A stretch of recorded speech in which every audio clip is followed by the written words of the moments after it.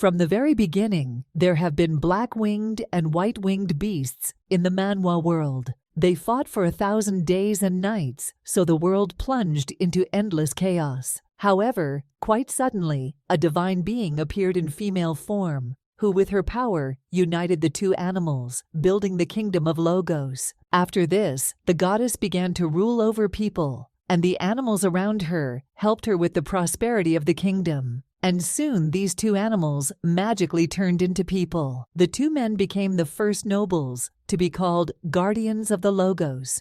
One of them was the white-winged Santella, and the other was the black-winged Ruav. This is how the kingdom was protected by two families who owned the magic inherited from their ancestors. The rest of the nobles, divided into white and black factions under the two families, were in charge. But among the guardians of the sacred Logos, one was born, whose power became either his blessing or his curse. People nicknamed him Demon Duke, and he is the main character in the Manhwa world. The Duke, having chosen a beautiful, clear day for the trip, wanted to calmly ride the carriage to the place he needed.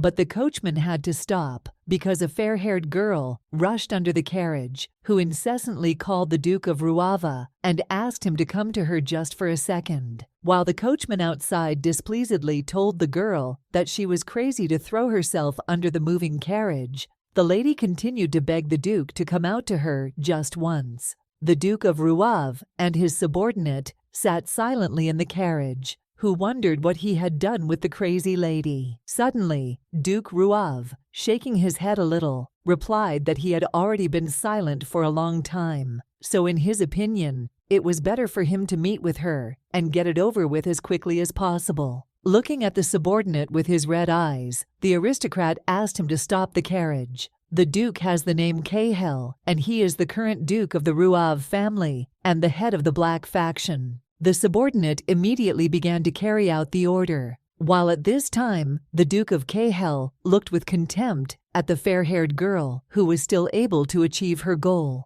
Allowing the girl to talk to him from the carriage, the Duke listened to the lady's words that she was incredibly pleased to meet him. Mademoiselle also admitted that her soul could not find peace for a long time because, in her opinion, the Duke deliberately did this to her during a certain congratulatory ceremony for the new year. Kahel looked at the girl a little surprised, asking if this was all she wanted to say.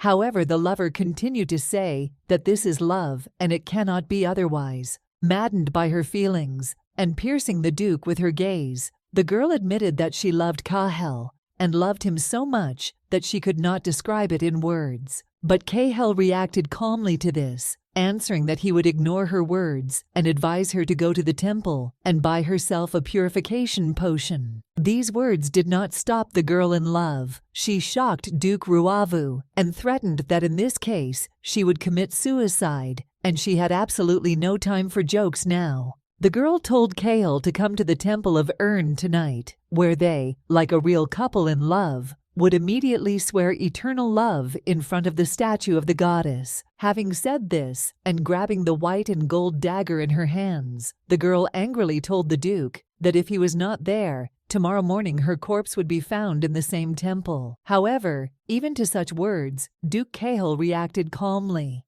surprised that she allowed herself to blackmail a man with whom she was unrequitedly in love. Kahel told her that if that was all, then he would go. Immediately after these words, the carriage moved and drove off, leaving the lover with nothing. The girl asked the Duke to stop, but he did not listen to the madwoman.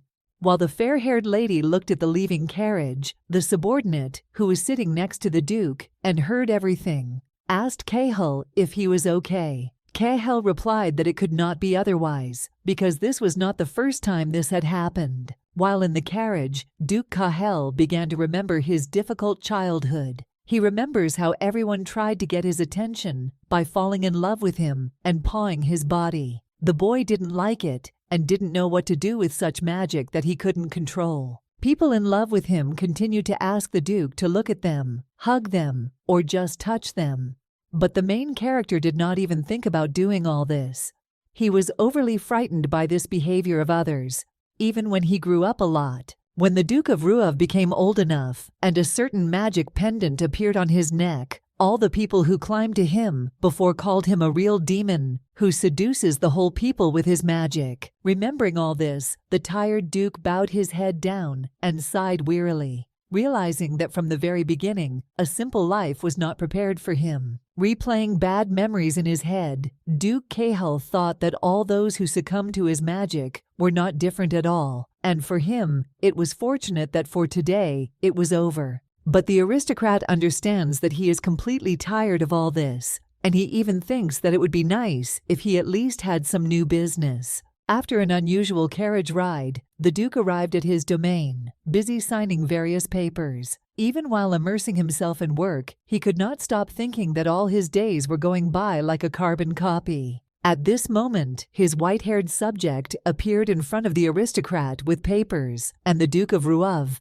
asked him if there was any interesting news. The servant replied that he had something fresh. The servant began to tell the main character that recently there had been rumors about Viscount de Luynes. The Duke asked if he had again allowed himself to touch a young lady from a noble family, and the servant replied that this was so, and this time he tried to defile a lady from the White faction, and because of this, he was expelled from the capital. After listening to all this, Cahal admitted that they were saying that it was all his fault. The servant sadly replied that there was no place where they would not dare to blame the Duke for everything. The Duke of Ruave replied that he hoped that he would behave quietly in Kerouac, but that he could not be left unattended. The Cahal Palace was located in this city. While the Duke was talking about important matters, the sun was shining in Kerouac, and the birds were singing, and a brown-haired woman came out of the forest thicket, humming melodies and carrying a basin with what she managed to take with her. The brown-haired woman came to an unknown place,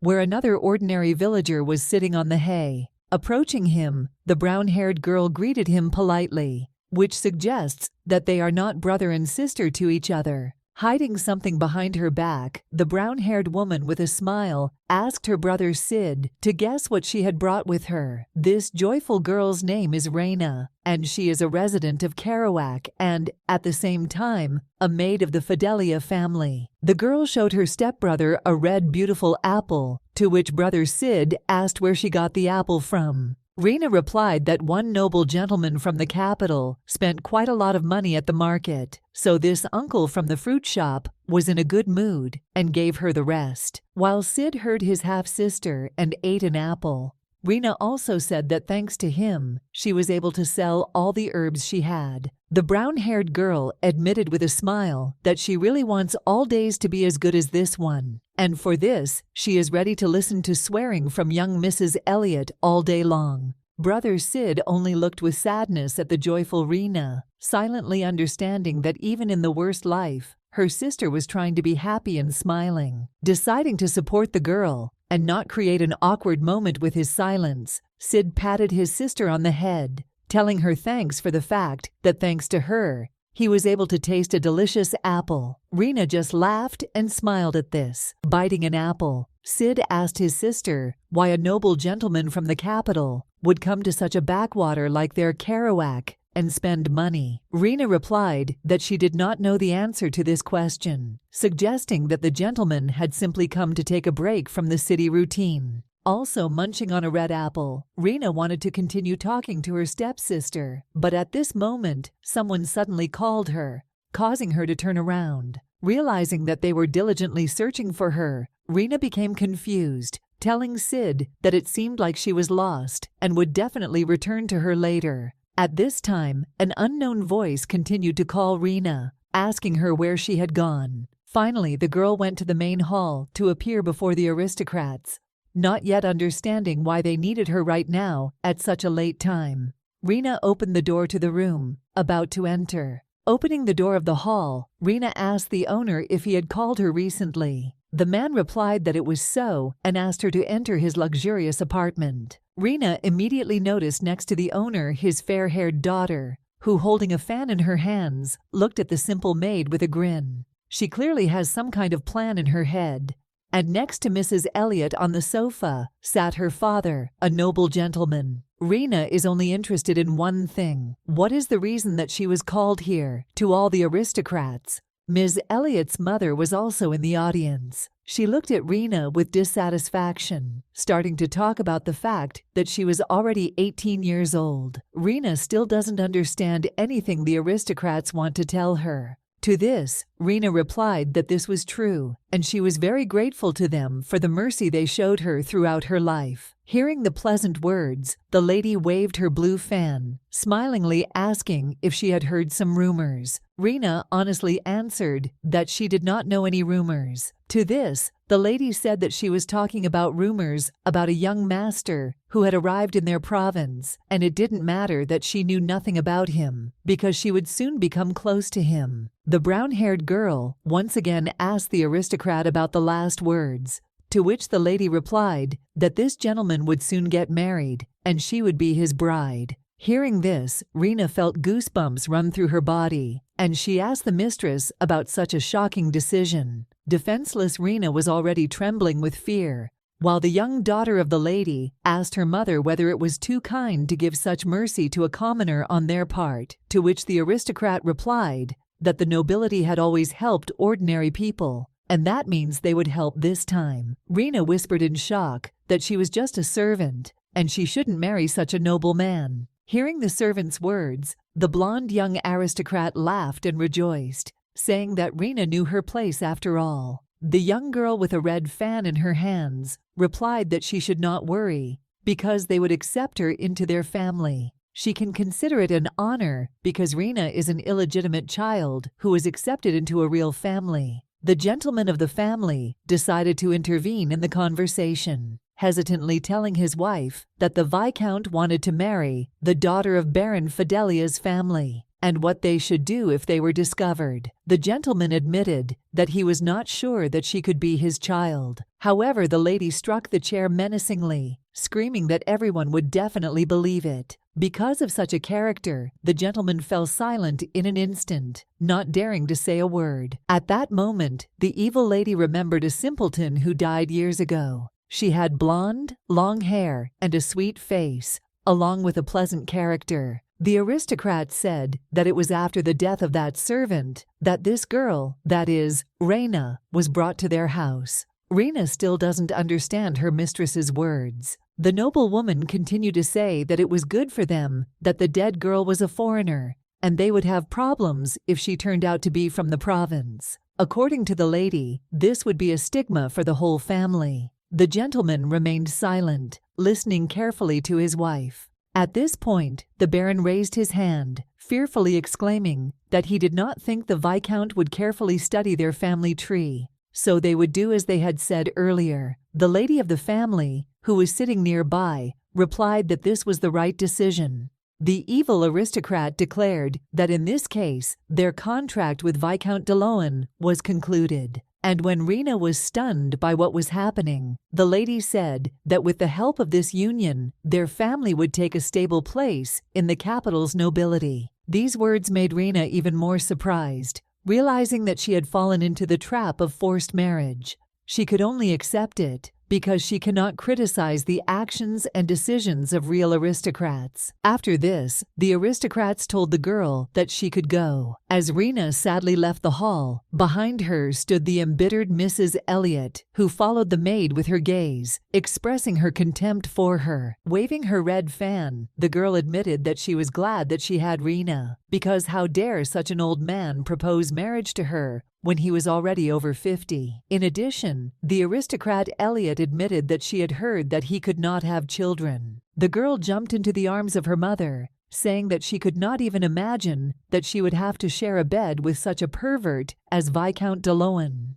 Mrs. Fidelia told her daughter not to worry about it anymore because they have Raina. At this time, Raina was also hugging her only family member, her half-brother Sid, sobbing and telling him what she was going through. Sid supported the girl with warm hugs and true sympathy. While Raina was grieving over her fate, news reached the Viscount that they wanted to expel him from the capital. At such news, the man slammed his hand on the table, saying that this was some kind of nonsense, since they were telling him to really leave the capital. Clutching the paper with the decree in his hands, Viscount de Leon angrily wondered how the Duke of Rouave could do this to him, and whether he decided to expel him from the capital for the reason that he could not stand up for him. The subordinate who brought the decree for his expulsion to the Viscount fearfully said that he should not have touched the young lady from the white faction. But de Leon only pointed his finger at him, shouting that it was not his fault and he should shut up.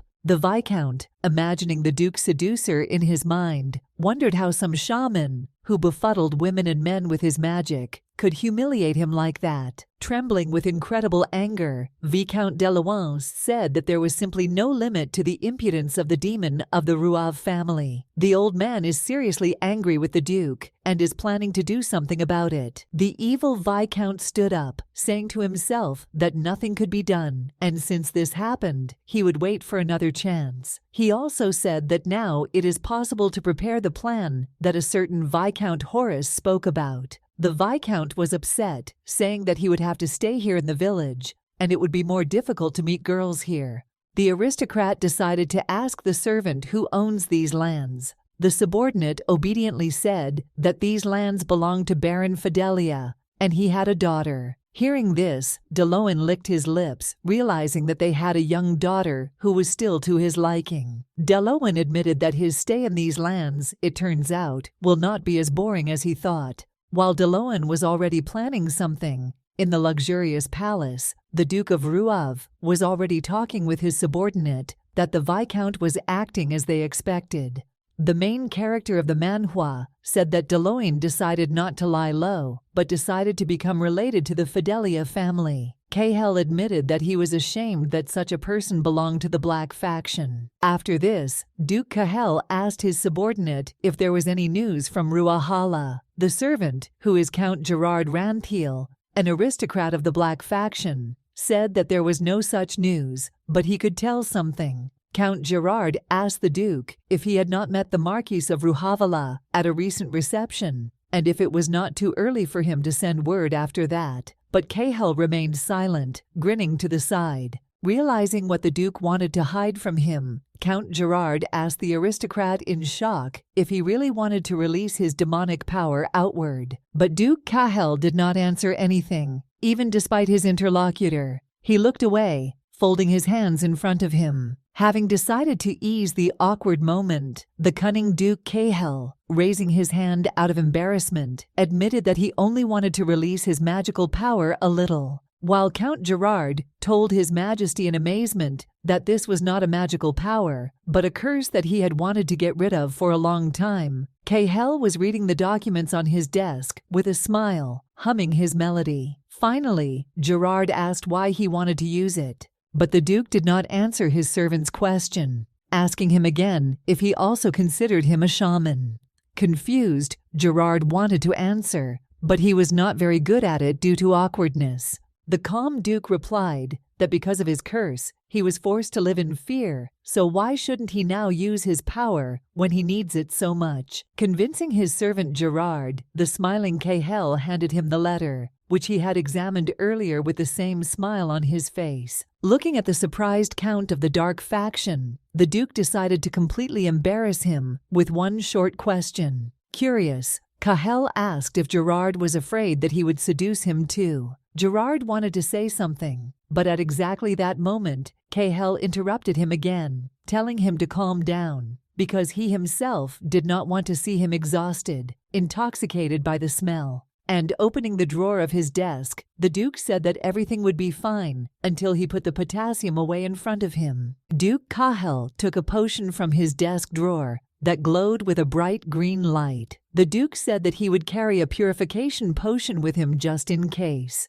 Understanding the whole situation and his master's plan, Gerard lowered his head and with a sad look said that he understood Cahel. After this, the cunning Duke of Rouave asked his subordinate if he remembered that fateful day when he seemed to be 10 years old. The Duke also added that, according to his recollections, it was a New Year's banquet, and Cahel talks about the day he first used his damn magic. That day, Cahel clearly remembers how a man named Ardo stood in front of him, whom he asked with excitement if he really needed to go alone, and what would happen if something happened. However, Ardo replied that, according to the Duke, he had gone to the banquet hall, and for now the knights would protect him. At the same time, while Ardo was putting the cloak from the temple on Kahel, the sad boy was thinking that this banquet really is the place where all the nobles gather. Remembering that all the aristocrats at this festival arrived in beautiful carriages with well-groomed horses, the main character understands that the noble people who came to the festival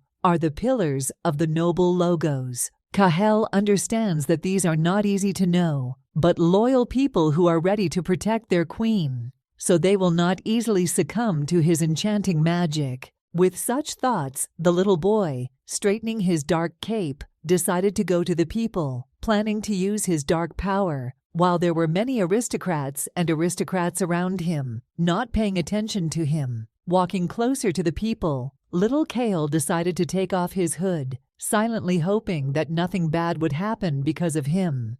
He began to observe the reactions of people around him as soon as he showed everyone his face. But as soon as the boy took off his dark hood, he immediately heard one compliment addressed to him, which was given to him by a man who was already fascinated by his magic. This scared Kahel incredibly. Turning around, the frightened boy noticed that the people around were looking only at him and were coming closer to him under the influence of his own seductive power. This makes him more and more wary. This caused Kahel, being unprepared, to tremble in fear while the aristocrats around him were already approaching him, preventing him from escaping. The boy does not want such increased attention from people. While people around were fighting for the boy's attention, asking him to hug them, kiss them, or just look, Kahel only looked at them in fear and helplessness, not understanding what he should do. The boy was filled with real fear as new questions continued to arise in his mind. He doesn't understand why reserved and decent aristocrats suddenly behave this way, and it makes him scared. The noble people continue to surround the poor boy, shouting that he belonged to them and no one else. But at that moment, a man approached them, who as he walked shouted to everyone to move away from Kahel. The hand of the man who dared to save the unfortunate boy from the increased attention of people reached closer to him, hoping to grab him. The man shouted the boy's name in alarm. A man looked out from the crowd, whose clothes and face looked very similar to Kahel. He looked at the boy, calling out his name over and over again. Kahel immediately noticed a man from the crowd who was not affected by his magic. The boy looked at him, while at that moment he was touched by an unknown aristocrat who admired him. This man turned out to be none other than Kahel's father himself, whose name is Damien Ruav. The father looked anxiously at his son, worried about his condition. Kahel's father came closer to the boy, leaning towards him and saying that everything was fine now and he was doing well. Kahel could hardly hold back his tears, looking at his father. After that, Damien put an unusual blue pendant on his son, which glowed with magical light. Having done this, Kahel's father said that now he can definitely relax. Immediately after the dad put an unusual magical pendant on his son, absolutely all the people around seemed to come out of hypnosis, wondering what had just happened. Aristocrats, women and men, looked at each other in surprise, asking what they had just been doing and what it was now. So far, they do not understand that they easily succumbed to the seductive magic of Kahel. The little boy, noticing that all the noble people had finally come to their senses, wanted to say a big thank you to his dad for helping him out, but he didn't finish his words because one person from the crowd called the main character a demon. The boy immediately noticed this, looking at other people in surprise and fear. The entire aristocracy already called him evil spirits who befuddled the nobility. People shouted in shock that it was terrifying. Absolutely all the aristocrats angrily pointed their fingers at Kahel, shouting that he dared to desecrate the place where His Majesty the Queen was present. People asked her to punish this demon or kick him out of the holiday. There was indeed a queen at the festival who, with folded hands, silently watched the whole difficult situation, while the nobles continued to pray to her to send the devil, that is Kahel, into exile. The adults continued to argue over the punishment for Kahel, until the boy himself seemed to have come to terms with the fact that people did not like him. He continued to look at everyone indifferently, watching the evil aristocrats. The boy carefully remembered people's words, that he was a real demon and a shaman. But at the same time, indifference, humility, and calm were visible on his face. The boy's father touched him on the shoulder, calling him by name. With his hand on his son's shoulder, Damien Ruavi simply said they had better go home. At that moment, it seemed to Kahel that there was darkness and emptiness around him. Then everyone decided that a demon was born in the Ruav family. After this, all the nobles were ashamed of succumbing to demonic power, so they filed a petition to attract Kahan and Damien. However, the queen only ordered Kahel to wear Kalia to hide his demonic nature. Because of this incident, the reputation of the Kahel family plummeted. And in addition, over time, the demonic power only became stronger. The Duke understands this, sadly looking out the window from his palace. Moreover, it was now difficult for him to suppress his curse with potassium alone, so he began to use his magic to do so. Watching how many servants walk around his palace, Kahel thinks that because of his magic, he cannot even acquire a servant, because anyone who hears this will probably laugh. Because of this, Duke Ruav became sad and thoughtful, not understanding why he was doing all this. He would have continued to think, but at that moment, someone called him. Behind the main character, a confused Gerard still stood, awaiting orders from his master. Kahel sadly told him that he was a little distracted, and he could go. While the servant stood and did not think of leaving, the good Duke asked him to take with him the purification potion that he had spoken about earlier. Count Gerard modestly said that he would do this, after which he said that he would probably go, wishing his master a good day. Before leaving, Gerard, like a true servant of His Majesty, bowed to Kahel, while the gentleman elegantly poured aromatic tea into his cup. Leaning on a chair with a cup of tea in his hands, the Duke could not stop thinking that the tea he always brewed for himself was tart and cold. In addition, he always dines on cold food and has never had anyone help him bathe, despite the title of Duke. Trying to relax, Kahel tilted his head up, wanting to get rid of bad thoughts and awareness of loneliness. Closing his eyes, Duke Kahel was interested in only one thing: whether he would ever be able to feel human warmth, or whether he was destined to be lonely all his life. While Duke Kahel realized that he was very tired, Raina, who was already being prepared to become the wife of Viscount Deloine, the servant, using a brush, was already indicating to the future lady how to raise her head and where to look. Immediately after this, the servant announced that the image was ready, after which she walked away, allowing the aristocrats to see the finished image for the meeting with the Viscount. Raina was dressed in a soft purple dress, while excitement and fear were clearly visible on her face. All the subordinates said that they would move away from Raina a little for a while, leaving her alone.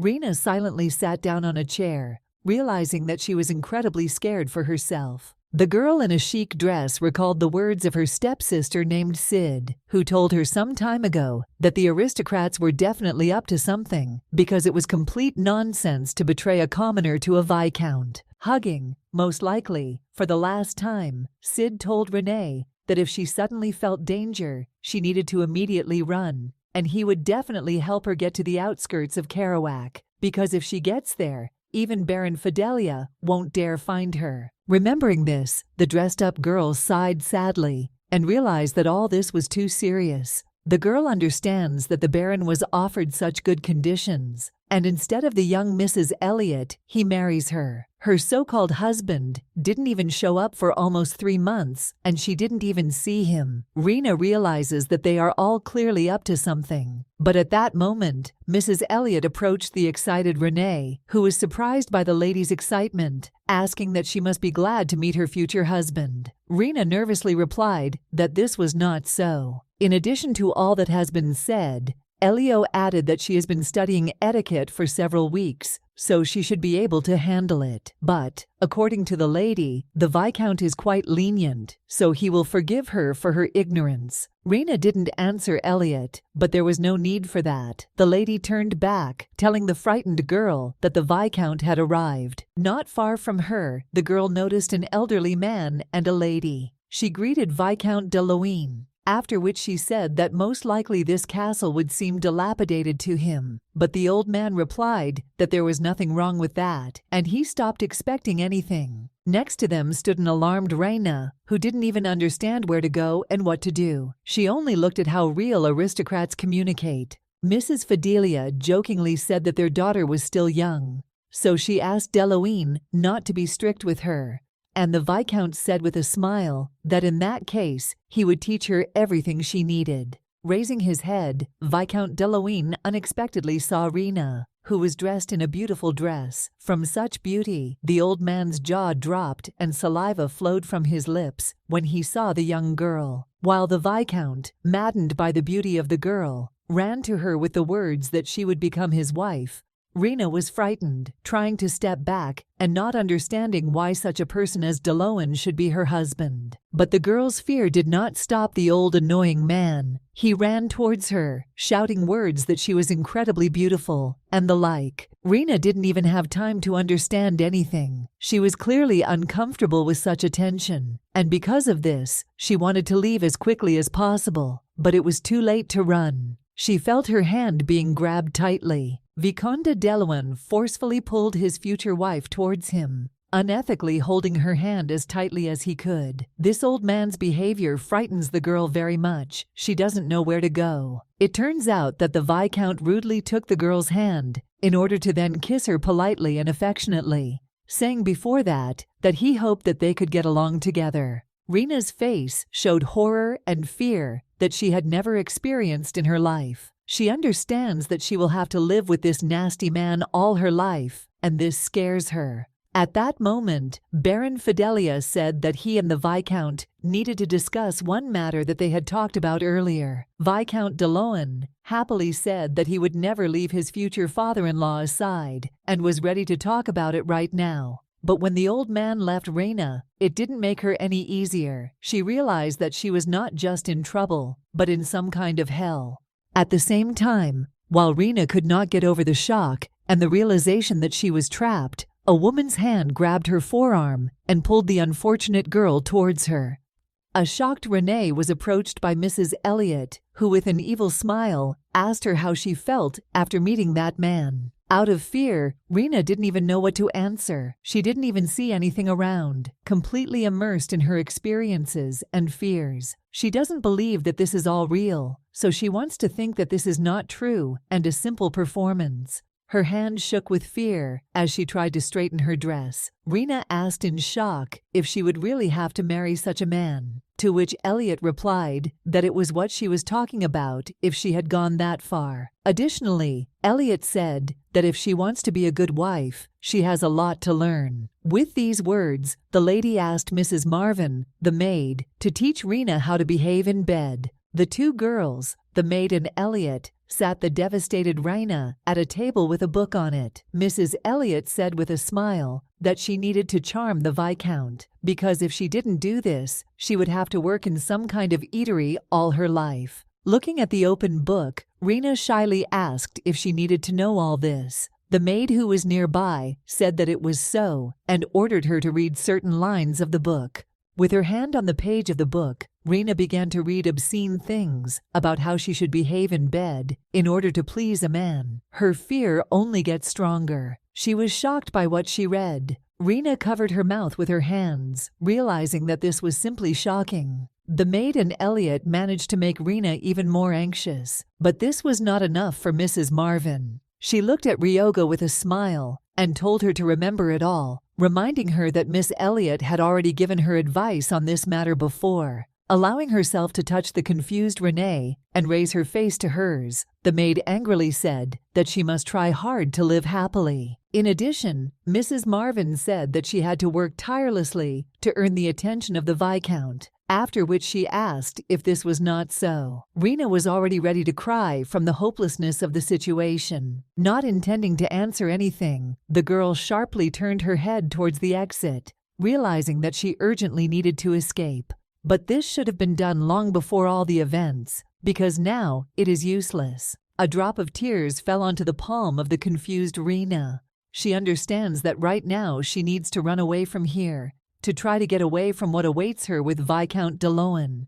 While Raina was thinking about how she could escape, in another room, Viscount de Loan, along with other aristocrats, was already discussing important matters. One of the men said that a message had arrived from a certain Viscount Horace, where he writes that he wants to detonate a bomb in the Heliotrope mine, that is, the mine of the Duke of Ruava, and he needs help.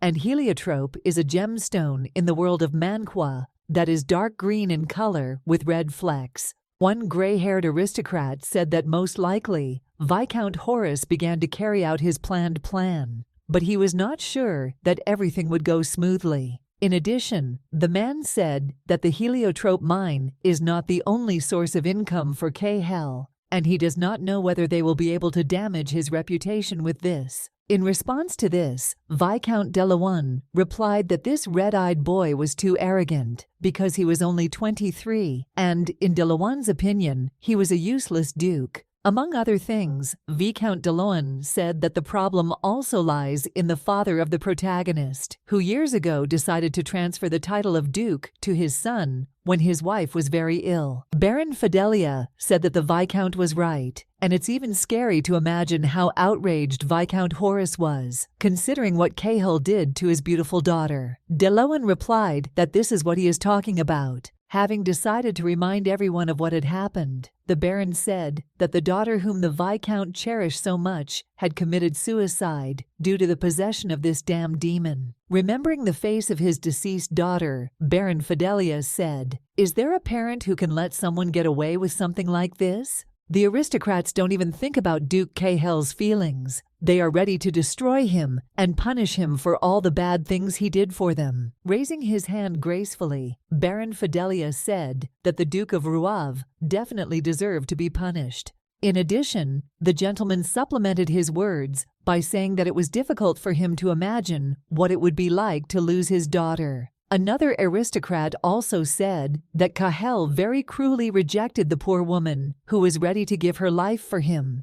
Viscount de Loan decisively slammed the table and declared that their nobles must gather their strength and protect Logos from this demon, or at least lock it in the mansion and contain it. And execution, according to Viscount de Loan, is the best solution in this situation. The Viscount, embittered with the Duke, said that he would send Viscount Horace a bank account. That is, he would give him money to make it easier to carry out his plan. Clenching his hand into a fist, Viscount de Loan said that he would make Cahill pay for his exile to the village. At the same time, when the aristocrats were discussing their insidious plans, the Duke of Ruave was already listening from his servant to the detailed plan of his enemies to blow up the mine. Cahill held a pawn in his hand, while Gerard told him everything at the table. The Duke admits with a smile that de Loan and Fidelia are rather impatient. The Duke of Ruave placed his pawn on the chessboard, while the servant Gerard told him that it was Viscount Horace of the White faction who played a significant role in their plan. Hearing the familiar name,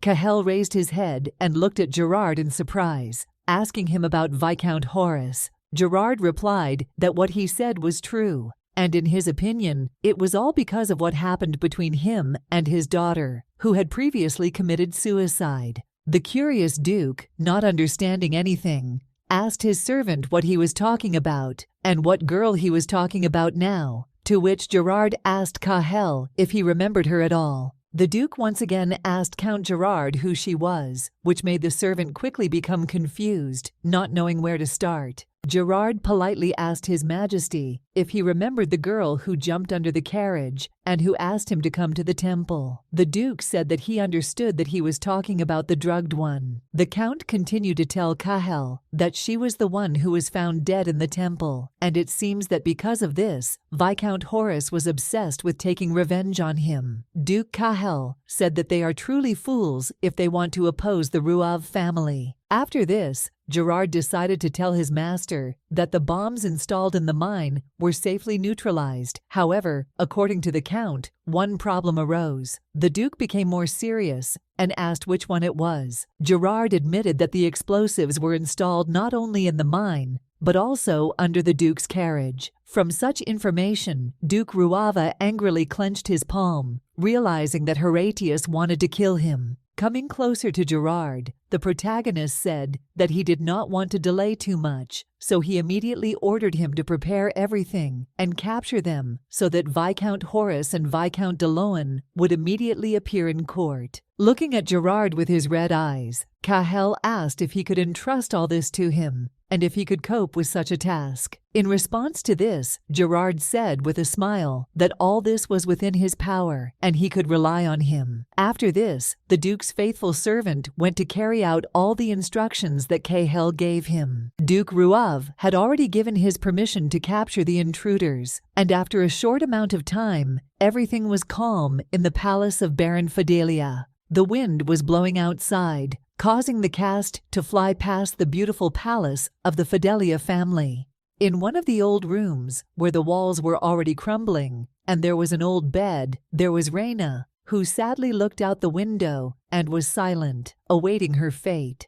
Remembering the face of Viscount de Loan, or rather the way he looked at her at the first meeting, Raina realizes that several days have passed since their first meeting, and there is no news. The girl also remembers how the other day she was being prepared for her wedding with de Loan. The evil maid always showed her where to look and how to raise her head, teaching her the correct posture. Because of this, a sad Raina remembers that Elliot was incredibly amused by this, as were the other maids. She sat at the table and laughed at her, like the other girls. Of course, thoughts about escaping from the palace and Kerouac in general crept into Raina's head. But the annoying maid Marvin was next to her all the time, not lagging behind for a minute, and not allowing her to even breathe without her presence.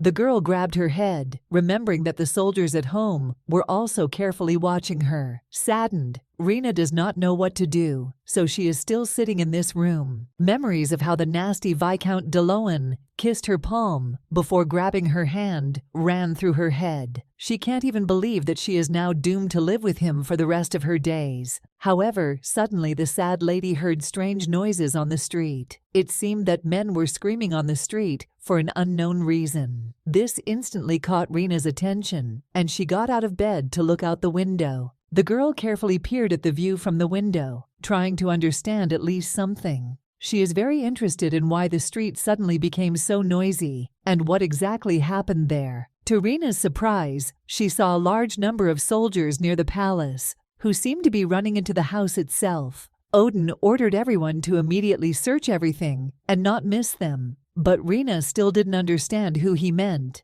But then, Raina realized another important fact. Right now, she could not hear the soldiers behind her door who had always stood there and guarded her. Putting the puzzle together in her head, Raina realizes that she must take advantage of this situation. Looking towards the door, the girl realized that right now she had a chance to get out of here and escape from Kerouac. Raina is so afraid of the Fidelia family and Viscount de Loan that she does not dare run to the doorknob and leave the room. But she still doesn't intend to stay here forever. The girl quickly ran to the doors, grabbed their handles tightly, and tried to open them with strength and courage, trying to act as quickly as possible due to the situation around her. She nervously touched the door with her hand, trying to open it every time and begging it to yield to her efforts. And yet, the girl managed to get out. Calmly leaving the room in which she was imprisoned, Raina realized that there were absolutely no people in the corridor, which was very good for her quick escape. The unfortunate girl, who was unlucky with her guardians, already wanted to quickly run away from the place she hated, but she was prevented by what she heard to her left in the corridor. Raina noticed that the guards of the house had already appeared in the corridor, and with them, the maid Marvin, who angrily pointed at the girl, saying that it was she, and they needed to grab her. At that moment, Raina realized that she needed to run, and she would find out about the situation below later. The guards immediately chased after Raina, who was powerless against them. They called her, calling her Lady Elliot Fidelia, and pointing the sharp blades of their swords at her. Raina realized that there was no point in running anywhere. Having forcibly taken her, the guards ordered each other to arrest her immediately, while Raina herself said that everything was wrong and she was just a servant. But the soldiers did not listen to her, ordering her to remain silent and follow them. Raina walked out to the hall of the palace, accompanied by many soldiers. She didn't understand since when she became Mrs. Elliot, and so she told everyone that she didn't know anything. But in response to this, the guards only said that everyone in the Fidelia family was as noisy as she was. When the innocent Raina passed by one of the maids, who was apparently being interrogated, she could not even think that all the servants in the palace would pretend that everything was her fault, and everyone around her was just innocent lambs, judging her behind her back. Renee could only do what she was told. She turned around in fear, leaving the palace of Baron Fidelia, while the soldiers firmly told her that she herself would soon find out about everything. It turns out that the soldiers took her to a dark dungeon, where they threw her into a cell where, it seems, there was someone else. She fell painfully, not understanding why she was doing all this.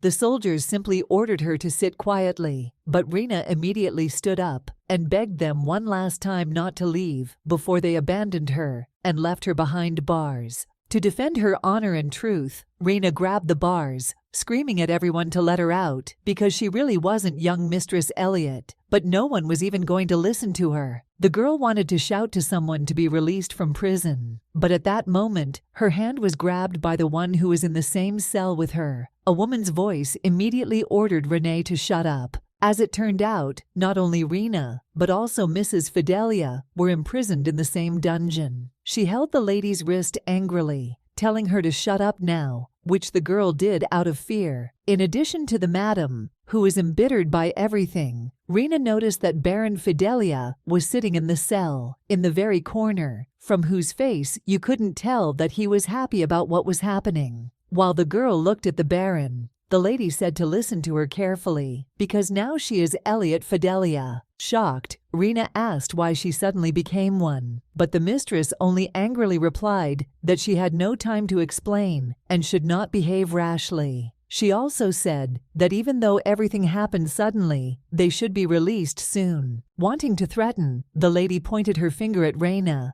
and said that if she said anything unnecessary, then not only she would be in danger, but also the family of Sid, her half-sister. Raina wanted to object to the mistress, but she only told her to do what she says, because her family is aristocrats with a deep history and blue blood. However, at that moment, the conflict was interrupted by someone who loudly stomped his heel next to them. The Baron and Madame immediately turned their heads towards the man, who was calmly telling them on the other side of the bars that they were too loud. In front of the Fidelia family stood the Duke of Ruav himself, who pierced them with his red eyes, saying that the true manners of the Fidelia aristocrats was to behave noisily even while behind bars. Noticing his presence, the Baron instantly jumped up and, coming closer to the Duke, shouted to him that he had no right to lock noble people in prison, and he could not do this to them, even if he was a duke. To this, the main character replied that the Dukes of Logos have the right to punish nobles, starting with the barons, for their crimes. Suddenly, the Duke told the Baron something that shocked him.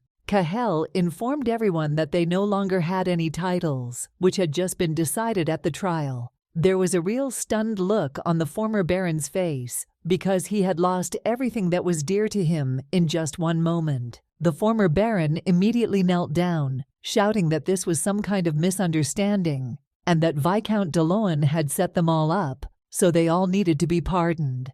Hearing this, the Duke thought about pardoning. Removing his protective potassium to reveal his own magical power, the Duke sarcastically said that he was just about to personally show them his aristocratic favor. Hearing such kind words, Mr. and Mrs. already thought about staying alive. They thanked the Duke for his mercy and said that they would serve only him. But in fact, Cahill did not even intend to do this, because his eye was already radiating red from anger and magic. Having unleashed his seductive magic, the Duke smiled and said that he would not hurt them as much as they wanted, while the former Baron and Madam looked at him besottedly. They gradually fell in love with him, not even realizing that they were now living the last minutes of their lives. Devilish magic spread throughout the dungeon, which made them both fall in love with Cahill and ask to look at him. The Baron held the bars with his hands, hoping to reach the Duke with his hand. The Baron and his wife had already confessed their eternal love to Cahill and swore their hearts to him, while the Duke looked at them indifferently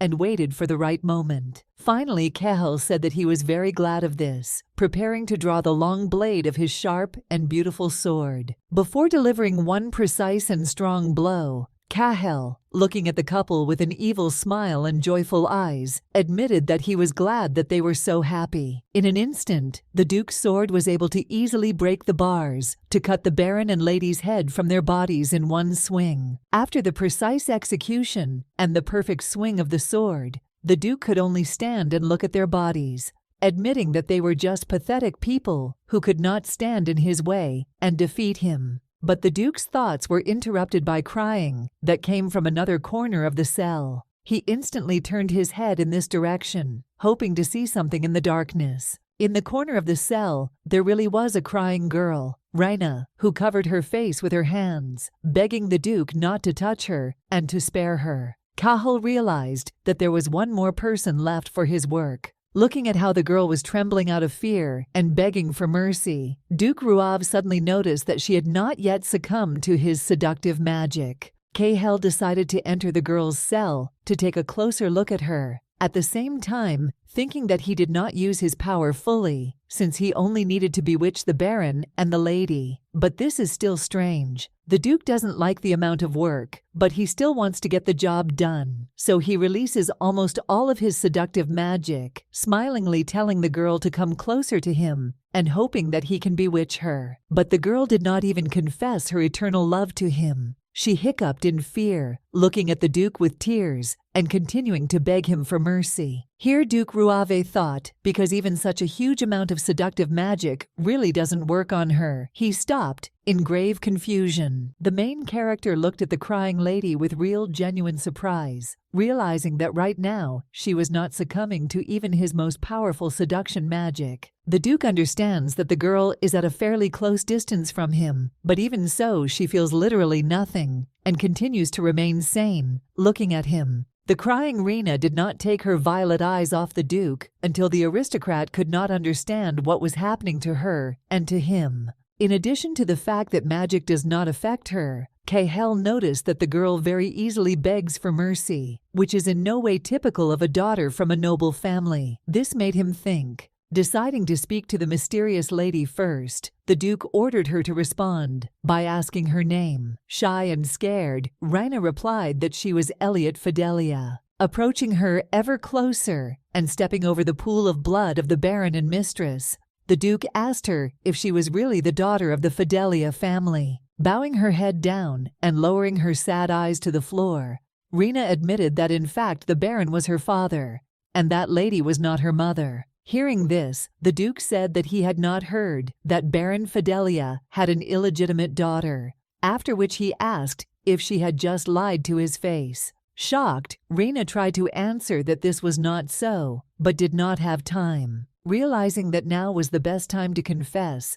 the girl told the Duke that in fact she was not Mrs. Elliot, but a maid of this castle. After confessing, she asked Cahill for forgiveness for lying to him. The Duke curiously asked that her dress was too elegant and luxurious for her to be an ordinary maid in the castle, but Raina excitedly replied that her mistress forced her to wear it, while she herself clutched the dress with excitement. Watching the girl cry in misery, Duke Ruav realized that she seemed to have her own interesting story, which began with her being an illegitimate child and a servant. The Duke continued to look at the lady, realizing that in addition to all this, she also did not succumb to his magic, which he saw for the first time. He understands that he can't just leave her like that. Taking with him his potassium, which he left on the table, the Duke ordered his soldiers to get rid of the corpses, to which the guards obediently said that they would do so. And getting ready to leave gracefully from the dungeon, Cahill also informed the servants that he was taking this girl with him to the Ruav mansion. The Duke left Raina, but did not stop thinking about who she was, why she did not succumb to his magic, and how it happened that she became the daughter of the Fidelia family, while being a servant and an illegitimate child. He wants to know the answer to all these questions. On a dark night, the girl and the Duke arrived at his Ruav mansion, where he immediately decided to talk to her, while a large, full moon was shining outside the window. Standing in the romantic and mysterious light of candles, Cahill asked the unfortunate woman if her name was really Raina. The girl replied that this was so, to which the Duke said that he understood this, intending to ask something else. Duke Ruav was sitting on a coffee table surrounded by shelves of books and looking at Raina, who was standing in front of him. But suddenly he asked the girl to come closer to him. At this moment, the maid had no idea that the Duke had released all of his demonic magic, making a second attempt to seduce her. His eyes glowed red again, and a smile appeared on his face. However, nothing had any effect on the girl again. She was only frightened by the aristocrat's order and hurried to come closer to him. Purple smoke of seductive magic reigned in the room. It was surprisingly similar to the girl's violet eyes, which looked at the curious Cahill. Despite the huge amount of magic that darkened the whole room, the girl did not fall at his feet and did not beg for a kiss, but calmly walked towards him. As he asked, the main character looked at his potassium, an amulet that prevents the appearance of his magic, and realized that even removing it from his neck did not enhance the effect. All this, in his opinion, is too suspicious. While the girl stood shyly in front of the Duke, the aristocrat himself said that it seemed that the Baron was using her so that his real daughter could escape. Cahill's guesses turned out to be true. Raising his hand, the Duke also said that for this reason it was not humane to execute her, but since it was known that she was the illegitimate child of the Baron, she could be executed depending on how useful she would be in the future. The candles were still burning, while Cahill warned her that now she must honestly answer all his questions, to which Raina fearfully agreed. The Duke said that she was the illegitimate daughter of a baron, whose mother was a foreigner, and, working as a servant, she was almost married off to Viscount de Luynes instead of Elliot Fidelia. Raina said that everything is exactly as he says. Cahill realized that they had deceived the Viscount, and if this was true, then the Baron was braver than he seemed at first glance. But Cahill still thinks it was a pretty stupid plan. Then the Duke realized that there were two options for who Raina could really be. The first option is simpler. She really is an innocent victim with a rare feature. Or, in Cahill's head, this innocent girl may turn out to be an insidious spy sent by one of his sworn enemies. What if the Santella family hired her? Putting his hand to his chin, the Duke thought better about the fact that everything the girl said could turn out to be a lie, so he shouldn't trust her so easily. Looking at the girl with his red eyes, Cahill realized that at the moment there is no way to find out the truth, so he decides to leave Raina near him to find out who she is. Cahill thought about his plan, saying absolutely nothing to Renee. This worried her, so she looked at the Duke in fear, waiting for at least some kind of answer. Duke Ruav then broke the silence by asking Raina what she usually did at the Fidelia family castle. The girl did not hear the question the first time, so the main character had to repeat it twice. The dark-haired Duke explained his question by saying that he needed to know exactly what benefit he could get from her. Hearing this, Raina guessed that most likely the Duke would deign to leave her in his palace. The girl enthusiastically said that she has been working almost since childhood, so she can cope with any job, be it washing or cleaning. Raina also said that she could read, which puzzled the sedentary Duke.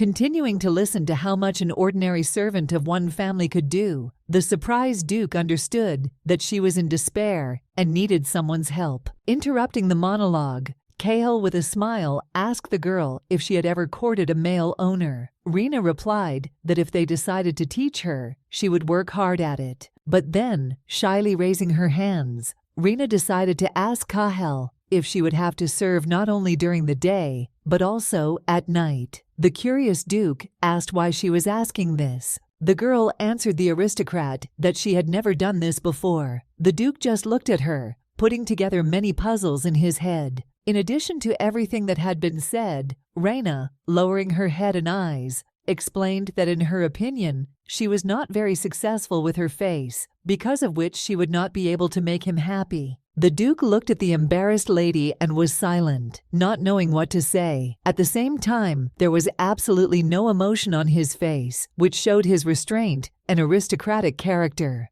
But after that, the Duke of Rouave abruptly stood up, telling Renee that she had been hired, and he would notify the butler so that she could get used to the mansion in the first week. The girl happily agreed, but Cahill was about to say something else. Looking at the unfortunate girl with a smile, Duke Cahill informed her that starting next week, she would become not just a maid, but his personal maid. Cahill put the potassium around his neck, while Raina anxiously asked how she, an ordinary servant, could become the personal servant of the Duke himself. Cahill repeated her own words with a smile, saying that anything would suit her. But then the Duke asked if she had lied here again. The excited girl answered Cahill that this was far from the case, but the aristocrat was already leaving the room, telling one servant named Ardo to teach her everything until next week. Looking at Ardo with a smile, the Duke also informed him that this lady would become his personal maid. At these words, the butler was instantly surprised, asking the aristocrat many questions. Ardo stopped and asked the Duke if he had heard something. Cahill replied that he did not, and explained that Raina had a lot of experience working as an ordinary maid, so he would not have to bother with her for long. Walking down the corridor, the Duke carefully looked at his future maid, while Ardo shouted after him that he would fulfill all of His Majesty's orders and teach the girl everything she needed. The girl noticed the aristocrat's majestic gaze on her, which instantly made her shy, but at the same time, she also did not take her violet eyes off him. Leaving the lady and the butler, the Duke smiled slyly and charismatically, leaving Renee with different impressions of himself: a kind aristocrat, an evil avenger, and an interesting demon. Outside the door, the Duke decided not just to smile, but to turn to the new resident of the palace, saying goodbye to her until next week with the same kind smile as before. Some time after these events, Duke Cashel had an unpleasant dream. An unknown person was running after him, surrounded by burgundy darkness. It's not just him who is running after the unfortunate aristocrat,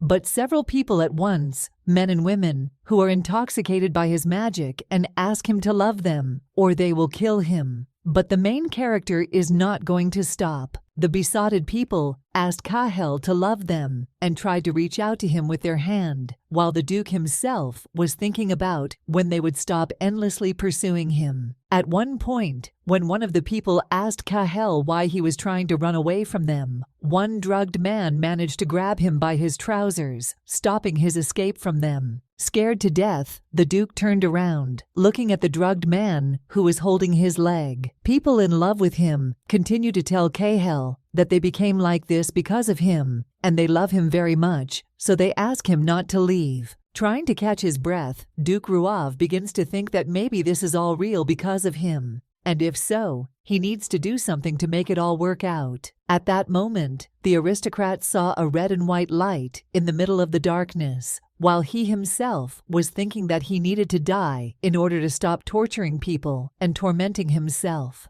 Cahill quickly turned his attention to him as the besotted women and men around him touched their legs and continued to confess their eternal love. Duke Rouave understands that the light that has appeared is his only salvation from torment and from people who are tired of him, and he's going to take this chance. The demon rushed to the saving glow, away from the nasty fans who continue to talk about love being subject to his magic. Cahill prays for this to stop, He could only touch it, trying to forever get rid of the suffering that he had felt all his life. Touching him, Cahill once again heartrendingly asks someone to help him. The terrible nightmare was suddenly interrupted. The main character of the manhwa opened his eyes, not understanding why his room suddenly became very light. The aristocrat rose from his bed, scratching his head and looking at his bedroom, into which the morning light of the sun penetrated. However, suddenly to his right, the Duke saw someone. Turning his head,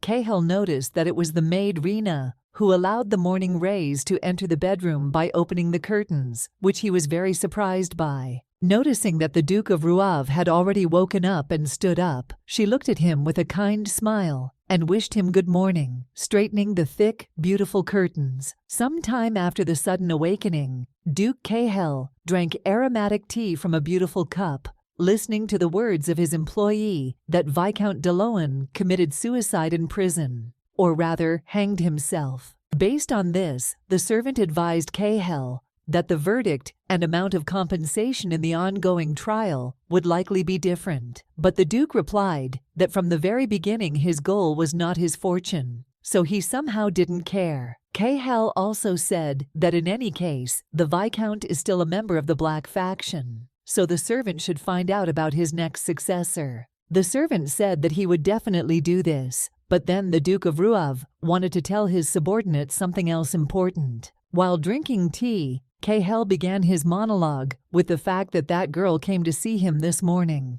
Most likely, the aristocrat means Renu. The Duke admitted that he was surprised because no one had appeared in his room for a long time. The butler was confused, which is why he raised his hands and asked if the maid had caused inconvenience to the Duke. But surprisingly, Cahill answered that no, but rather the opposite. Recalling the events of that morning, the Duke realized that he had scared poor Raina to death when, out of habit, he drew his long sword, intending to deal with whoever appeared in his room. Replaying these events in his head with a smile, Cahill understood that he was able to scare the girl so much that she fell to the floor. In fact, the Duke is one of those who, if something happens, immediately draws his sword. After that, still holding the cup in his hand, the Duke asked the butler what her plans were today. Ardo replied that she had training scheduled for today. About to take his first sip, the Duke of Ruav ordered his own butler to keep an eye on her and under no circumstances tell her about his curse. Ardo decided to inquire about this, asking if the Duke decided to hide this from Raina. Duke Cahill replied that the butler must understand that he, who cannot keep a servant nearby, suddenly has one with an unusual ability, and this may seem strange. Lowering his head, the protagonist once again told the butler to keep a close eye on her. Ardo said that he understood everything as he prepared to leave to carry out his tasks. Duke Cahill could only look mysteriously out the window, behind which was the beautiful foliage of the trees. He's probably thinking about Raina and her unusual ability that allows her to resist his magic. While Cahill was drinking tea, the butler was already fulfilling his duties. He walked Raina around the palace, showing her around and telling her that that day he would show her this particular part of the mansion. The girl happily followed the man and smiled at everything she saw. Walking past large paintings and luxurious furniture, the future maid tried to keep up with her teacher, looking at the true beauty of the mansion's interior. It was the first time for an ordinary girl to be in such a beautiful place, so she constantly turned her head in different directions, surprised by everything that was around. At one point, Raina even stopped, admiring the beauty of the mansion and realizing that this was a real castle, the creation of which she could be proud of with a full heart. But the girl's admiration was interrupted by the butler himself, who suddenly asked her if she really knew nothing about His Majesty the Duke. Raina was surprised by this question. Raina replied that it was so, because she lived in Kerouac all the time and did not know anything. Looking at the lady, Ardo decided to ask her if she really didn't feel something when she first met him. The girl was embarrassed by such a question, and the butler, noticing this, said that she could answer this question honestly because everything was in order. Raina tried to say something to the man, but couldn't. Recalling the events of the past, Raina admitted to the butler that in fact he seemed to her to be a rather scary person. and the moment when she first saw him was strongly imprinted in her memory. Embarrassed by her words, Raina admitted that because of this, even when the Duke smiles at her, she becomes scared. Realizing that she was saying something wrong, Raina apologized to Ardo, saying that she was talking nonsense, but the butler was silent. To the girl's surprise, Ardo did not support her and say something like that, but only clarified whether everything she wanted to tell him was all. Raina looked at her teacher in amazement, not understanding what he meant. The butler pondered the young lady's words, muttering that it seemed like she was truly unaffected by His Majesty's powerful curse. But when Raina wanted to question her teacher about what he had just told her, Ardo turned around abruptly, continuing to walk forward and telling the girl that he had not said anything like that, repeating that she was only required to take care of His Excellency. Raina also ran after the butler, while he informed her that right now he would tell her about the duties during the tea party, and she should follow him. The girl obeyed orders, keeping up with the polite man. Continuing to follow the teacher, Raina suddenly decided to tell Ardo that as far as she knows, only high-status maids engage in tea drinking. So the girl asks if she needs to learn anything else based on this. Hearing this, Mr. Butler turned to the girl and told her that he had almost forgotten to tell her something. The teacher butler's words greatly shocked Raina and made her think, as he said that in fact in this palace she is the only servant. At this shocking moment for her, Raina seemed to feel that a new universe had opened up for her, in which only she was chosen to serve His Majesty. But Raina still didn't understand anything. Raina continued to get acquainted with new people and the interior of the Cahill mansion, while Mrs. Elliot walked through the market and was forced to hide her appearance with a cape so that no passers-by would recognize her. She remembered with sadness how her parents were captured by the guard while she was about to escape. She misses them, not understanding where they were taken.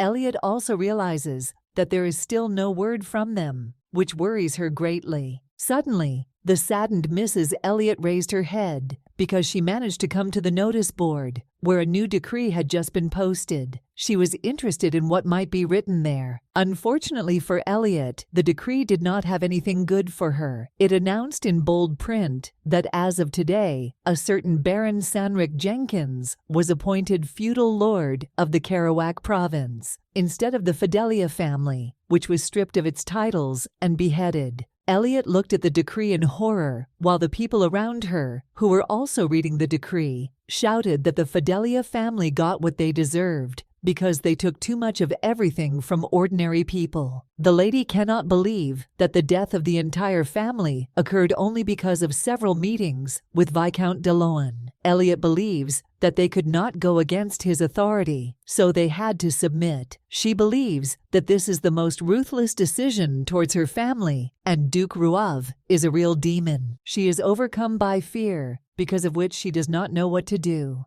She began to cover her head out of hopelessness and fear that she could be easily recognized in a large crowd. But in this difficult moment, Elliot suddenly had an idea. She remembered the Santella family and thought that she could go to them and ask for help, because they are the only ones who can resist Ruavu. Covering herself with a cape, Elliot realizes that these people are also called the incarnation of angels, so they definitely won't turn away from her. The girl realizes that first she needs to go to Ardan, because no one will help her here. Holding his head up proudly, Elliot really wants to work out a revenge plan with Santella that will force Duke Ruava to reconsider his decision and even accept his mistake. Maddened by the desire to avenge the death of her entire family, the girl promises herself that she will definitely take revenge not only on Duke Cahill, but also on everyone who stands for him. Elliot had already begun to carry out her plan to arrive in Ardan. While in a completely different beautiful place, the sun was shining peacefully,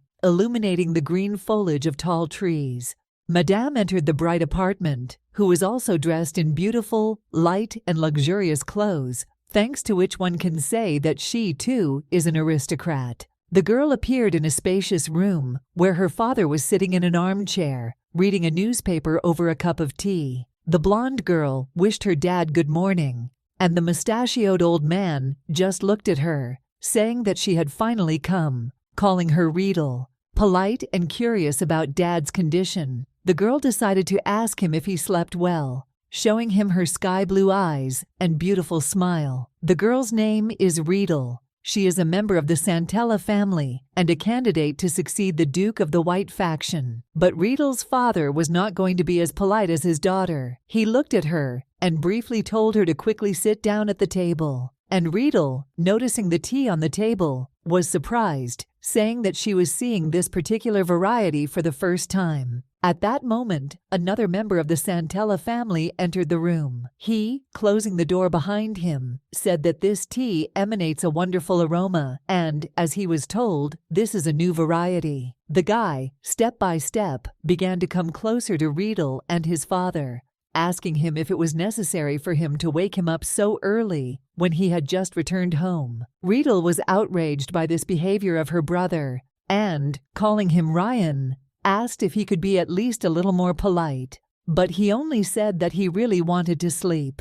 Yawning tiredly after sleep, Ryan admitted that the fact that he got up before lunch was a real miracle. The proud blonde is the eldest son of the Santella family. In response to this, Riedel said that it doesn't matter to anyone whether he got enough sleep or not, because in any case, he must behave with dignity. Sitting down in a chair, Ryan said displeasedly that he understood this. Leaning his head on his palm and looking at his sister, Ryan admitted that every day his Riedel is losing her beauty, since she is truly a copy of her father. Ryan added that after being nominated as a candidate, you couldn't even distinguish her from Daddy at all, and it was precisely because of this fear, according to Ryan, that he left the house. The father just looked at his son, and Riedel said displeasedly that his brother was exaggerating everything. Deciding to ease the awkwardness, Riedel, shyly touching her chin with her hand, said that she was very glad to meet her brother because she had not met him for a long time. In response to this, Ryan said that he should not be teased with such nasty words, but their conversation was interrupted by his father,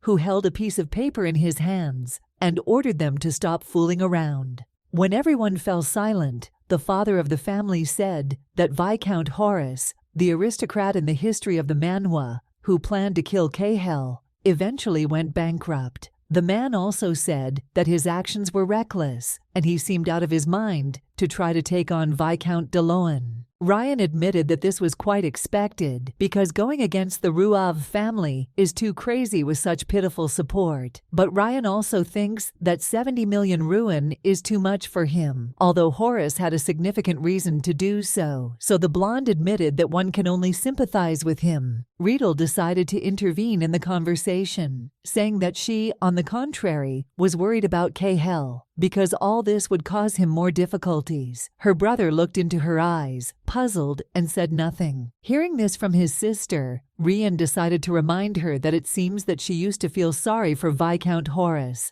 but now she only thinks about the Duke. Riedel noticed this, about to say something. Ryan even asked Riedel what she had planned, but she indignantly replied that it was nothing. It just seemed to her that for someone who had lost her daughter, this was not too good. Her brother advised her not to make a fool of herself because she herself was well aware of the influence she had. Ryan said that perhaps all the nobles of the White faction cursed Cahill for what he did. However, then Ryan unexpectedly asked his sister if she really wanted Duke Ruawa to have even more problems on the contrary. At this point, Ryan introduced his polite and kind sister with a sly grin on her face that suggested that perhaps she was much more cunning than she seemed. But Riedel, folding her hands and turning away, replied that this was far from true, and especially since there were no people here who would recklessly discuss such things at their religious readings. Remembering about the readings, Ryan asked everyone why they arranged them in the first place. But Riedel, hearing this, became even more indignant, warning her brother not to make her angry anymore. Ryan laughed and said he wouldn't do it again. Soon the blonde fell silent, not intending to speak any more of his opinions and criticism in the presence of his younger sister and father. In fact, in the story of the Manhwa, the Santella and Ruaw families are enemies to each other, but they have a hard time together because they used to be comrades who led the country forward shoulder to shoulder. The main character, Rian and Riedel, were actually very close as children. They spent a lot of time together and did different things, but after Cahill became a duke early on, they had to move away from each other. But they still had a sincere relationship with each other because they were together almost all of their childhood. Rian recalls that Riedel was especially close to Cahill. They continued to communicate even after Cahill became duke in place of his father. But at the same time, Ryan thinks that if it had been his old sister, she would not have defended Viscount Horace as much as she does now. Looking at the way his father and Riedel argued with each other, he did not fully believe that someday the Santella and Ruav families would have to move away from themselves. The blonde continued to sit in the elegant room with high ceilings and royal decorations, wondering if it was all too complicated for him. The Santella family continued to discuss matters important to them, while at this time, a red-yellow sunset was already shining over the castle of the Duke of Ruava, only decorating the architecture of the palace. As always, sitting at his desk, Cahill looked at an unusually beautiful red stone in his hand, the size of an apricot seed. It glowed red as the Duke constantly turned it in his hand to examine it from all sides. This beautiful stone is called Heliotrope, and it is a resource that is mined in the mines of the Duchy of Ruav. It is mainly used for high-quality space lighting. The fact is that Heliotrope stores sunlight during the day and then releases it at night. With the help of the properties of such a precious stone, the intelligentsia could enjoy parties not only during the day, but also at night, right up until dawn. Continuing to look at his jewel and talk to himself, the Duke said that if he combines Heliotrope with the ore of lilac from the kingdom of Hildebrunn, the light of this stone will become much brighter. Duke Ruav thought carefully about the fact that most likely the kingdom of Hildebrunn also knew about this research, and if so, then they could try to present their family as the largest miner of Heliotrope and win an exclusive supply contract. At this moment, Cahill remembered the Marquee of Ruahala Rognak, who appears in secular society. The Duke is thinking of using it in his mineral business. In addition to all this, it is not difficult for Cahill to guess that the Marquis of Rognak is also the second prince and diplomat of the Kingdom of Hildebrunn, so he will certainly be interested in this deal, and Cahill will be able to achieve what he wants. As he began to write something on a piece of paper, Cahill remembered that the Marquis of Rognak just wanted to stay in Logos, so it would be easy to contact him in the future. However, Duke Ruava was interrupted from his work by someone who placed a brown cup of fragrant tea on his table. Of course, Cahill took notice of this. This servant turned out to be Raina, who, as always, looked at her master with a kind smile and said that this was Darjeeling black tea. Without hesitation, Cahill picked up the cup and took the first sip before thanking Raina for her care. In fact, he was not used to having tea brought to him every time, but he tried not to show it, continuing to read the papers. Having tasted the tea, the Duke was suddenly surprised by something. Raising his eyelids upward, he lowered the cup of black tea, looking at it carefully and asking out loud whether tea had always tasted so good. But Duke Ruav, peering into the hot drink, realized that because of his demonic power, he had already ceased to feel the taste of tea, especially that which was prepared by another person. He asks himself, has it always tasted this good? This lifted the Duke's spirits because the sincerity of this girl can be felt even in one mug of tea. Cahill even had the feeling that part of what the curse had taken from him had returned to him. Looking with peripheral vision at Raina, who is almost shaking with fear, the main character understands that although she is still afraid of him, he believes that the girl is great at her work. The Duke continued to drink his tea, realizing that she could still turn out to be a spy or something like that. But now he sincerely wishes that it would not turn out that way. While the aristocrat drank tea, Raina could not understand what Cahill meant when he asked if tea had always been like this. Out of fear, she quickly realized that she most likely did something wrong. The girl became very worried, wondering whether she had brewed the tea leaves correctly and whether the water temperature was correct. Raina is worried that she couldn't make the tea that the Duke is used to. Cahill calmly drank his tea, not even thinking that it was wrong. But Raina was shaking like a rabbit, not understanding what to do now and how to correct the mistake. Worried, Raina decided to simply tell the master that she would try harder next time. Putting the cup on the table, Kahel said that he was looking forward to it. It took Renee some more time to get comfortable in her new job. One day she walked along the corridor for the umpteenth time, carrying with her a tray of tea for Kahel. As she greeted the maids who passed her, she thought that serving Duke Ruavu was much more pleasant than serving the Fidelia family, because everyone here was friendly. The girl walked along the corridor and recalled her conversation with the butler that the Duke did not want a lot of people around him. Then she asked why she was his servant, if not a noble person, and received such an answer. After such words, Raina remembered that she had said that she would be afraid to make any mistake, but Ardo calmed her down and, raising his hand, said that the Duke was not one of those who kill servants for their mistakes. However, no matter how many times the butler tells her that the Duke is not like that, she will never be able to forget the sight that was in prison. The girl remembers how Kahel looked at her with a sword in his hands. Raina sighed heavily, trying not to fill her head with unnecessary thoughts. In order to stop being afraid of Duke Ruawa, she decided to focus on her task. She needed to bring the Duke a tray with water and a towel.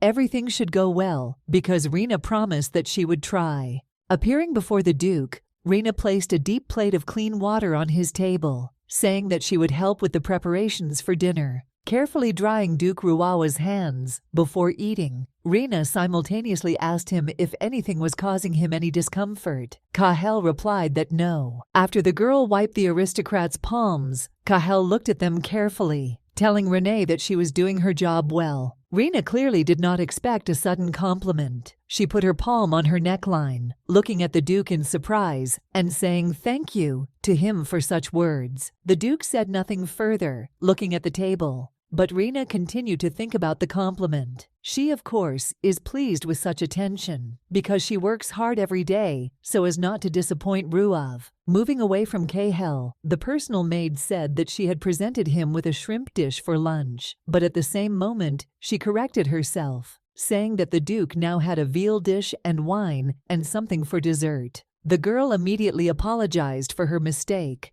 justifying herself by saying that she had misheard the name of the dish from the chef, but the Duke of Ruav simply picked up the utensils and began cutting the meat, saying that there was nothing wrong with that, because the main thing was that it was not poisoned. Kahel immediately put the first piece of the dish in his mouth, chewing it and thinking about what exactly to say to Renee about it, because his verdict is also very important. Having swallowed the meat, the Duke of Ruav admitted to the girl standing next to him that the meat was neither cold nor hot, but just right tasty. Hearing this, Raina was delighted, agreeing with the aristocrat that the dish was just perfect. Watching the Duke dine, Raina silently rejoiced that Kahel liked the dish and that the kitchen had done a great job with it. Looking at the beautiful and expensive dishes that were on the Duke's table, Raina realized that they were all truly ideal and incredibly exquisite. The beautiful dishes that probably smelled delicious made her want to try it all for herself. She looked at them with talking eyes, thinking about how delicious they all were. The girl continued to dream of trying at least something from the Duke's table, but at that moment, Kahel noticed her condition and desire to eat. He stopped for a moment, silently looking at his personal maid. Continuing to watch the sad Raina, who in turn only looked at the food, Duke Ruav realized that perhaps she was very hungry. The girl would have continued to sadly look at someone else's food if Duke Kahel had not called her by name, thereby interrupting her entire train of thought. Raina immediately responded, asking the aristocrat what it was. Looking at the maid, the Duke suddenly informed her that in his opinion, there were not enough dishes. Raina was surprised by this, thinking that for her, there were just enough dishes for one Kahel. In response to this, the Manhwa hero once again said that he thinks so. Realizing that she needed to run errands, Raina quickly turned and walked away, saying that she understood everything and would now go to the kitchen and then return. However, when Raina brought new dishes from the kitchen on a tray and showed them to the Duke, He, drinking wine, suddenly said that he seemed to have overestimated his capabilities. And so the proud man said that Renee would have to eat everything that she brought with her. The girl did not even understand what exactly the aristocrat said, perplexed by his words. Raina wanted to object to the Duke, trying to say something. But Cahill abruptly interrupted her, saying that it was already time for her to have lunch, and he did not like to waste food. The Duke of Ruava gracefully drank wine while talking with a maid. Under pressure from Duke Ruawa, the maid finally sat down at the table, looking in confusion at the dishes that she would now have to eat. Before that, Cahill once again told Renee that everything was fine, so she shouldn't worry. Raina looked at the dishes with alarm, thinking that this was most likely a new type of bullying. That is, for every violation of the rules of table manners, you get a blow. The girl even suggested that this was torture, leading to indigestion, or rather stomach problems. But Raina decided to take the first bite of the steak anyway, nervously thanking herself for at least learning table etiquette. Having swallowed the meat, Raina sighed and worriedly thought that she needed to quickly finish the meal and leave, so as not to embarrass the Duke with her presence anymore. But these thoughts disappeared in an instant, because at that moment, Raina felt that the meat she tasted was not just tasty, but divine. The girl was pleasantly surprised by this, intending to eat a few more pieces. All this time, the Duke of Ruav looked at the joyful girl eating meat. At one point, he tilted his head and asked if she liked what she was eating. Happy Raina, who previously wanted to leave quickly, joyfully raised her hands with the cutlery up, admitting to the aristocrat that it was her first time trying such meat, and it was simply excellent. In addition, Raina raised a plate of hot clam chowder in front of her, enthusiastically adding that it was also worth a lot. However, at that moment, the joyful girl noticed with what curiosity and interest the Duke was looking at her. Thanks to this, the girl realized that she did not need to be so frank, but should maintain etiquette. The Duke said nothing to Renee, silently continuing to cut his steak. The personal maid also continued to eat, without saying anything more to the serious man. But after a minute of silence, the Duke of Ruav still said a few words before eating a piece of meat. Cahill admitted that this was so, because the dishes had a good taste. Raina was delighted, realizing that the Duke was not as angry as he seemed before. While trying different delicacies, Raina decided to cheer up the Duke's mood by saying that she had heard that shellfish for this soup were brought directly from the province of Ivana. Cahill agreed, saying the province is famous for its seafood. Raina, like a brown rabbit, sweetly ate the dishes on the table, agreeing with the Duke, while he himself was silent, preferring to watch the girl and wipe his lips with a towel after drinking wine. As the meal drew to a close, Duke Cahill warned Raina with a satisfied smile that an important guest would be arriving next week, so she needed to prepare everything well. Finishing her food, the maid joyfully told the master that she would do absolutely everything that was needed. Some time after the maid had eaten the aristocratic meal with the Duke of Ruav, Raina entered the dressing room, where it was quite dark. Her working day was already coming to an end. Having illuminated this modest and small room, where there was a bed and a small amount of furniture, a tired Raina sat down on a chair, sighing from fatigue.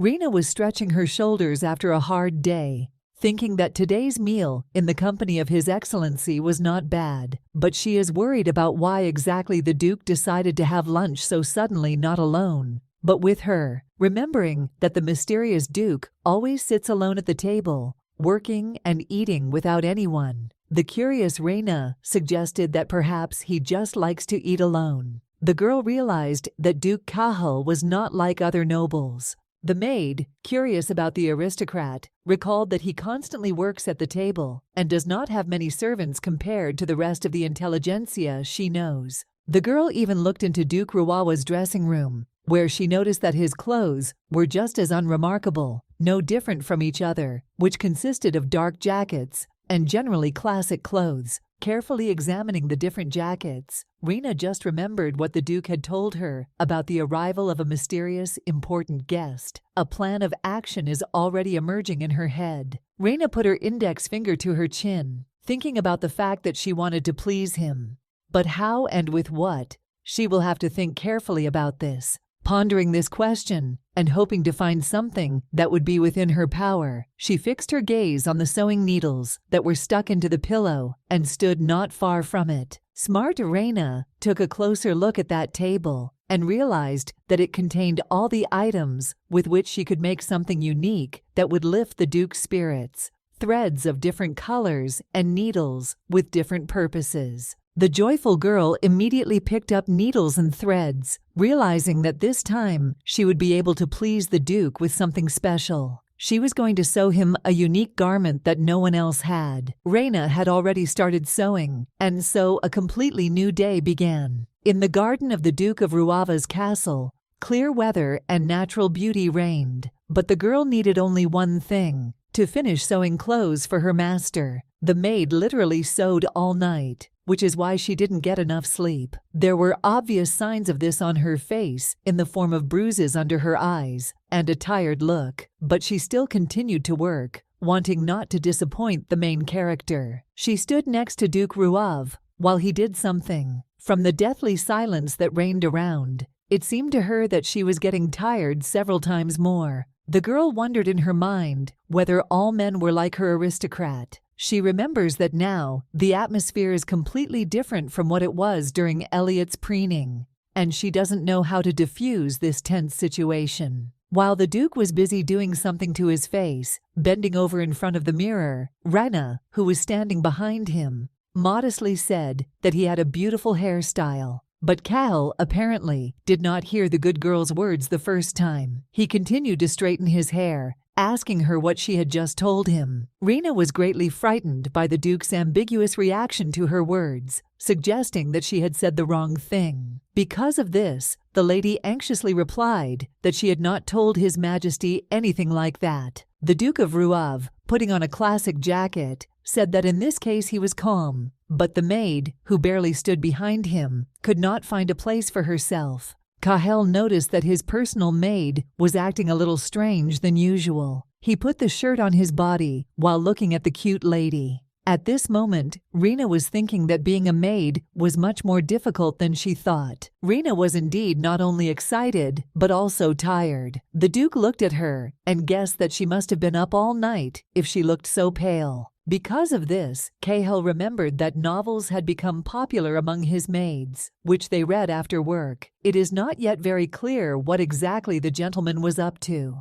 Imagining in his mind Raina in a beautiful wedding dress and with flowers on her head, the Duke suggested that she, like a child who is almost forced into marriage, probably wanted real romance, like in the books. However, the Duke turned away from his maid, deciding that this was actually none of his business, and he shouldn't interfere where he didn't need to. After difficult thoughts, Duke Cahill extended his hand to the girl and asked her to give him a vest. Raina immediately did this, passing the usual clothes into his hand, on which something new seemed to have appeared. Noticing a beautiful pattern of dark threads on his vest, Cahill looked at it in surprise, asking Raina if Ardo had ordered clothes the other day, since he had never seen this vest.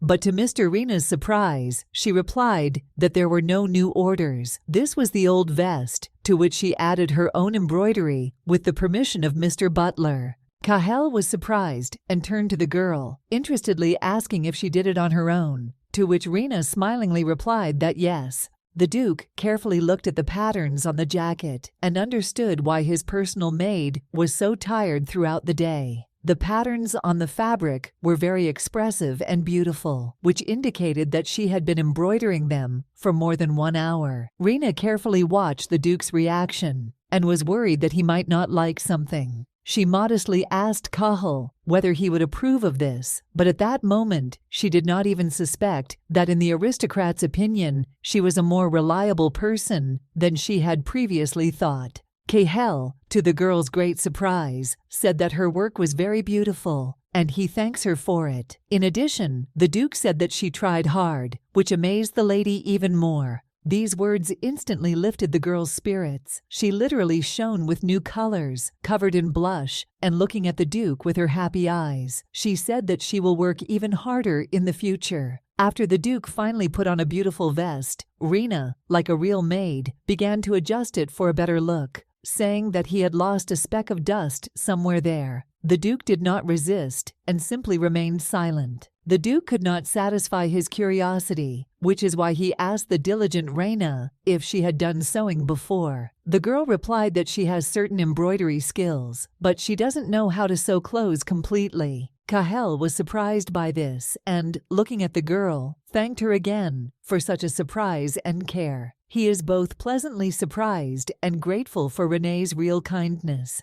In response to this, Raina bowed deeply, showing that she was pleased with His Majesty's praise. But at that moment, the Duke also said that since she was very tired, she needed to go and rest now. The maid thanked the aristocrat for such a favor. The girl said that in this case, she would move away from the Duke with his permission, which she then did. Kahel only watched her go, without saying anything after her. Imagining how Raina painstakingly embroidered a vest for him all night, the Duke thought that these clothes were filled with her sincerity and kindness, without any malicious intent. The Duke adjusted his new and exquisite waistcoat, rejoicing that he had been waiting for such a life for a very long time. Kahel is glad that he no longer has to be afraid of everyday life, and especially of people. Kahel, like the butler and Raina, continued to prepare for the arrival of an important guest, while at this time, in the family's castle, Santella was reading an interesting letter, sitting in the garden. After the girl read the letter, she handed it to her maid, telling her to tell her that she would be present at this tea party. The short-haired employee said with a smile that she would do it. Sipping tea in the hope of being alone in the garden, Riedel did not even suspect that a guest would arrive right now. The girl was notified of this by the maid. Riedel asked with interest who this guest was, to which the servant immediately replied that she introduced herself as Elliot Fidelia, and according to her, she also suffered in that case related to Viscount Horace. The calm Riedel continued to drink tea, but in fact she thinks that Elliot is the daughter of stupid swindlers, who turned out to be more stupid in her opinion than Horace himself. But at the same time, Riedel does not understand why anyone from the Fidelia family still survived. The servant asked the thoughtful Riedel what she should do in this case. The mistress replied that she needed to be let in, only so that no one knew about anything. The servant began to carry out the order of the aristocrat. After some time, the same employee brought Elliot Fidelia into the garden. She told Riedel that she had brought the man she was talking about, while Elliot herself adjusted her dark cape and modestly greeted her mistress. Riedel ordered the guest to take off her clothes and walk towards her, raising her head higher. Elliot obeyed the girl and exposed her head from the hood. Just by looking at Riedel, Elliot realized that the rumors were true. She really was an angel in the flesh, because of her blue eyes and beautiful, thick, blonde hair. While Elliot admired her mistress, Riedel apologized for keeping her waiting, and then asked what brought her to her. Elliot worked up the courage to tell her about her problems. She couldn't take her eyes off her, because Riedel is a very sweet girl who should definitely help her. Quite unexpectedly for Riedel, Elliot fell to her knees in front of her, shouting that they must help her, because her family was unjustly killed by the Duke of Ruav. The aristocratic lady was very surprised by Elliot's behavior. Riedel decided to clarify whether she understood correctly that Elliot is the daughter of Baron Fidelia. Elliot replied that this was true and that she was the only daughter of Hans Fidelia. Surprised, Riedel said that as far as she knows, the Fidelia family is completely dead. In fact, the lady is wondering how Elliot was able to survive, and the girl replied that the maid died that day instead of her, although that girl, according to Elliot, was her father's illegitimate child. She lived like a commoner, and she herself does not know how she ended up there at that moment. Hearing this, Riedel asked if her father, whom Monsieur Ruav had killed, was guilty in this case. Elliot, squeezing out tears, replied that it was so. However, for one moment, leaning closer to Elliot and smiling mysteriously, Riedel said that this was a very sad story, but she could not do anything alone. After this, Riedel unexpectedly told Elliot that for now she could stay at their house. Elliot was surprised by this, thanking the aristocrat for such mercy and sympathy. But that was not all. Riedel not only allowed her to stay, but offered to become her personal maid. Riedel added to her proposal that the title is important for the maid, and in the future, when she gets married, this will serve as a good description for her in her biography. Elliot was very happy about this, thanking Riedel for it, and saying that she really is an angel, as people say. Elliot even bowed to her for her mercy, but Riedel continued to smile and tell her to stop it and get to her feet quickly. Turning to the servant, who had been standing nearby all this time, Riedel waved her hand at her, ordering her to take Mrs. Elliot to her room. The maid humbly said that she would carry out all the instructions. Riedel could only watch the guest and servant leave with a smile, while Elliot continued to wipe away her tears and look as sad as possible. Looking dreamily to the side and smiling at something, Riedel admitted that this would all be much more fun and exciting than she had previously thought. The next day, a luxurious royal carriage had already arrived at the Duke of Ruava's castle, from which an important guest was about to exit. A polite servant greeted the Marquis of Rognac and asked him if he had encountered any difficulties during the trip. The guest replied that there were no such problems,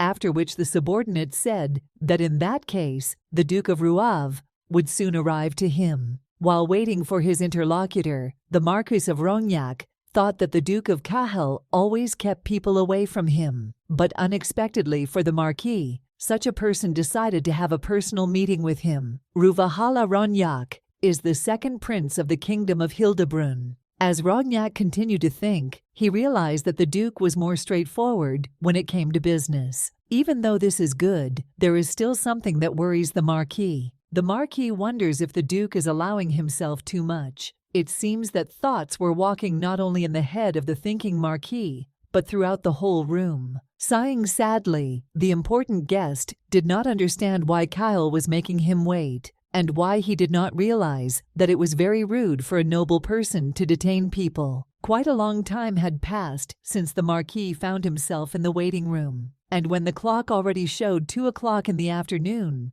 the demonic Duke appeared in front of him, who immediately thanked Rognac for the wait. Despite his friendliness, the Marquis was in his thoughts dissatisfied with the Duke's behavior. Showing friendliness, Rognac stood up from his chair, saying that everything was fine. But looking at the demonic aristocrat, Marquis Rognac was incredibly surprised by his appearance, not even trying to take his eyes off him. The Duke of Cahel appeared before the Marquis, wearing a vest on which Raina had embroidered exquisite patterns for him. This is what made the Marquis of Rognac surprised and admired by the beauty of the aristocrat. The beauty of his interlocutor made the Marquis blush, saying with embarrassment that His Excellency is shining very gracefully today. The Duke only seriously thanked his colleague for the compliment. Coming closer to the Marquis, the Duke of Rouave said with a smile that the way he called him just now was too formal a greeting, so he asked to simply call him Cahel. From such sincerity and beauty, the Marquis of Rognac finally succumbed to the power that enchanted him.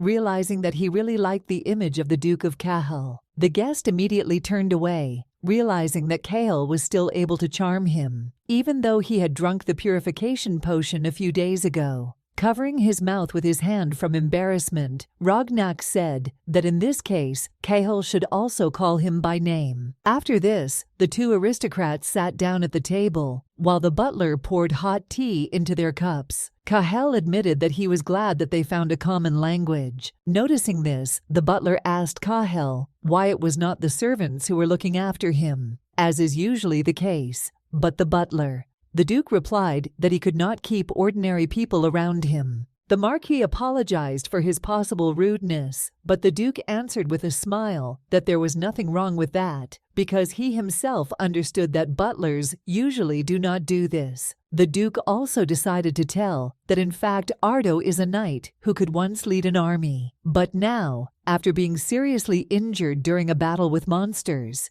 he has become the Duke's personal butler, thanks to which the master trusts him more than others. This made the Marquis look at Ardo in surprise, admitting that he had not even thought that a warrior could become such a good servant. Ardo thanked the gentleman for such words, asking him to come to them more often. The cheerful Duke of Rouave told Ardo not to worry, because now he and the Marquee have become business partners, so of course they will see each other more often. The main character also said that he wants to confess something to Rognak directly. The Duke said that he needed the connections and influence of the Marquee to manage the exclusive Heliotrope business with the Kingdom of Hildebrun. Cahill also said that he meant the king and the crown prince of the kingdom, because the Marquis Rognak is the only one who can easily and correctly convey everything to them. And in exchange for this, according to the Duke, he will help the Marquis of Rognak establish trade relations in Logos,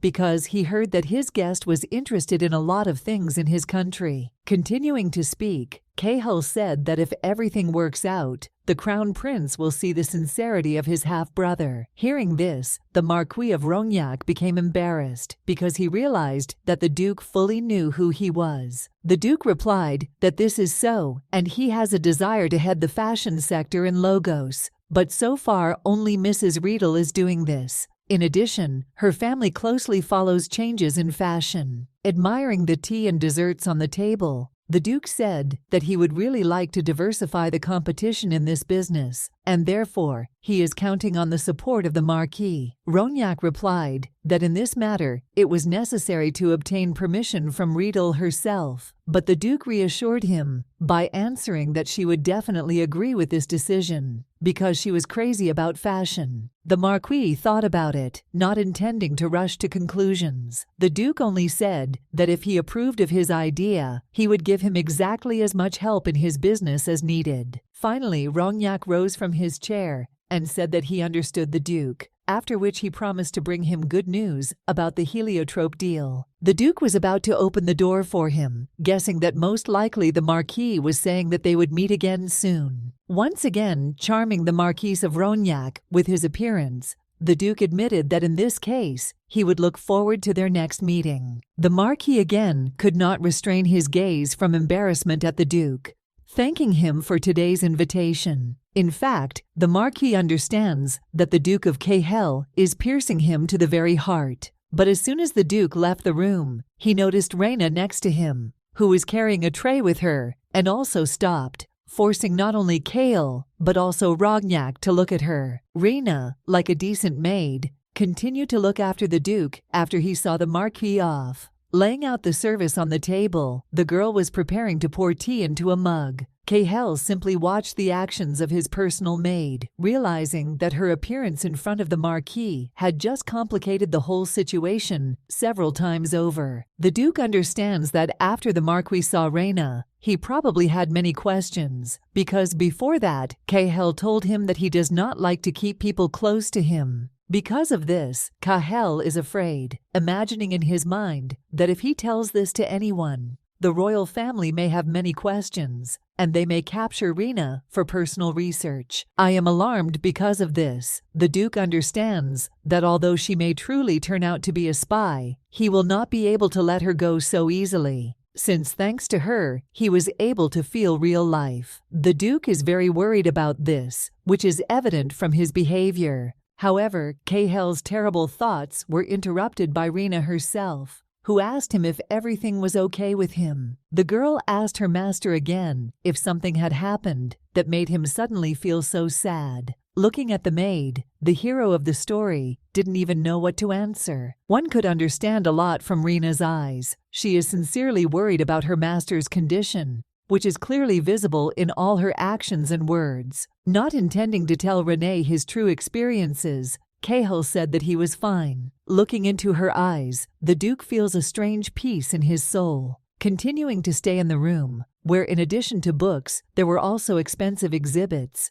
the Duke warned the maid that he would soon need to update his wardrobe, and he would entrust this task to her. Raina asked if he needed help with his choice. In response to this, Cahill said that in his opinion, she had prepared his clothes. Then why was she asking him such a question? Raina was confused and said that it just seemed to her that this vest was simple for him. The Duke guessed that she considered his clothes, to put it mildly, ordinary and not unique, to which Raina embarrassedly replied that this was so. But Cahill was not upset, saying with a smile that soon he would invite a tailor to the castle and she would need to take measurements. Raina was very happy about the news, smiling sincerely and telling Kahel that she would continue to try her best. At the moment when Raina showed him her smile, Kahel was surprised by something, looking at the girl as if she made him see the light or open his eyes to something. He understands that there is no pity or sympathy in her smile, and thanks to this, someone who could make him happy appeared before Kahel.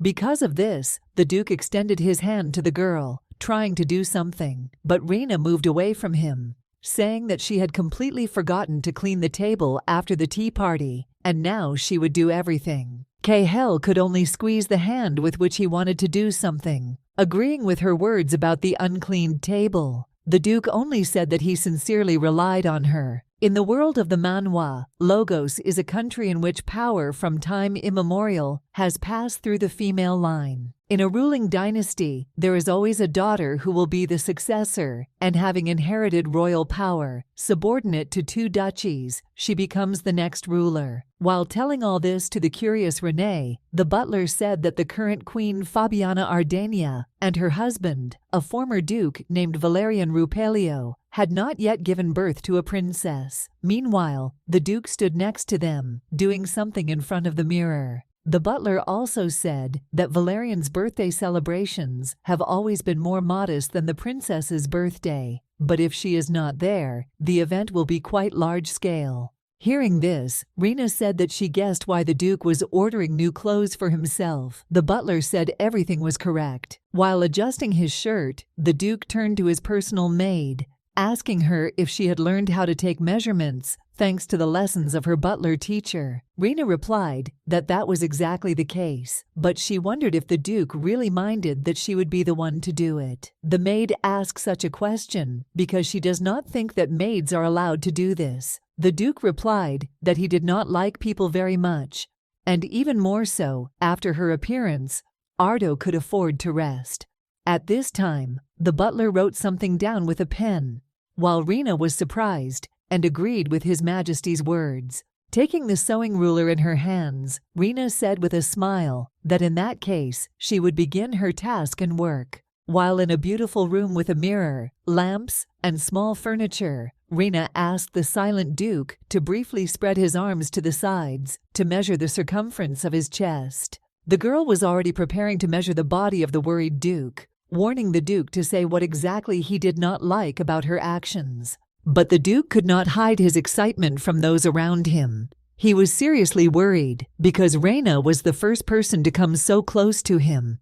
However, that was not all. The Duke begins to remember his terrible dreams and the reality when he was pestered by drugged people who asked him to look at him, hug, or kiss him. Even his palm shook with wild fear. He tried to restrain himself without appearing too strong. In his head, he remembered the voices of the possessed, who confessed their love to him and that they wanted to take possession of him. The Duke even began to sweat, breathing hard. He remembered with shock all the words of people in love with him, who admitted that for his sake they were even ready to kill another person or himself just to get his attention. But the terrible thoughts of the frightened Duke were interrupted by the kind Raina. She asked him what was the matter, calling the Duke His Excellency. The girl looked at the intimidated Duke Kahel, asking him if she had done something wrong and if he was uncomfortable. Kahel also looked at Raina in surprise, without saying a word. The Duke calmed down a little from the terrible memories, answering that he was fine. Raina answered enthusiastically that in that case she would continue her work. While Raina continued to measure the Duke's parameters, the butler Ardo looked at Kahel and realized that the maid had just been able to calm him down and continue her work next to him. Looking at the maid and Kahel, the butler remembered that the Duke had always had a hard time because of his curse,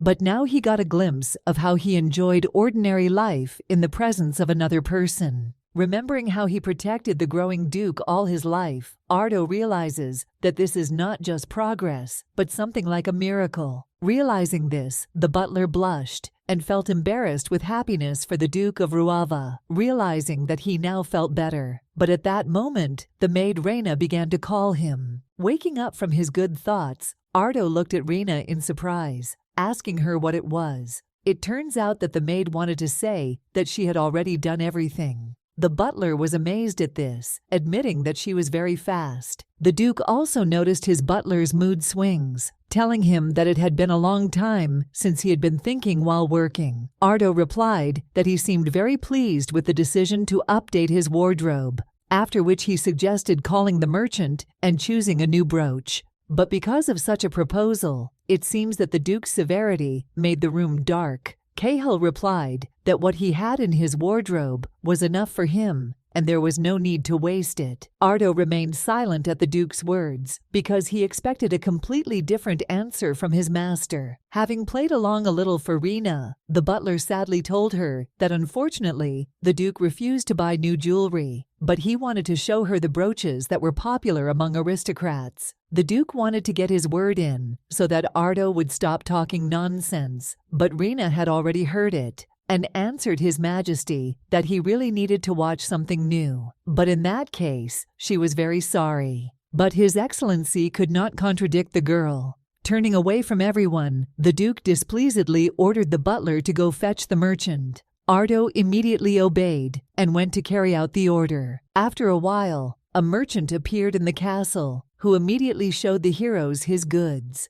Expensive jewelry with different stones. The curious merchant asked Raina how many brooches they wanted to buy. Raina replied that maybe a couple. While the merchant asked those present if they needed to buy one brooch, Raina looked at them all with surprise and admiration on her face. The merchant, like a true professional in his body, said that if they want to buy something discreet, they will suit products from Morion and Rauk Topaz, or Cameo, or Obsidian. After this, the man asked again what exactly they wanted to buy. Raina continued to look at the merchant's brooches, but suddenly the Duke of Ruave leaned towards her and asked which one she thought would look better on him. The maid immediately looked at the beautiful red brooch, thinking that it perfectly matched the color of His Majesty's eyes. Thanks to one brooch, the girl imagined the Duke of Cahill in her head, in completely new clothes, and with a new ruby brooch, imagining him more confident, handsome and charismatic than usual.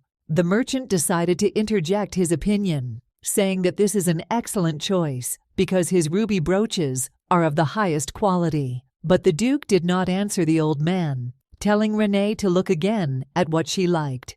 As a result, the Duke and Raina started talking about others, for example, Morion jewelry, talking about looking at something else for themselves. The butler could only write down all the most important things in silence. After some time, the Duke and Raina were finally able to choose jewelry. They selected a lot of brooches for different tastes and colors, telling the merchant that they had finally decided. The jeweler's salesman was happy about this, thanking him for such a choice. The Duke continued to look at his new jewelry, while behind him the butler handled the finances and handed the merchant the stack of money he had received from selling them so much jewelry. Raina was looking at the jewelry in the same way until the Duke called her. The girl instantly responded to this, looking at her master and asking him what was the matter. Much to the girl's surprise, Ruav called her to give her one piece of jewelry. He showed the maid a small brooch with a red stone, saying that it was for her. Raina was already catching the brooch in her palms, while Cahill explained to her that it was a gift for her work and hard work in the castle. Of course, the girl was surprised at such an expensive gift,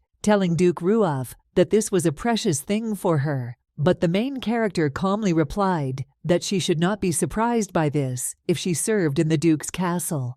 The maid could only thank His Majesty for such an immodest gift, while Cahill himself smiled slightly in the girl's face. After another difficult day at work, Raina, as always, fell into sleep, where she dreamed of memories of the past. She dreams of how she, along with other maids, helped Mrs. Elliot with her outfit. She calmly adjusted her dress below, while Elliot admired herself in the mirror with another maid. But suddenly, Elliot turned to Renee indignantly and asked her what she had in her hands. The girl didn't even understand what the lady meant, Angrily pointing her finger at the servant, Elliot once again asked what she had in her hands. Raina sincerely replied that it was nothing, and she was simply adjusting the hem of her dress. But that didn't stop Elliot. Elliot shouted that Raina shouldn't think she was stupid, because she knew what she really wanted was to tear the gems off her dress. The maid wanted to object to the mistress, but she only ordered another maid to take off Raina's clothes and urgently search her. The maid had already begun to undress Raina's dress, while the girl herself begged them to believe her. Elliot, of course, didn't hear her and had no intention of being kind to her.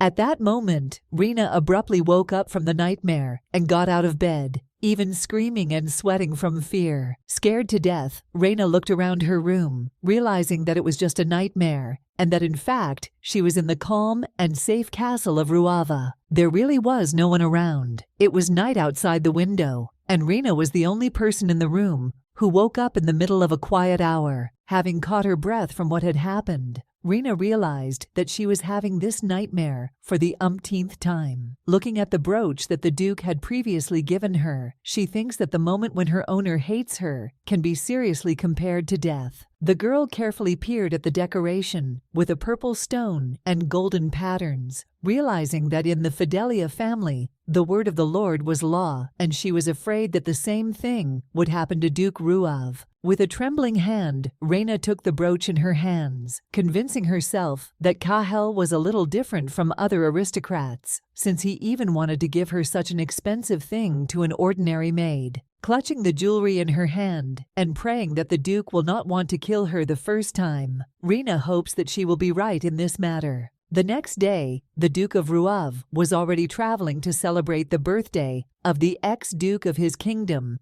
in a luxurious carriage, when the Marquee of Rognac was traveling with him to the holiday. Duke Kahel thanked his colleague for the fact that thanks to him, his business with heliotropes began to develop. While talking with the Marquis of Rognac, the Duke discussed with him that this was an ideal place for a personal audience with His Majesty, and a banquet on the occasion of the ex-Duke's birthday would be an excellent opportunity for the Marquis. After this, Kahel asked his colleague whether his future meeting with the Queen would be his first. To this, Rognac replied that no, because they had already met at one diplomatic meeting. The Marquis added to his words that during that meeting, he was only the second prince and was constantly in the shadows, so he is afraid that the Queen will not even remember him. The Duke said that he understood his words. Smiling at his interlocutor, Duke Ruav said that today he will become not a shadow, but a strategic partner of the Queen, which he will definitely take care of. But besides this, Kahel said that the Marquis could introduce himself at a future banquet as his close friend. The Duke's words made the Marquis of Rognac feel embarrassed, trying to find at least some words. He really likes Kahel, so he definitely won't remain indifferent to such words. Once again, with a blush on his cheeks and pretending that he wanted to clear his throat, the Marquis asked the Duke whether he would really grant him such a favor. Kahel replied that this would be the best way to show everyone his trust in Rognac, which is why he made such a decision. The Duke of Ruav looked at the Marquis, acknowledging that he trusted him, emphasizing that he was not the type to go around telling everyone about the personal life of his close friend. In fact, the main character says this so that Rognac does not tell others anything about Raina. Kahel even asked if his interlocutor remembered one incident related to his personal life and a special maid. The Duke talks about the moment when the Marquis caught Raina serving Ruav, bringing him tea. Hanging over the Marquis Rognac, Kahel said that he apparently did not need to continue explaining, because he already understood everything perfectly. The second prince of the neighboring kingdom even became afraid of this behavior of his new friend. Clenching his hand into a fist, the Marquis finally understood why all this was necessary. At first it seemed to him that he was very merciful to him, but in fact, as he thought, the Duke of Ruav could not be mistaken. Ultimately, the carriage continued on its way, and the Marquis, who understood everything to the smallest detail, modestly said that he understood His Majesty. After long hours of travel, the heroes were still able to reach the mansion where the celebration was held. Live classical music was playing in a large and spacious hall, which created a magical atmosphere. One aristocrat had already greeted the queen and the ex-duke with a bow, telling them that he hoped that nothing bad had happened to them. The grateful queen said that it was so, adding that they had not seen each other for a long time. After this, the noblewoman asked the aristocrat how he was doing. The aristocrat replied that it was only thanks to her that everything was fine with him. And from such words, Queen Ardinia smiled and, laughing, said that she was happy for him. Wanting to continue the conversation, the queen wanted to ask the aristocrat about his business, which he had recently begun to develop. But at that moment, the man turned his head to the side because he saw something that surprised him. The aristocrat continued to look at a certain person in surprise, causing the queen to awkwardly call him so that the lord would pay attention to her again. But nothing worked. In the end, the queen became angry with the lord, but the aristocrat already had to run on urgent business, which is why he apologized to the queen for his rudeness. Queen Ardinia, embittered with him, decided to turn her head exactly in the direction where the curious lord was looking, in the hope of finding out the answer to the question of what made him so distracted from the conversation. But what she saw also left her stunned. The queen fell silent for a moment, looking at the mysterious person at the banquet. Among the aristocrats and other people, familiar faces appeared, a girl with incredibly long blonde hair and a guy with the same beauty. They walked proudly past everyone, showing everyone their aristocratic origins. A voice notified everyone in the area that Mr. Rian and Mrs. Riedel from the Santella family had arrived for the holiday. The brother and sister looked proudly at everyone present, showing everyone their confidence and status. One of the aristocrats immediately ran up to Riedel to tell her that she was truly an angel in the flesh, and then kiss her hand. The aristocrat also said that she, as always, exceeds all expectations, and he could not sleep, waiting to meet her. But such sincere words from a man made Riedel only smile modestly, looking somewhere to the side, watching closely how everyone immediately turned their attention to Lady Santella, begging her to at least talk or sit together. Queen Ardinia became even more angry, most likely jealous of her. Having abandoned her partner, the ex-duke, the queen immediately moved somewhere, intending to urgently take her actions. Valerian was not surprised by Ardinia's behavior, silently looking at her anger and discontent. When the couple sat down at their main seats, the ex-duke tried to calm the queen, telling her that after all, only she was the queen of this country. Ardinia, still angry about something, agreed with the man's words, but she had one but. Not knowing how to react or how to calm herself down, the queen squeezed her palm, first placing it on the arm of the throne. With her head down, she tried to recover from her envy, asking Valerian who would come to them this time. To the surprise of the tired queen, a voice loudly exclaimed that the owner of Terra Ruava and Alandokia, Cardelia, and Chardin, the Duke of Ruave, had arrived. This caused Ardinia to raise her astonished gaze and look ahead. The Duke of Ruave actually appeared at the celebration in the most luxurious attire that could be created. His collar was decorated with a red brooch, and the image itself was truly aristocratic and ideal for him. In addition to the red brooch, the usual potassium hung on his neck, which invited his demonic, seductive power, allowing people around him not to be intoxicated. Cahel was just passing by, but all the aristocrats were already whispering that he was the devil in the flesh, charming people. Everyone was afraid that because of his beautiful image and magic, there would again be several fainting spells at the festival. But only the Duke did not care. One aristocrat was even scared for not drinking the purification potion today, but his colleague immediately gave him his spare flask of the potion, telling him to drink it just in case.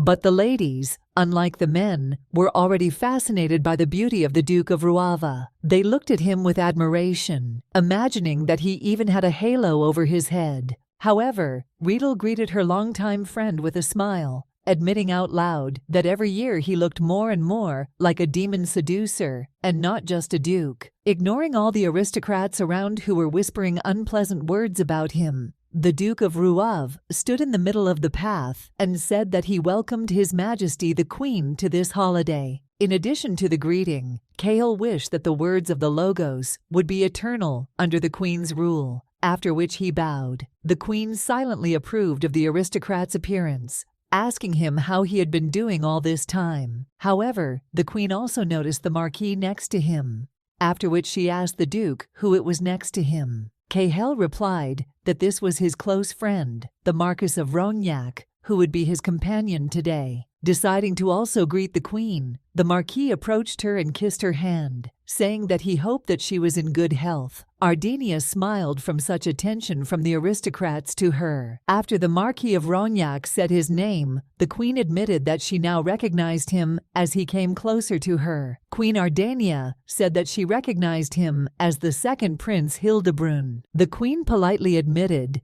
that she could not help but welcome the friend of the Duke of Rouave himself, after which she asked what exactly brought him to her. The Marquis replied that he was led by what he really wanted to tell her. At this time, Rian and Riedel stood not far from the Queen and the Marquis and carefully watched them. Ryan said that as soon as the Duke of Cahill heard about the positive results of heliotrope research, he immediately called on the Marquis to develop his business, which, as always, is in his spirit. Riedel added that their father sent their uncle to Hildebrand too late, and it seems that he foresaw this. A dissatisfied Riedel supplemented her words by saying that it was not profitable for them to enter into a contract with Rouave if in a few years they were going to reduce the price of ore, and then, out of the blue, they signed this contract. Although Riedel recalls that their uncle warned them about this, Rian said with a smile that Cahill is simply too smart and maybe they should also replace the heliotrope in their mansion with Cahill's stone, because it has much higher efficiency and the like. But Riedel pinched her impudent brother's hand for such words, hinting that this was simply unforgivable for them. Looking angrily at Rian, Riedel asked him not to throw words around as easily as he did now. Ryan answered sadly that her pinch was very painful and he would not say that again. Looking at Duke Ruawa, Ryan thought that it was just a joke from him, but Riedel reacted to it too seriously than necessary. In addition, Brother Riedel understands that Cahill is determined in his actions. While taking a glass of wine from the servant's tray, Ryan talked to his sister about how he simply wanted to think positively, but Riedel replied that he should be much more serious about this matter. As he took his first sip of the fine wine, Rian kept thinking that Cahill was definitely far ahead of them, since even his father, Demian Rouave, was a difficult man in his age. Continuing to be interested in Cahill's personality, Rian asked his sister a rhetorical question, asking whether such a person as the Duke of Rouave even had a weakness. His brother's words made Riedel even more silently angry at him, while Rian himself calmly drank wine, humming his favorite tunes. However, Rian's question seriously made Riedel think. She sharply turned away from her brother, anxiously wondering whether the demonic Duke really had weak points. While the Santella family was thinking about the Duke, the Marquis continued to talk with the Queen about how he, as a foreign diplomat, really liked this country. And it is for this reason that, with an elegant wave of his hand, with the permission of the Queen,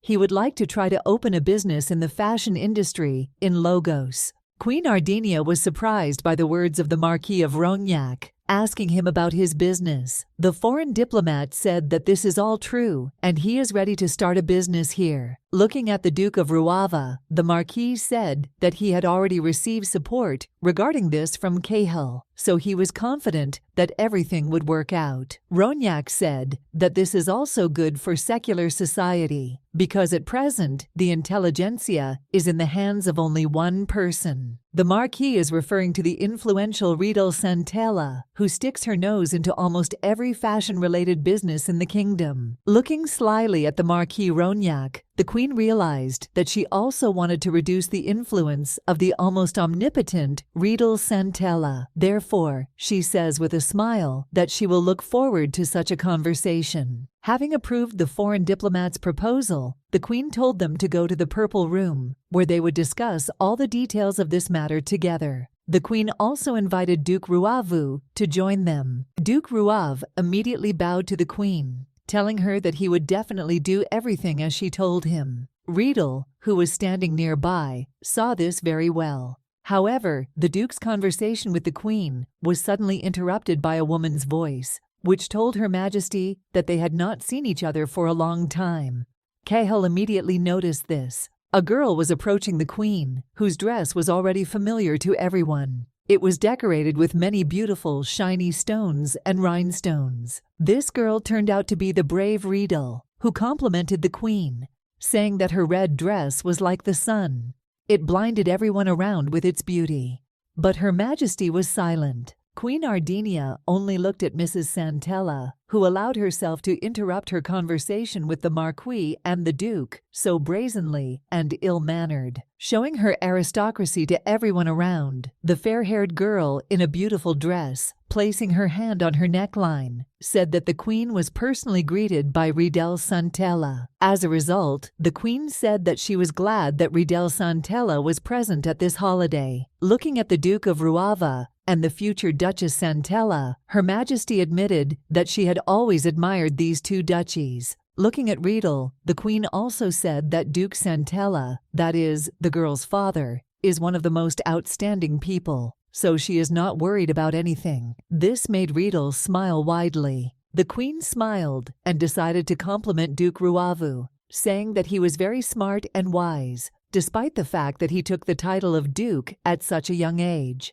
According to Ardan, absolutely all nobles should follow his example. Riedel pierced the queen with her sly gaze as she told her that she would also root for Santella to become as wise a ruler as the hero of the story. Creating a tense atmosphere around her, Riedel only thanked the queen for such kind words, charming everyone with her smile and sweetness. Time passed, and the festive banquet gradually came to an end when the sun was already setting behind the horizon, and the aristocratic guests were going home. Mrs. Riedel's white and rich carriage was already leaving the castle, while her friend named Maria told her that Queen Ardania allowed herself too much in front of her. Maria continued to tell Riedel that she had come to greet her, and the queen, in turn, spoke only about Duke Ruava, and even the title of Ardenia does not allow her to mock Mrs. Riedel like that. The friend also said that the ex-duke could not be noticed because of Her Majesty's dress, and it was his birthday. Maria is very sorry for this gentleman, but Riedel replied that saying such a thing would be disrespectful. However, Maria continued to be indignant, telling Riedel that the queen's behavior was disrespectful to her, and she had not even given birth to a princess, the future heir. Riedel asked her friend to stop saying such things as the carriage continued on its way. Riedel warned her interlocutor that if anyone heard her words, there would be a lot of problems. But Maria calmly said that everyone in the kingdom had known about this for a long time, and she spoke only out of concern. Maria wanted to change the topic of conversation a little, saying that people were talking about how Her Majesty should quickly adopt the young lady and give her the throne. And, according to Maria, it would be good if this lady was Riedel. Riedel, putting a finger to her lips, hinting for her to be quieter, said that she understood her feelings, but she still needed to be careful with her words. The aristocrat's friend understood Riedel's words only by telling her that her only drawback was excessive kindness. Riedel smiled, calming down for everything she was worried about before. While in the carriage, Riedel thought that even if society thinks so, it is not time yet. She does not have the power passed down from generation to queens, and without her, even if she becomes a ruler, she will not be able to subjugate the Ruav family. Imagining herself as a swan shackled in chains, Riedel realized that the Ruav family would interfere with the growth of Santella's power, and moreover, Cahill could become king. With a sly smile, Riedel warned herself that for this reason she needed to be very careful until everything was perfectly prepared. Meanwhile, the Duke of Ruav returned to his castle late at night. He entered and was immediately greeted by the butler and Raina, who bowed low to him. Ruav didn't even pay attention to the butler, but immediately noticed the maid Raina, looking at her with his interested eyes. Cahill decided to call Raina, to which the girl instantly responded, raising her head and asking what was the matter. Extending his hand to the girl, Duke Ruave said that with her help, everything went well. After which, wanting to thank the lady, he asked if she had any wish. Hearing this, Raina was very surprised and overjoyed like a brown rabbit, asking Ruave if he really wanted to do something for her. Flustered, Raina replied that the Duke was too kind to her because she had done nothing of the sort. The Duke replied that this was not true at all, since thanks to her preparations, he had managed to obtain an audience with Her Majesty, so he simply wanted to know about her desire. The Duke invited the hard-working Raina to buy her jewelry,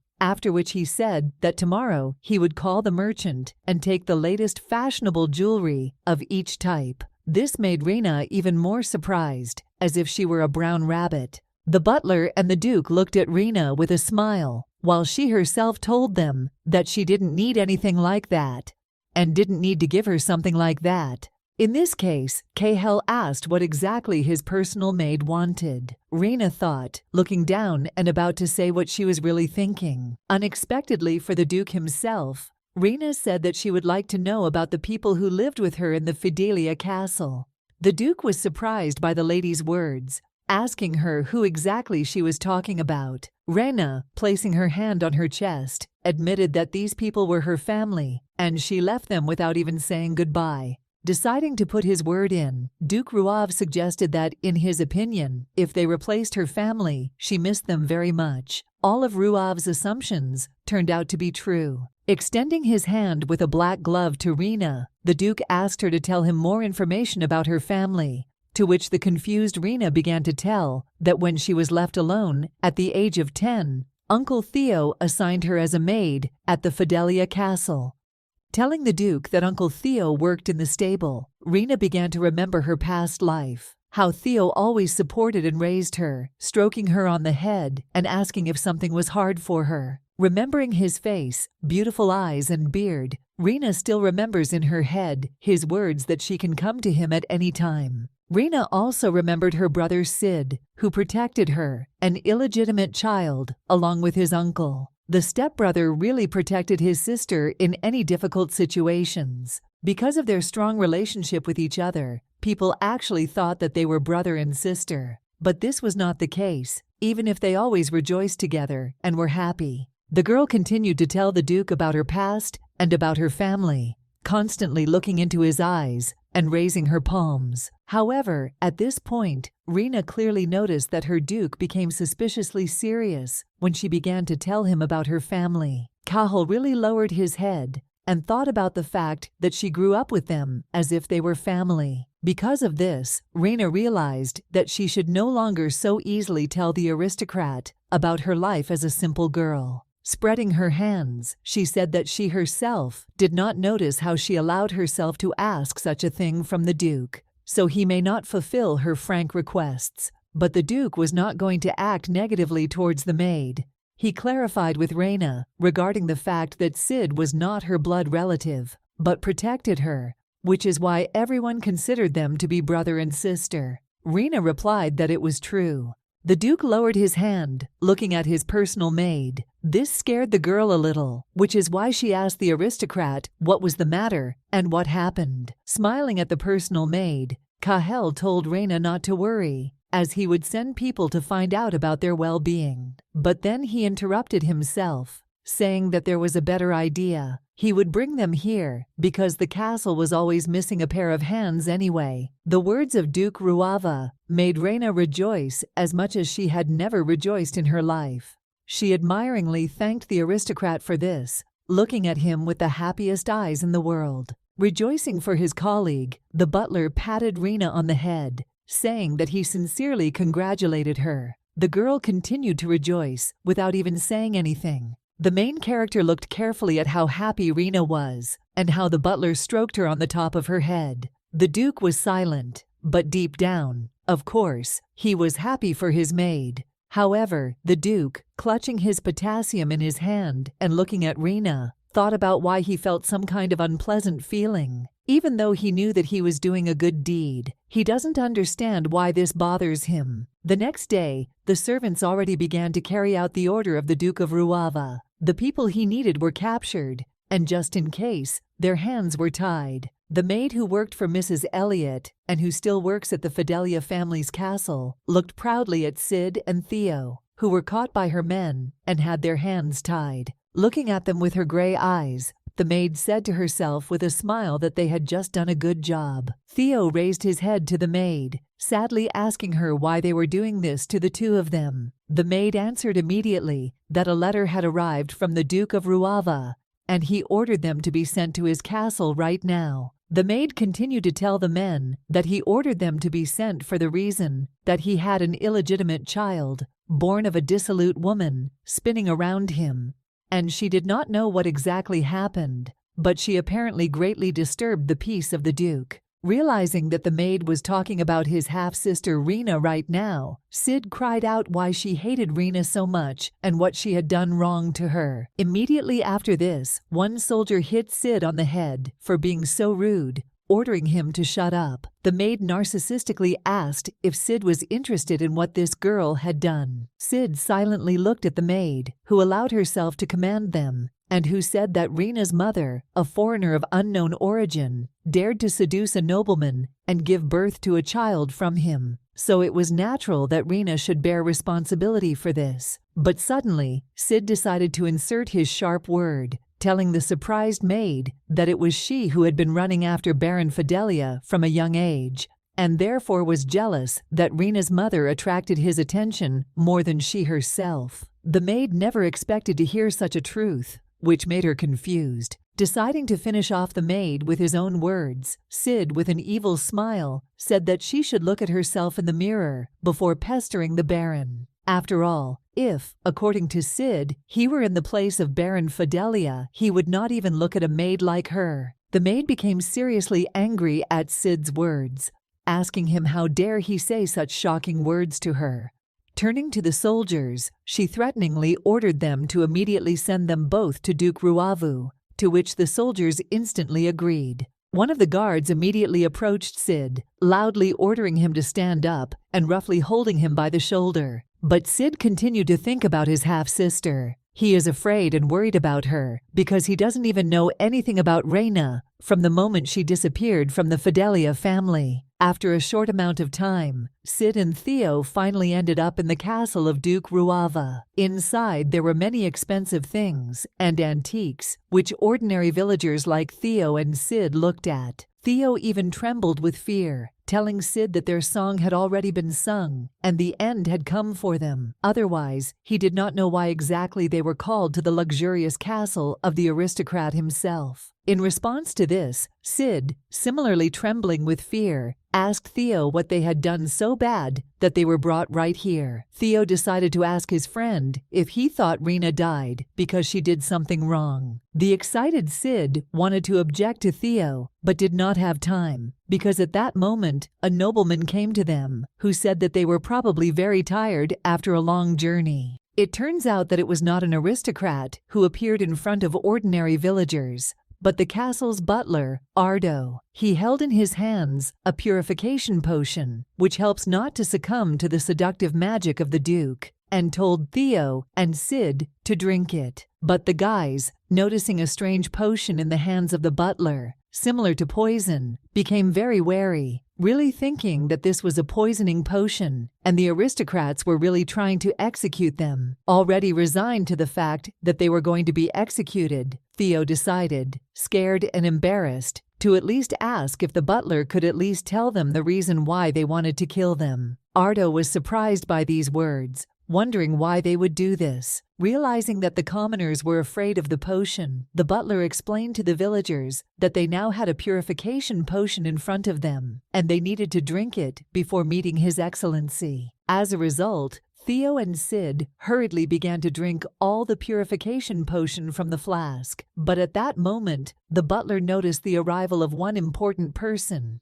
which is why he turned his head towards him. This man, as expected, turned out to be the Duke of Ruav, who was already walking towards Theo and Sid, looking at them with ruby eyes, in which there was both seriousness and a certain restrained indifference. Both villagers instantly stood up from the sofa, bowing low to the demon aristocrat and greeting him with words. It is clear from their behavior that they are incredibly worried and afraid of him. But the Duke only calmly ordered them to sit down. The Duke also told the new guests that one of them is Theo and the other is Sid. From this, both guys exchanged glances, looking excitedly into each other's eyes. Theo replied that this was so, but the Duke remained silent. He looked at the guests with a gaze that indicated that he had clearly prepared before meeting them if he knew their names. Peering at Sid, the hero of the manhwa thinks that he gets the impression that they had a hard time. And Sid generally looks scared, but not broken. The Duke began his conversation by calling them to offer them a position as caretakers of the duchy's stables. Hearing this, the butler immediately wanted to whisper in the Duke's ear that hiring such commoners in the castle could be dangerous.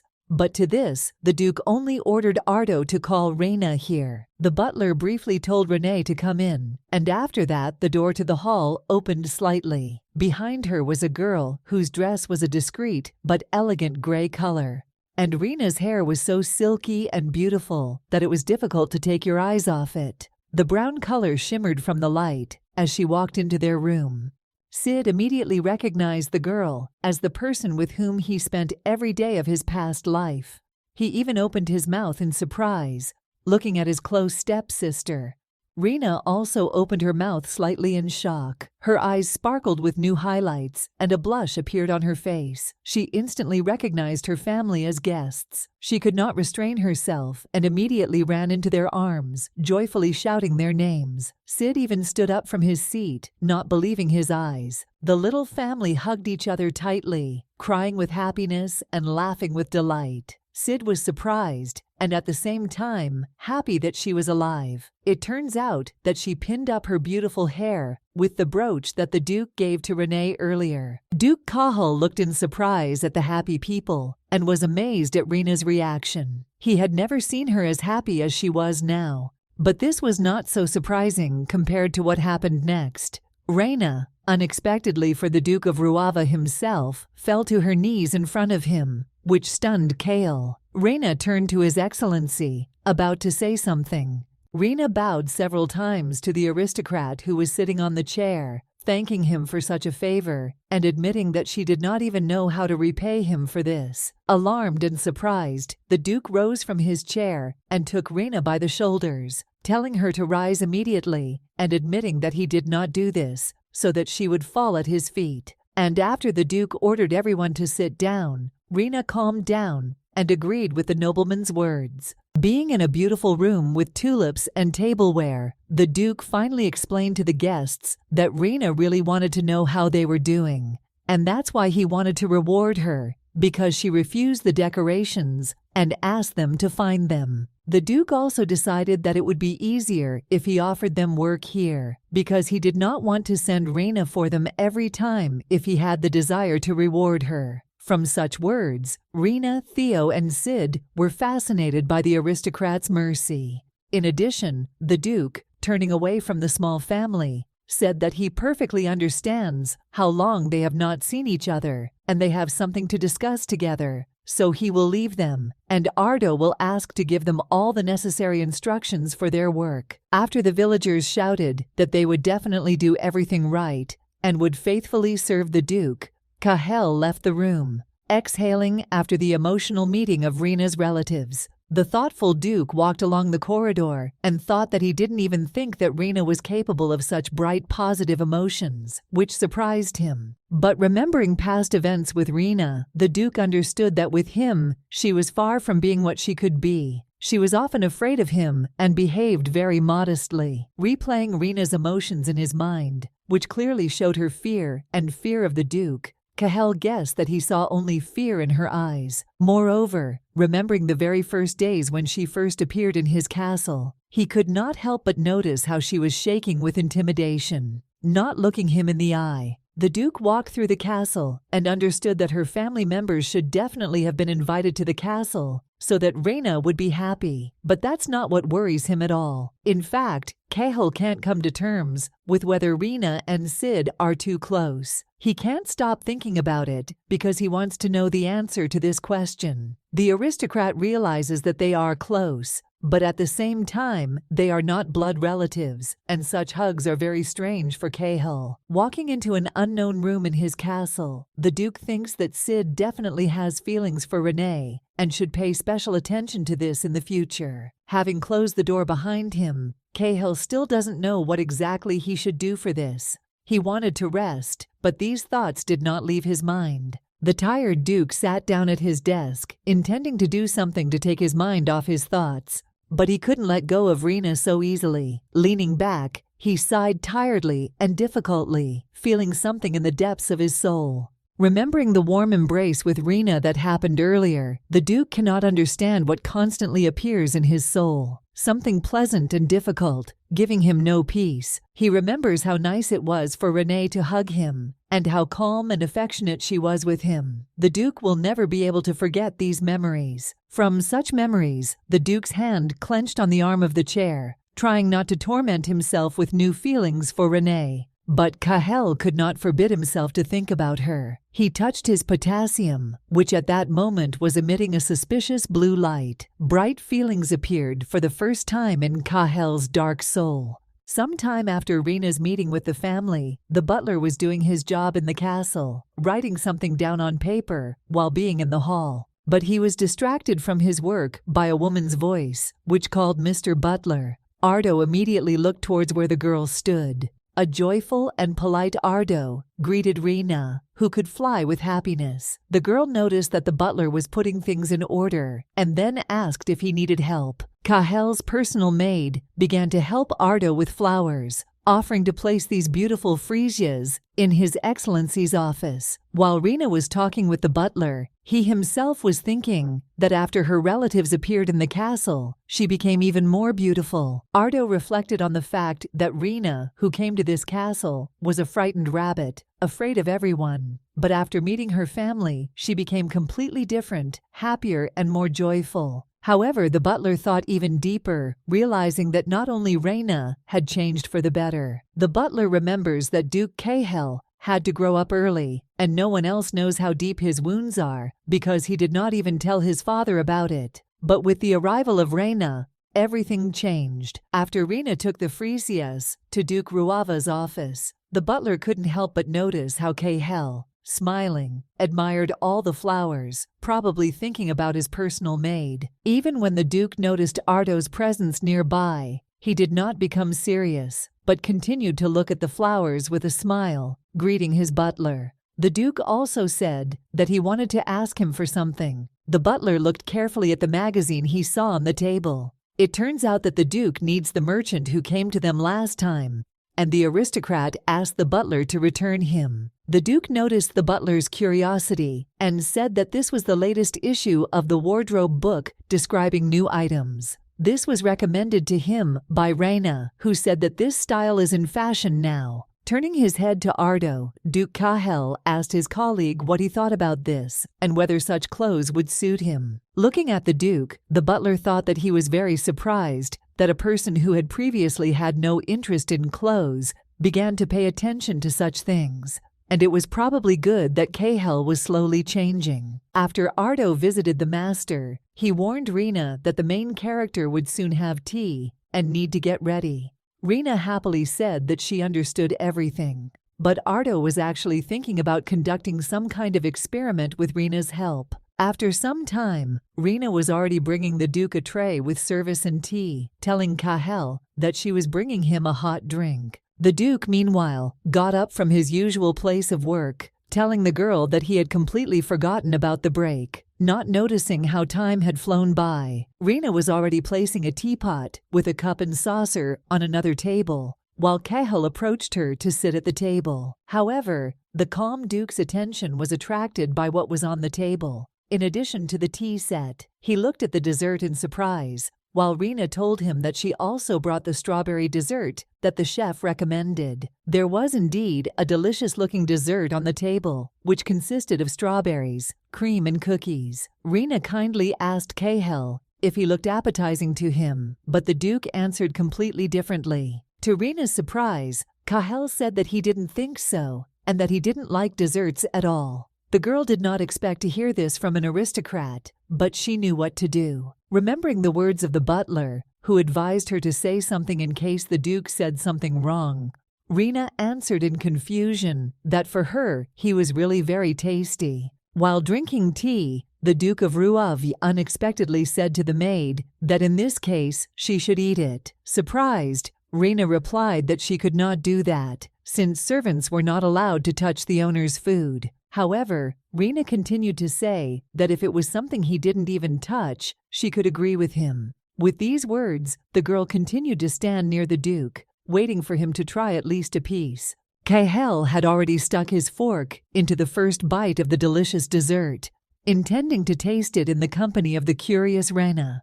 At this moment, the Duke simply remained silent and prepared to try at least one piece of dessert, with which he clearly had bad experiences. On this basis, Cahill could not help but recall his childhood memories. He still remembers how he ate almost the same strawberry dessert in the company of his mother when he was little. Little Cahill's mother stroked his head, asking if it tasted good to him. The boy continued to eat the dessert, answering that of course it was very tasty. In response to this, the mysterious fair-haired woman smiled sweetly and looked at Cahill, who was enjoying the sweet food. Still, the aristocrat was able to eat one piece of strawberry cake, but then he did not even intend to enjoy its sweet taste, as can be seen from his behavior. Noticing the strangeness from Duke Ruava, the excited Raina asked him if he liked this dessert at all. The Duke replied that he was not, and that he was fine. Moving the dish away from the chef, the aristocrat calmly said that he had done it, and now it was Raina's turn. The girl was amazed at this, asking the Duke to eat more because he tried practically nothing. However, unexpectedly for the maid, her master stood up, inviting her to eat a piece strictly in turn. Raina asked Cahill in surprise about what he said, but Cahill was not going to answer her questions. He allowed her to sit at his place, after which Raina looked at the dish to shyly try a piece of the beautiful cake. Taking the fork in her hand, the girl decided to stick it into the strawberry, warning the Duke that she would not eat much. Raina immediately tasted the strawberry when she put it in her mouth, and immediately after that, she felt the incredibly wonderful taste of ripe strawberries. Raina was quickly moved by the unsurpassed taste of strawberries, showing the Duke how much she liked the taste of the berry. Because of such cuteness, Duke Cahill even moved away from the girl. Raina, of course, asked him what was the matter, to which the aristocrat answered directly. She was simply too nice. At this, Raina was slightly indignant, holding a new piece of cake in her hand and telling the Duke to quickly try the dessert because it was his turn. Cahill said that he would do everything now, but what happened after that surprised her even more. Suddenly, the Duke took her hand by the wrist, pulling her along with him. At this time, with the same hand, she held a fork with a piece of cake, asking the aristocrat what he was doing. The Duke pulled the girl's hand towards him in order to eat a delicious piece of strawberry dessert from her palm. This not only surprised, but stunned the girl. She was embarrassed by the Duke's actions, looking him straight in the eyes. The girl looked in shock as His Majesty ate dessert from a fork, but Raina was also embarrassed by the fact that it was her fork with which she had just eaten. Raina, stunned, told the Duke about this, but the aristocrat reacted calmly, answering that the cutlery had previously been his. The Duke of Ruav was just licking the dessert cream from his fingers, while the maid was talking about how she dared to touch his cutlery and asking him to forgive him. The aristocrat answered contentedly that everything was fine, because no one had died. After that, looking at the dessert, which was slightly nibbled, the Duke said that everything else was left to her. Raina did not object, replying that His Majesty understood. Thanks to Mr. Raina, she was able to enjoy the dessert, gradually eating it in the company of the Duke, who did not take his eyes off her. The girl also enjoyed the pleasant taste of the cake, telling the Duke that she had never eaten something so tasty. The manhwa hero is probably happy for Raina because of this. He looked at Raina with a genuine smile and sincere joy, without even saying anything. For the first time, kindness and warmth were born in Kale's red eyes. The Duke realized that the chef who prepared the dessert needed to be rewarded. Some time later, when Raina had already eaten dessert with the aristocrat, she walked along the corridor and met Ardo, telling him everything. But the butler didn't even believe her, asking what she just said. Ardo asked the lady again if His Excellency had actually tasted the dessert. Raina, holding a tray with a teapot and other tableware in her hands, replied that it was so, although he ate very little. Butler said he didn't even think it would work. In fact, he was surprised that the stubbornness that had been there since an early age disappeared in an instant.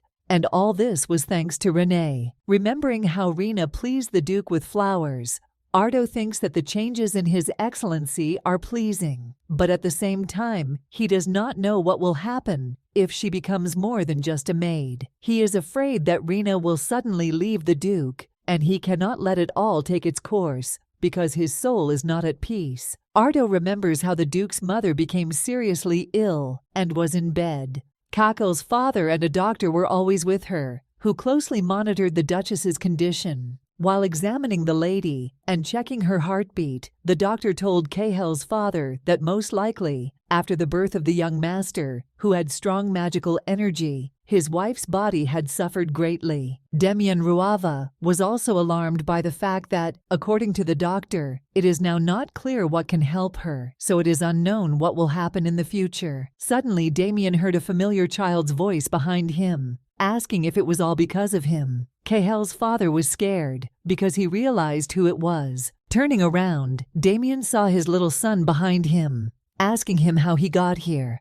But Kahel was silent, not even knowing what to say. Confused and upset for his mother, the boy once again asked his father if all this was really because of him. Tears were about to fall from Kahel's eyes. Running up to his son and taking him by the hands, Kahel's father simultaneously asked the butler how his son got here, while reassuring him that everything was not like that and he did not need to cry. But Kahel was not going to remain silent. He told his father that everyone was saying the opposite, that his mother was sick because his son was a monster. The little boy heard this thanks to the gossip of the maids. Demian, angry at this, said that these were just rumors and could not be trusted. The doctor also joined him, who agreed with the words of the boy's father, wanting to calm Kahel. Having heard from the doctor that his mother needed to abstain from sweets in order for her health to improve, the boy became even more sad, telling him that his mother loves desserts most of all. Because of this situation, little Kahel shed a lot of tears. He could not do anything for his mother, and therefore did not understand what could help her. Demian Ruav could only hug his son tightly, while he told him that his mother would forgive him, and that he was really sorry. Sometime after this incident, when the castle was still light and cozy, the butler invited the main character of the story to eat strawberry dessert, but the boy refused it, even when Ardo said that it was a special dessert made by the chef. Kahel was very sad about his mother. The little boy told the butler that because of him, his mother could not eat a bite, so he would also refuse dessert. This surprised Ardo and, at the same time, saddened him. Reading a book to take his mind off sad thoughts, the sad Kahel said that people like him were simply not supposed to eat this. But after many years, right now, Ardo was looking at the empty plate that previously held the strawberry dessert. Thanks to Renee, the Duke was able to at least try the cake. Looking at the empty plate, the butler knew that no matter how hard he thought, the Duke definitely felt something for Renee, if he could mute his stubbornness and eat dessert. Remembering Rena's smile and her joyful eyes, Ardo understood that it could not be otherwise. She is the only one who is not influenced by the demonic power of the Duke, which attracts him. Also remembering the flowers that Rena placed in the Duke's room, the butler reflects that if Rena really leaves, then everything will return to normal, and the Duke will again stop trusting people. Moreover, he will not be able to interfere with her marriage. Ardo could stand at the plate for an eternity, wondering if Rena had any feelings for the Duke. Meanwhile, In a completely different part of Ruava Castle, Duke Cahel was preparing to receive guests into his office. Gerard came to the Duke, who was putting something on, with a stack of documents, saying that they all needed his approval. But noticing that His Excellency was going somewhere,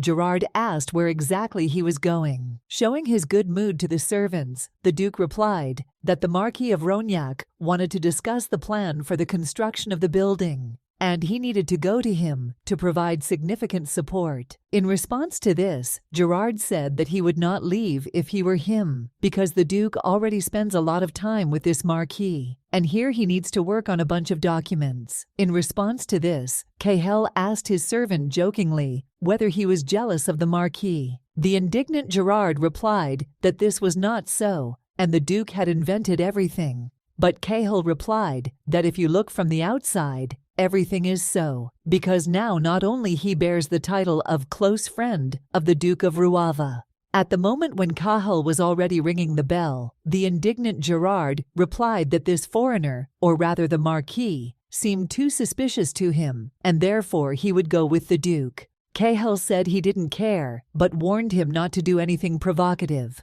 Immediately after the bell rang, Raina entered the room and asked the Duke with a smile if he had called her. The Duke said that it was so, after which he asked her to prepare for the exit and bring him a robe with a hood, advising Renee to wear something similar so that the fabric would cover her face. Raina immediately became interested in the Duke's words, to which Cahel replied that she had not gone outside since she was here, so he wanted her to get some air. The girl was already ready to fly up with happiness because of such news, while the gentleman warned her that he would have a lot of work, so she just needed to be there. Happy Raina immediately ran to get her things, shouting that she would bring everything now. At this moment, the Duke was simply happy with everything, and Gerard was surprised at the behavior of the young lady.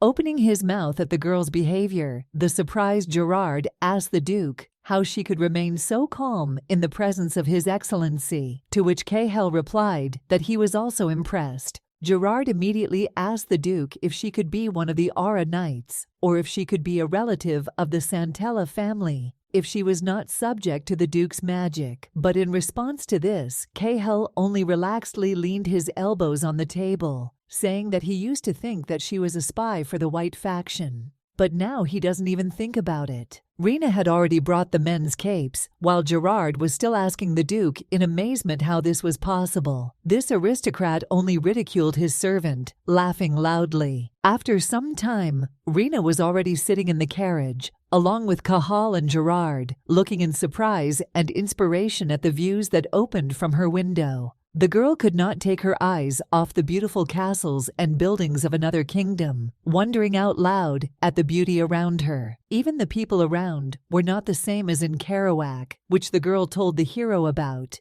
continuing to look at the various inhabitants of the beautiful kingdom. Peering at each resident, Raina suddenly wondered why there were more people on the street than usual. At first, the Duke did not know the answer to this question. But then he told Renee something that made her even more happy. Tapping his stick on the roof of the carriage so that the coachman would stop it, the Duke told Renee that in that case, if they were interested, they could stop and take a moment to look around. Raina was very happy with her master's decision. The door of the carriage opened, and the Duke helped Renee out of it, telling her to be careful and take her time so as not to fall. The girl thanked Cahel for such help.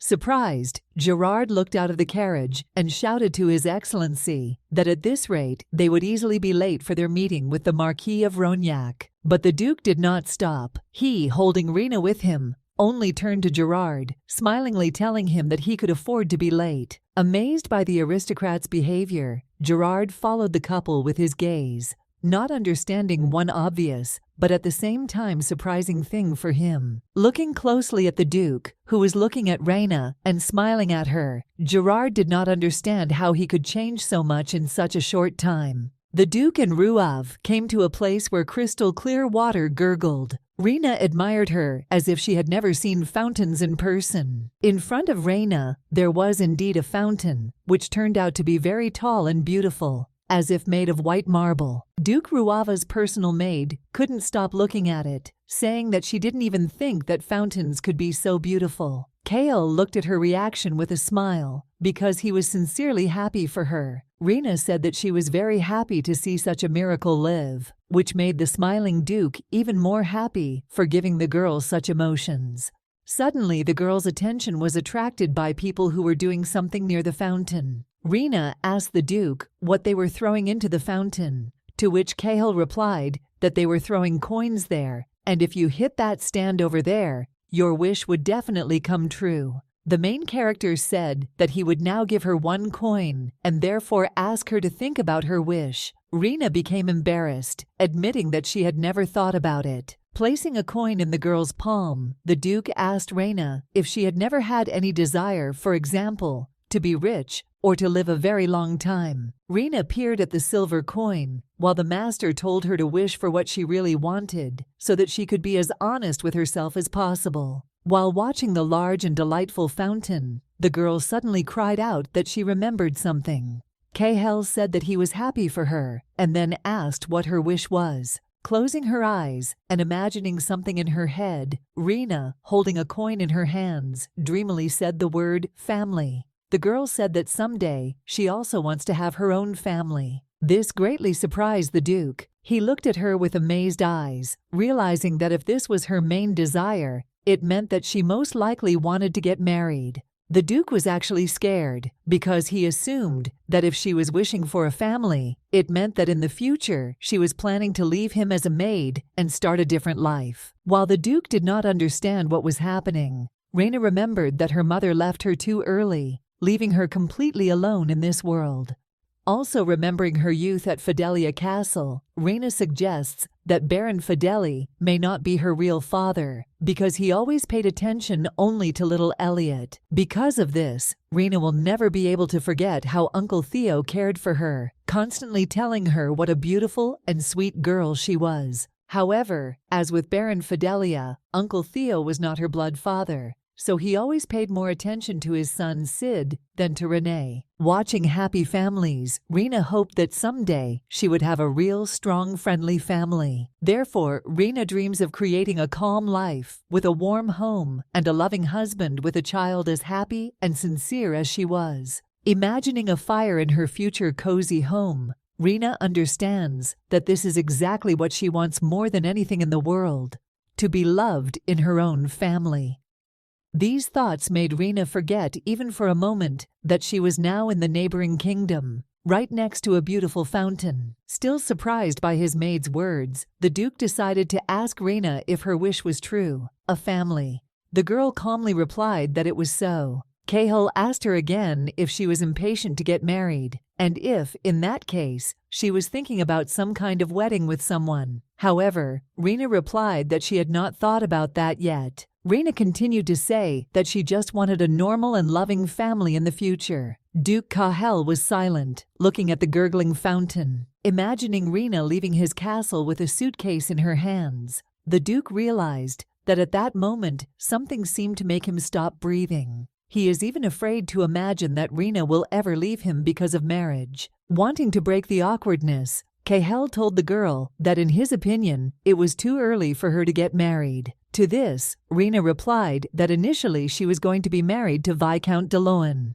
Cahill reflected on the fact that in Kerouac, people get married as early as 15. But in Ardan, they get married a little later. The Duke realized that if he had been even a little late, Raina would have become the wife of that disgusting Viscount. His Excellency continued to think about marriage and Renee, until at that moment the girl was accidentally pushed by a passing stranger, which scared her a little. The Duke continued to think that the problem was not only that pervert, while Raina and the stranger apologized to each other for the inconvenience. Finally, noticing the presence of an unfamiliar man next to Raina, Cahill pressed the girl closer to him, looking at the passerby with an angry look, and thinking that it was too early for Raina to walk down the aisle. But Cahill is worried about one more strange thing. Why did he suddenly become somehow worried about this? Why did he suddenly start thinking about Renee and her marriage with such seriousness? Noticing that the Duke was behaving very strangely, Raina asked the excited aristocrat if everything was fine and if something serious had happened. It turns out that Raina asked this for the reason that the Duke's hand was suspiciously close and kindly holding her shoulder, which noticeably embarrassed the maid. For some reason, Cahel did not think about letting the girl go. He just looked at her, while Raina herself thanked him for the help he had just given her. But suddenly Raina noticed that her coin, which she wanted to throw on the stand, did not land on it at all, but sank to the bottom of the fountain. The girl told the Duke about this, but he replied that this was good. The girl did not understand the Duke's words and his dissatisfaction, so she wanted to ask him again about what she heard, but Cahel only told her to forget it, since it was not very important. Taking a new coin from his pocket, the Duke told Renee that it most likely did not hit because the stand was too far away, after which he said that he would throw it along with her. Renee could only look in surprise as the Duke threw his own coin into the stand, just so that her wish would come true as soon as possible. And this time, the silver coin actually landed on the stand, plunging under the water. Raina immediately noticed this and admired it out loud. The Duke's maid rejoiced, as if her wish was about to begin to come true. But Cahel seemed to be less happy about this, only hooting at the words of his maid. Looking somewhere into the distance, the Duke admitted that he hopes that Raina's wish will definitely come true, although in fact, deep down in his soul, he does not want Raina to have someone else. Raina continued to look at the fountain and hoped that her wish would come true and everything would happen exactly as she had wished for. But Duke Cahel, who stood next to her, was thinking about something completely different. In his thoughts, he told Renee that she should stay with him forever and not go anywhere for anyone. Eventually, the Duke warned his maid that it was time for them to go. The couple came to the carriage, which was already waiting for them near the large fountain. It turns out that the Duke did not have to walk or drive for a long time. Cahel, simply putting Raina in the carriage, told her that he would return soon, and she needed to wait in the carriage, on the condition that no one should see her. Raina answered a little alarmedly that she understood everything. Gerard once again hinted to the Duke that they needed to hurry up while he himself was talking to Raina. As a result, when he finished, Cahel was about to close the carriage door, saying that he was on his way. But as soon as the main character left Raina alone in the carriage, a familiar guy stood not far from her, in the shadows. It turns out that Rian had been carefully watching Ruav's carriage all this time. It's clear from Ryan's face that he never expected to see a face he knew in another country. He didn't even believe it at first, looking at the carriage and those who came out of it with amazed eyes. But this was not as surprising as who exactly he saw in the carriage. Rian saw with his own eyes how a girl was sitting in the carriage of the Duke of Ruava himself, which had never happened before.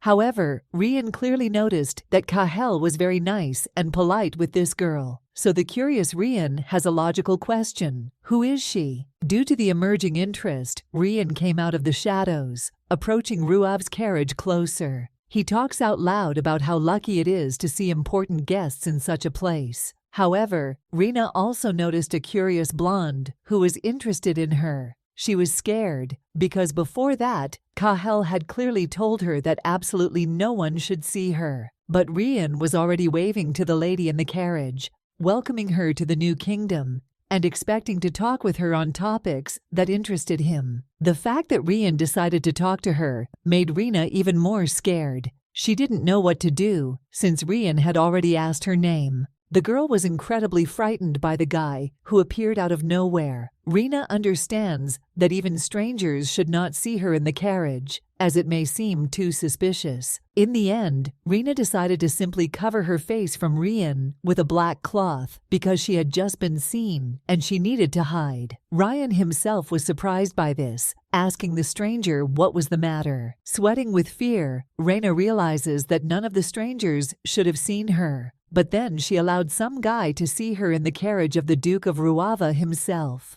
Rian immediately noticed the girl's strange behavior and said in confusion that he was not her enemy and he just wanted to talk to her a little, knocking on the carriage window with his hand. But because of the gentleman's strange behavior, a crowd of spectators quickly gathered who were surprised at Ryan. He wondered what he was doing and why he needed this carriage. Thanks to the people who were staring at him, Ryan realized that a young man like him, raging in front of a carriage in which a lady was sitting, could certainly seem strange to passers-by. In addition, Ryan understood that no matter what he did for the attention of that girl in the carriage, she still wouldn't even look at him. The blonde wonders if all Cahill girls are like this. But Ryan's thoughts were interrupted by familiar voices that came from behind him. As it turned out, the Duke of Rouave and Gerard were already leaving the building, talking about the fact that this time the discussions on the construction of the mansion went faster than they expected. Ryan did not hesitate,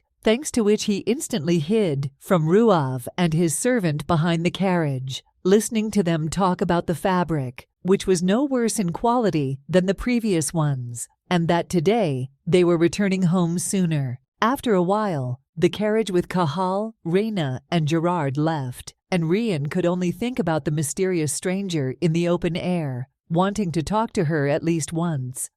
Besides everything else, Ryan, leaning against the wall of the house, understood that she did not look like any member of a noble family. And then the weighty question arises, how does she manage to be close to the Duke? Remembering his family, Ryan realized that if he told his sister and father about the stranger Cahill, they would immediately try to find out everything about her. Therefore, Ryan decides not to tell them about her for now, so as not to make mistakes. Smiling slyly, Ryan said to himself that, as he thought, something interesting and curious is always happening around Cahill. Ryan has already guessed that the mysterious stranger is not affected by the seductive power of the protagonist, so he wonders what is so interesting that Duke Rouave is hiding that he does not tell anyone about her. Ryan decided to find out more information about those who surround Duke Cahill. While Ryan was thinking about Renee and the Duke was taking her to his castle, Riedel also remembered something. She clearly remembers how everyone called her an angel as a child, because no one else is capable of being as beautiful as she is. 3 men near little Riedel admired her beauty, saying that she was truly a saint. One aristocrat even asked the girl to bless her as if she were a goddess. Due to such increased attention from adults, Riedel herself eventually convinced herself that she truly was an angel. Her father adored her for this,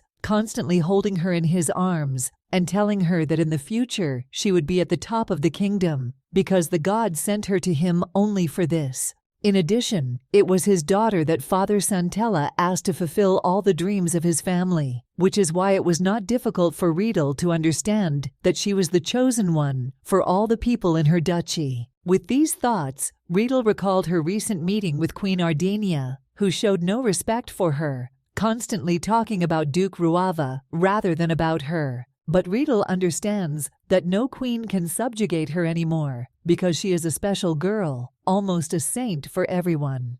It was with these thoughts that Riedel appeared in a certain temple that was located in her duchy. The temple had an incredibly mesmerizing interior that showed the greatness of the Santella family. Riedel was immediately greeted by Rubid Santella, the high priest of the Lyman Church in the Duchy of the Santella family, and, at the same time, the brother of the current Duke of Santella. Joyful, gentle, and affectionate as always, Riedel said that she was very glad to see the priest Rubid, but in response to this, the man told the girl to simply call him uncle. Walking somewhere with her uncle, Riedel said that since she had come to a sacred place, she would observe etiquette. Priest Rubid said this was a good approach. Wanting to talk to Riedel about something else, Rubid said that he was very grateful to the Santella family for the white jade they send to create sculptures. Riedel said that she was glad to hear this, because offerings to the goddess always give her special pleasure. Also, Riedel, walking along the corridor in the company of her uncle, asked him if everything was okay with checking the reprints of the Holy Scriptures. In response to this, the priest handed the girl a beautiful dark book and said that under the auspices of the goddess, Lana no problems arose, and this book was proof of that. Riedel is about to open the book and read it. With a smile, Riedel opened this reissue, which has the loud title, Tales and Logos, and began to read the very first lines in it. And in this book, From the very first pages, a deity is depicted in the form of a member of the Santella family who fights an evil dragon, that is, the demon Ruav. The lines in the book said that an angel and a demon, opposing each other, fought for 1,000 days and 1,000 nights. The book also depicts that it was a member of the Santella family, an angel, who started life, having previously caused a typhoon and turned the earth upside down. In addition, the angel created a light breeze, restoring all the destruction. Reading all this, Riedel became pleased, telling priest Rubid that everything seemed to go smoothly and unsurpassed. Receiving compliments from Riedel,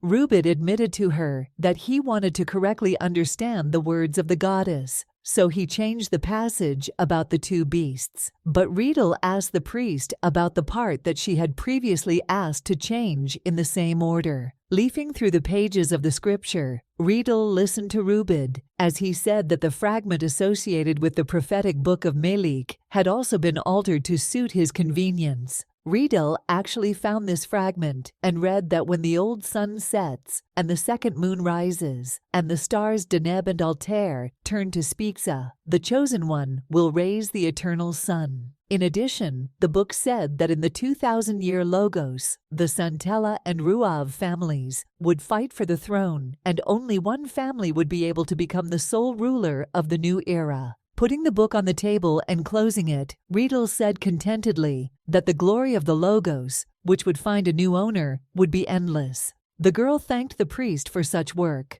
In addition, Riedel said that this publication is very important, so they will make more than 5,000 copies, which will be distributed free of charge to people. Priest Rubid thanked his partner for this, saying that the goddess Lana would be happy about this. But suddenly Riedel, still not planning to leave, asked the priest if he knew and remembered about a certain power of the queen. Riedel reminded her interlocutor that each ruler of Logos was born with the power to subjugate angels and demons. But over time, the queen's abilities became weaker, and the current queen had already reached a level that was shameful even to call power. Based on this, Riedel asked Rubid if the new master would also become weaker from generation to generation. But the priest replied that the scriptures talk about the eternal sun. Therefore, according to Rubid, she should not worry too much about this. And for now, the important thing is that the queen's power has weakened, and moreover, she has not given birth to an heiress. To reassure Riedel, the priest said that soon everything would be as the scriptures say,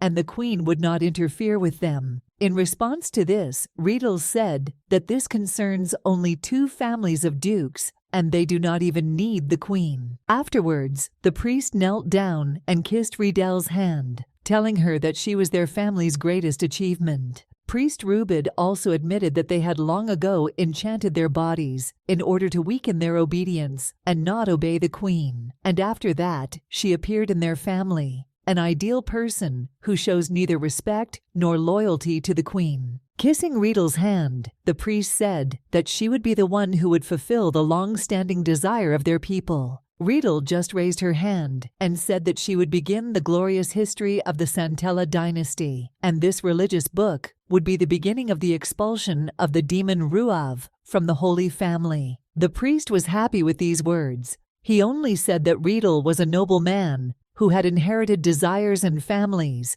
and who would definitely receive Lana's blessing. Riedel was already preparing to carry out her plans, while at this time, the maid of the Duke of Ruav, as usual, carried out her duties and wiped Kahal's desk in his office. While doing her work, Raina could not forget the face of that blonde man who pestered her when she was in the carriage. She still thinks about who he is. Raina hopes that the hood of the robe hid her face well, and no one found out about anything. Although at the same time, the girl wondered whether they knew each other before or not. Sitting down at the chair, Raina couldn't stop thinking about why the Duke was constantly hiding her from everyone, and whether it was because she was his personal maid. Looking at her hands, the girl understands that she has a lot to learn in the future. But compared to Fidelia Castle, here she is like a real princess. Because of this, the girl often remembers how she was an ordinary girl in the Fidelia family, who was treated like an animal. not allowing her to even have her own opinion of desire. But at the same time, Renee is pleased to know that the Duke of Rouave himself drinks tea with her every day, spending a lot of time in her company, thanks to which she does not feel lonely. In addition, Cahill gave her a nice and special gift by giving her a brooch days earlier. Raina was so wounded that she had never been in her life. Such memories made Renee feel good. She understands that her life is slowly getting better,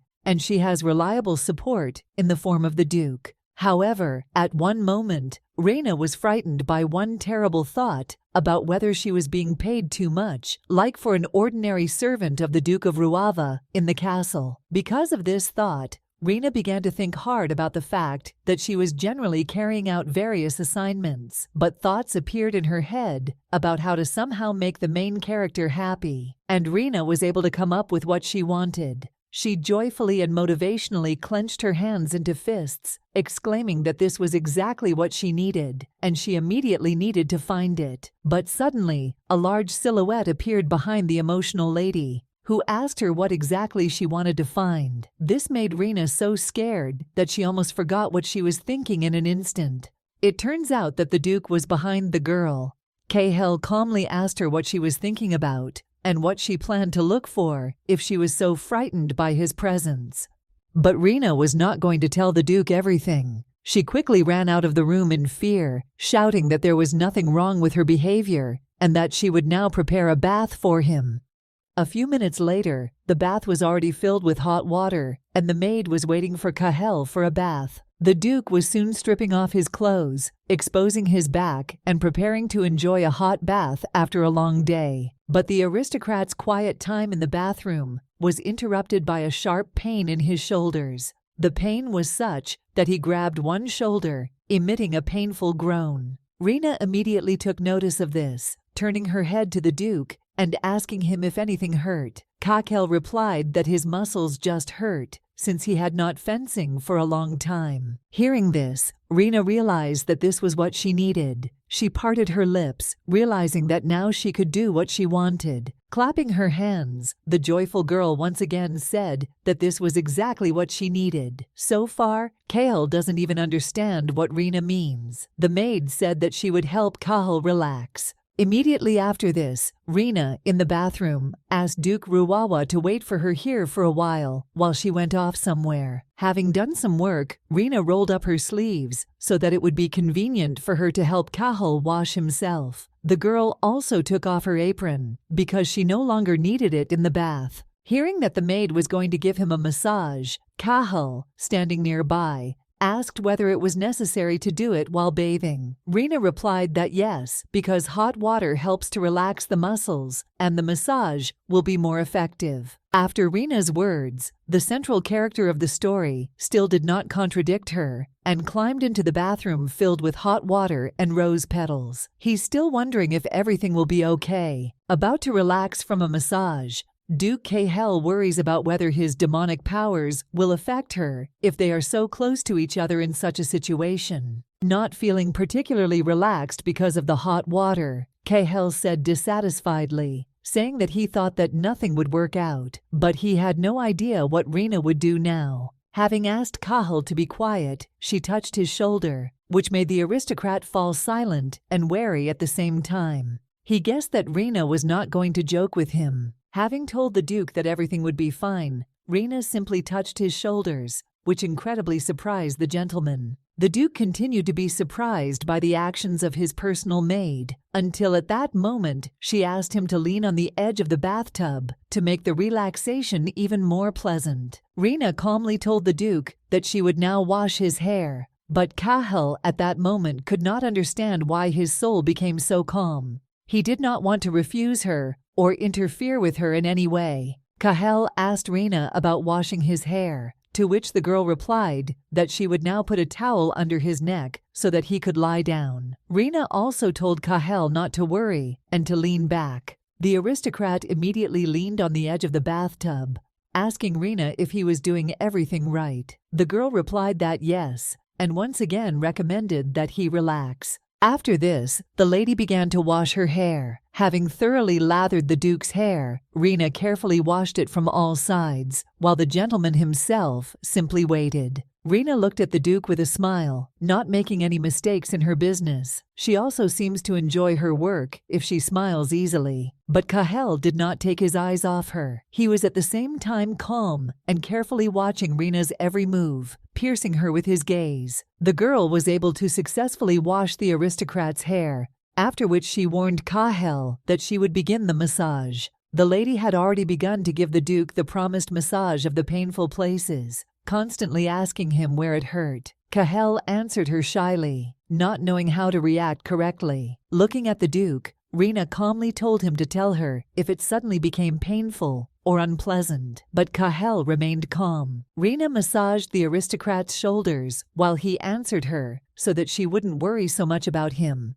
because he didn't think it would hurt that much. But immediately after this, the Duke was struck by pain. By pressing on some back muscle, Raina made the gentleman cry out in pain, almost throughout the entire bathroom, which scared her a little. After the scream, the Duke and the maid looked at each other uncomfortably, surprised by each other's reaction, and silently preparing to continue the massage. A second later, Raina continued to give the massage more easily and gently, without causing any inconvenience to the aristocrat, but the main character still felt pain, trying to endure it. Noticing the master's torment, Raina told him that he should take a break, because he had been very overexerted lately. But to this, Cahel replied that he is more resilient than others, so everything is fine with him. But Raina, while giving the Duke a massage in a beautiful room, insisted on her own. She said that even the strong need to rest and he should allow himself to relax because he always works hard. Immediately after these words, the girl left the aristocrat, telling him that she had finished with the massage,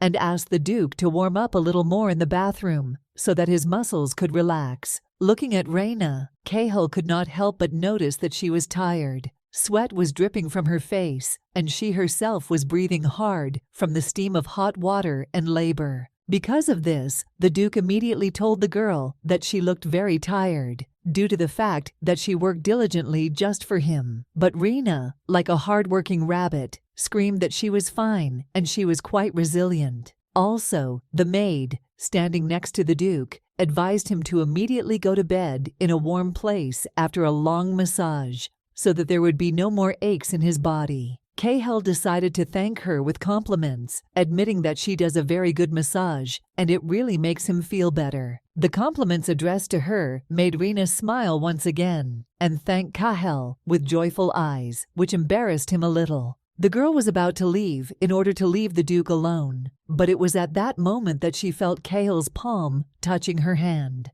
Pulling the girl towards him, Cahel was able to lightly and kindly kiss her forehead, which stunned the young lady.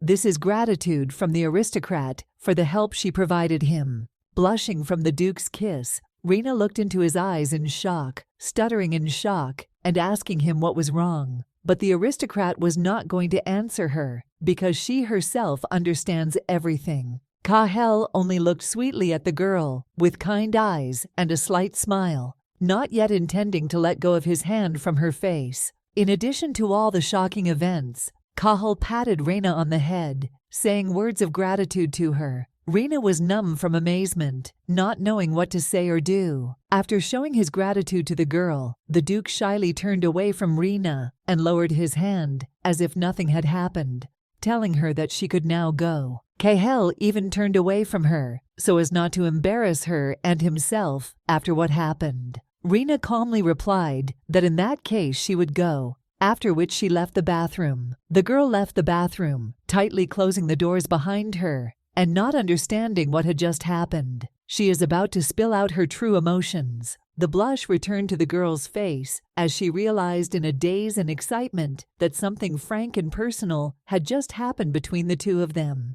Raina realizes that right now, her chest is hot and pleasant. She immediately remembered the way Mrs. Fidelia hugged her daughter Elliot and wondered if this is how people feel when someone praises them. Placing her hands on her heart, Raina realized out loud that this turned out to be very pleasant. The lady can't even get over this, but her thoughts were interrupted by a voice that said that he had been looking for her for a long time. This man turned out to be the butler. Raina immediately drew attention to him while he was telling the girl to warn the head maid that winter curtains needed to be hung in the Duke's bedroom because the cold was coming. The butler Ardo and Raina came to Cahel's bedroom and really noticed that there were no curtains in his bedroom and the window was completely bare. Examining the large and tall window, Raina answered Ardo that she spoke with the head maid yesterday, and according to her, the curtains should be hung soon. Ardo was surprised at the girl, praising her for being so fast. Once again hearing a compliment addressed to her, Raina could no longer treat them differently after what happened with the Duke. She looked at the butler with her sweet eyes, which were clearly saying something. Ardo immediately noticed the girl's gaze on him. He was a little confused, asking Raina if she wanted to tell him something. Moving closer to the butler, Raina decided to confess to him directly. She lowered her head down and asked him to stroke her head, if, of course, it wouldn't bother him. The girl's words made Ardo look at her in confusion, because no one had ever asked him to do this, especially not someone from the castle. He asked Raina in surprise what she meant, but at the same moment, Cahill's servant realized that Raina had a very difficult life before working in the castle, and therefore she had to turn to him with such a request. Without further hesitation, Ardo put his palm on the top of Raina's head, stroking her, as if she were his own daughter, and, in general, they were relatives of each other, familiar in childhood. But even when the butler finished stroking the girl's head, no emotions of happiness appeared on Raina's face. She was wary, because she didn't really feel what she had previously felt with Cahel. And yet they both did the same thing. Because of this, Ardo could not help but notice his colleague's strange behavior. He asked Raina if everything was as she wanted, to which the lady answered in confusion that it was not, and she thanked him excessively, warning him about her departure. After patting her head, Raina moved towards the doors, while Ardo admitted that she was some kind of funny girl, not like everyone else.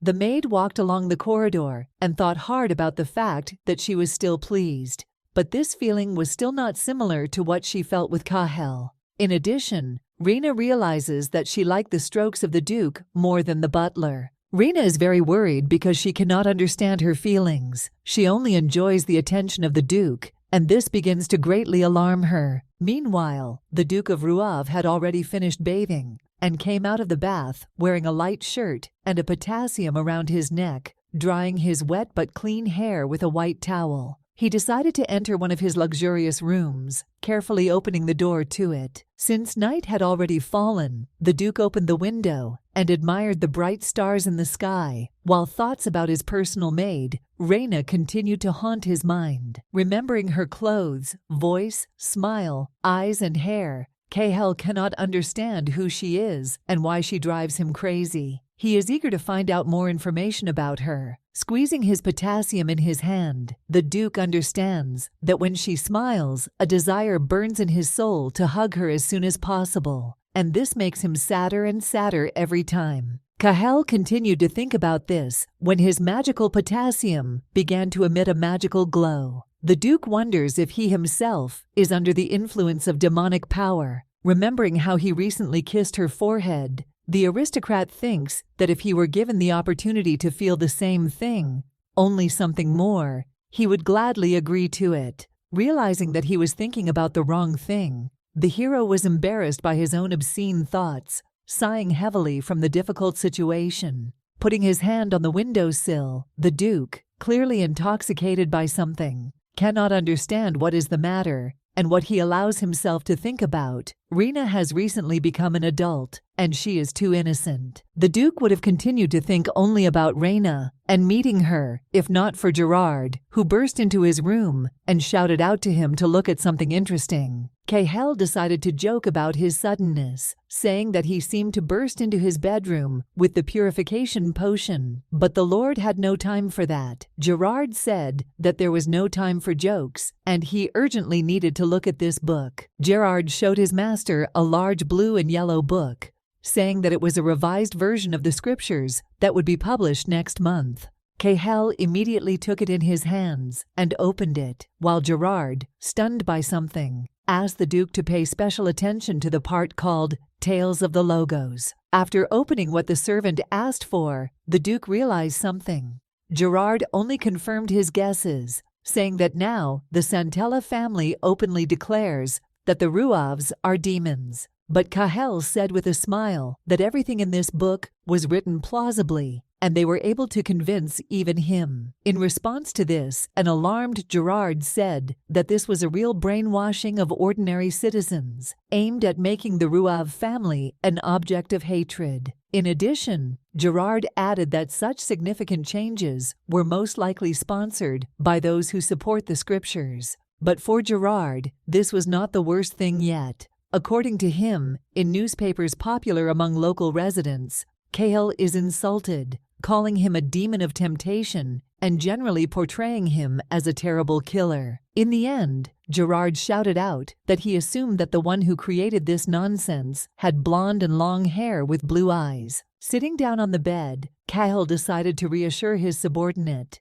saying that this was not an area that they could influence, and it was important for them to find out why they needed to do this. An angry Gerard replied that he could not give up so easily, but Cahel once again said that he relied on him and Rognac's multiple connections in high society, along with his business, would help protect their reputation. So the Duke asked Gerard to take care of the protection of the Marquee. Ultimately, Cahel tiredly lay down on the bed, while the subordinate warned him that he understood the master and would begin to prepare to hang the Marquee. It is clear from the Duke that he is very tired of such news. The main character looked again at the book, which contained outright lies. He is both interested in her and does not want to delve deeper into this problem. Looking at the illustrations in the book, the Duke said out loud that while a person is alive, he will always be hindered by both good and bad at the same time. The Duke understands that with this, the Santella family wants to divide the world into concepts such as angels and demons, evil and good.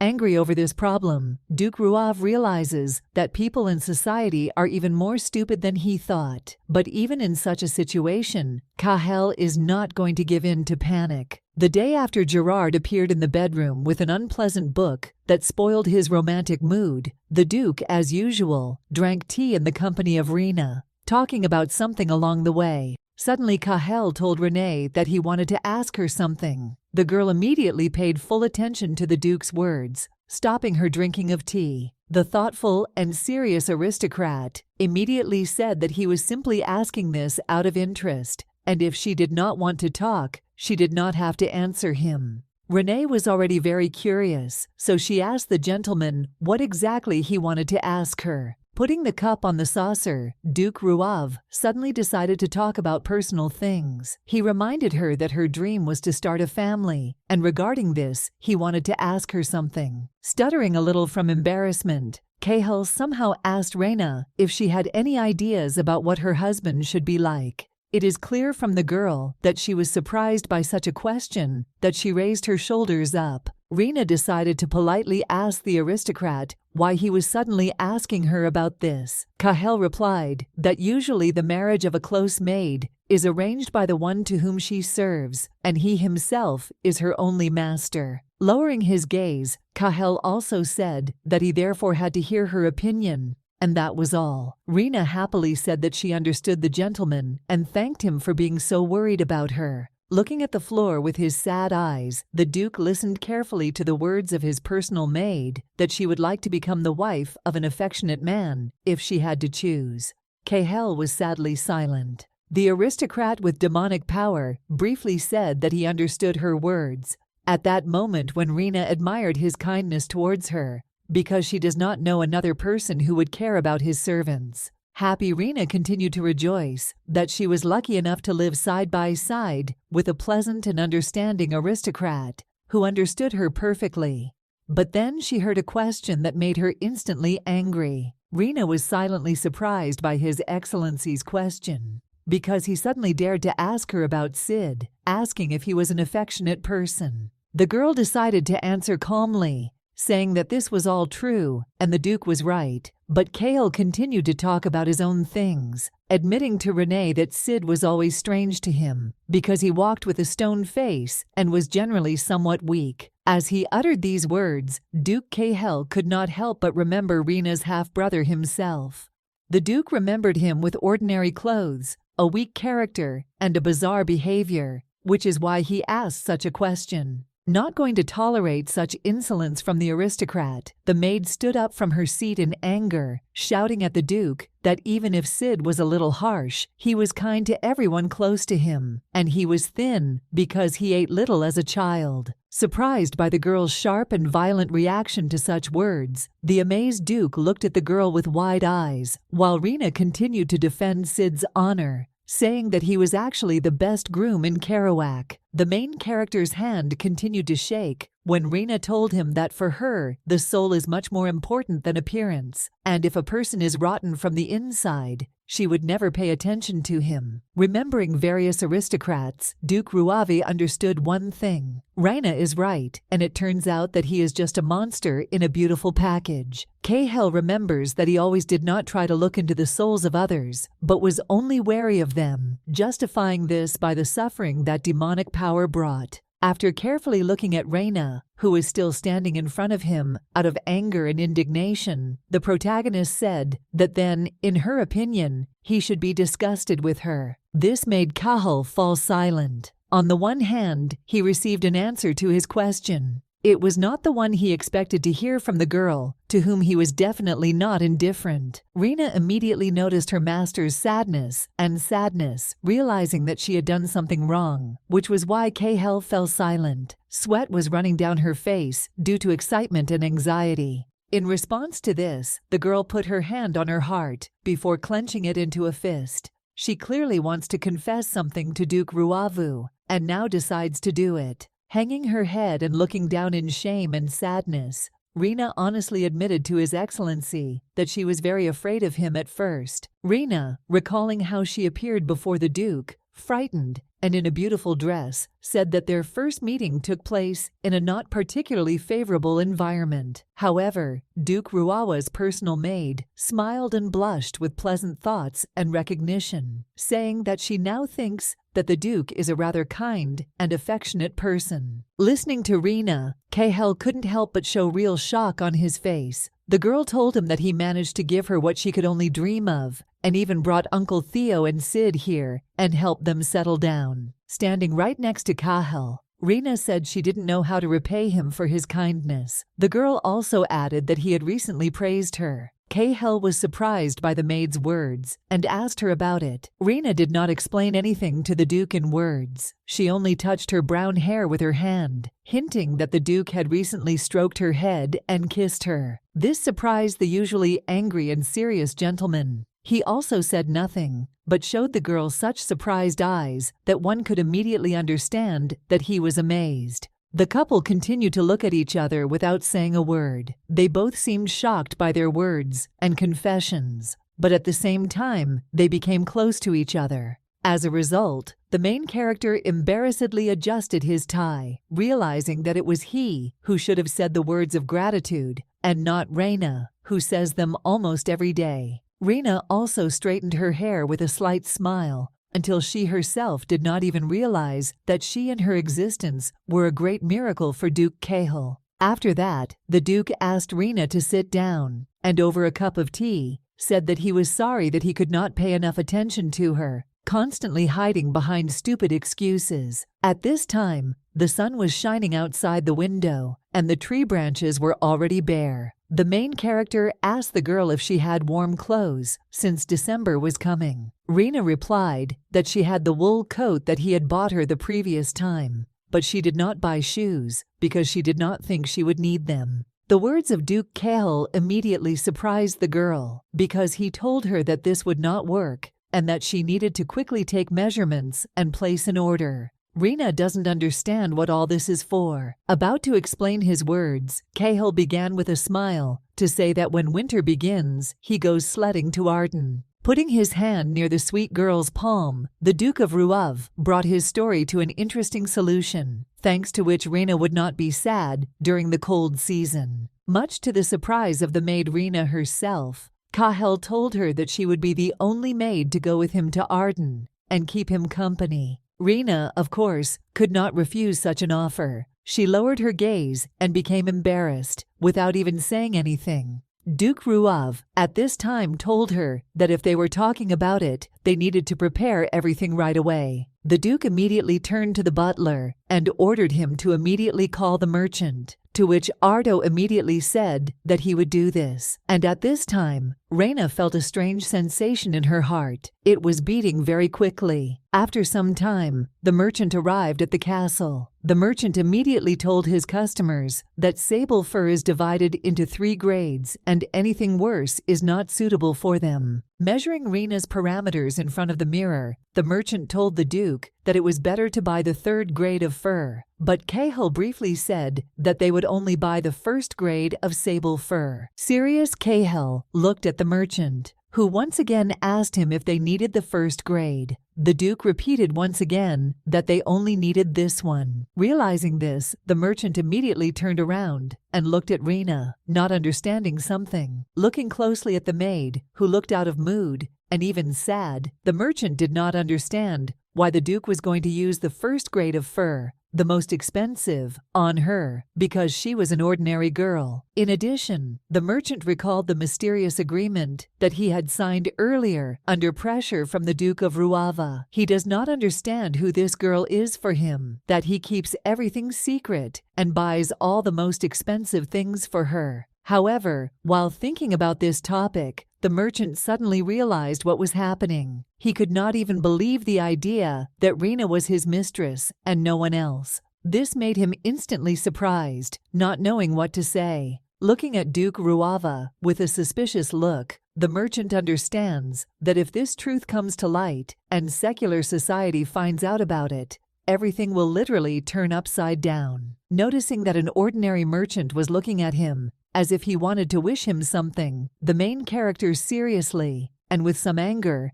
asked him if he wanted to tell him something. This made the merchant afraid. Meanwhile, Raina was interested in the Duke and looked at various fur products, asking Kahel if he would take fur shoes that were also of high quality. The hero of the Manhwa replied that of course yes. Besides all this, Kahel said that they would also take a hat with a coat and a hood, along with muff gloves, which, according to the aristocrat, would also be useful to them. The merchant carefully wrote down everything so as not to forget His Excellency's wishes. The Duke also said that everything should be ready as quickly as possible, and if funds are needed, he will provide them. In response to this, the merchant nodded happily, saying that he would take care of his order first. After receiving the order, the merchant immediately left the castle, loudly closing the door behind him and leaving Raina and Kahel alone. Confused by the fact that the Duke had bought a lot of different and high-quality clothes for her, the maid approached Kahel and asked him if he had ordered too much for her. The main character replied that, on the contrary, they were running out of time, and that's why he ordered everything in one copy. But Raina continued to talk about her own things, telling Kahel that the fur was very expensive and of high quality. This made the Duke smile without saying anything. Turning to the girl with a smile, Kahel asked young Raina if she was now worried about his condition, that is, money. The maid replied that this was not true at all, and she simply meant that for an ordinary maid, all this might seem too expensive. However, to this, the Duke told Renee that she should get used to the fact that she should get everything she deserves. This made the girl think and look at the aristocrat with puzzlement. To explain his position to Renee, Kahel said that the Ruave family is one of the families of the defenders of the empire, and their duchy is practically like a country. So in the eyes of other people, he looks like a king,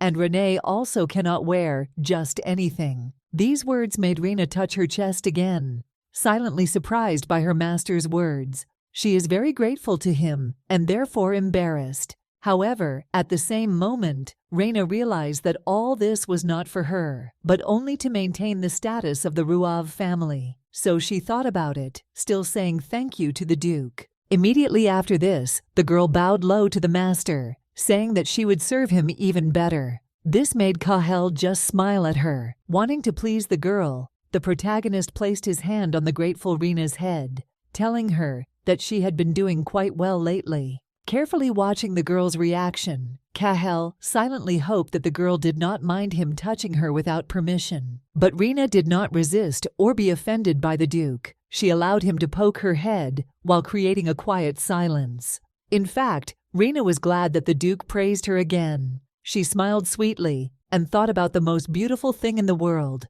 because for her, it is really very important. This is exactly what the main character noticed. Just a fleeting smile from Raina made the Duke again, surprised by her beauty and emotions, without taking his eyes off her. He feels something awakening in his soul. Without trying to control his emotions, Cahel reached out to her not with one hand, but with two. It seems that he wanted to take her cheeks, but quickly changed his mind, which surprised and confused Raina. It turns out that the Duke actually wanted to kiss her forehead again. This time he was closer to her, and the kiss was more affectionate and telling, which shocked the girl.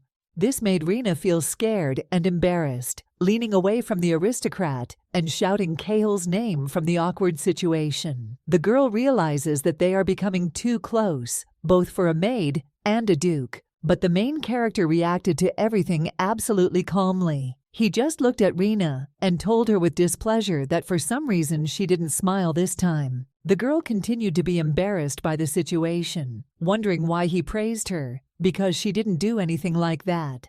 Raina decided that it was time for her to leave urgently, which she told the calm Cahel. However, Duke Ruave still tried to tell her something before leaving, but Raina did not hear him, even embarrassed to look up at him out of shame. She just once again bowed low and quickly to her master, hinting that she was grateful to him for everything, already planning to leave him alone out of her own embarrassment. Immediately after that, she left, while the Duke just silently watched her beautiful dress and hair. On the one hand, he, of course, did not want her to leave, but he cannot keep her here by force.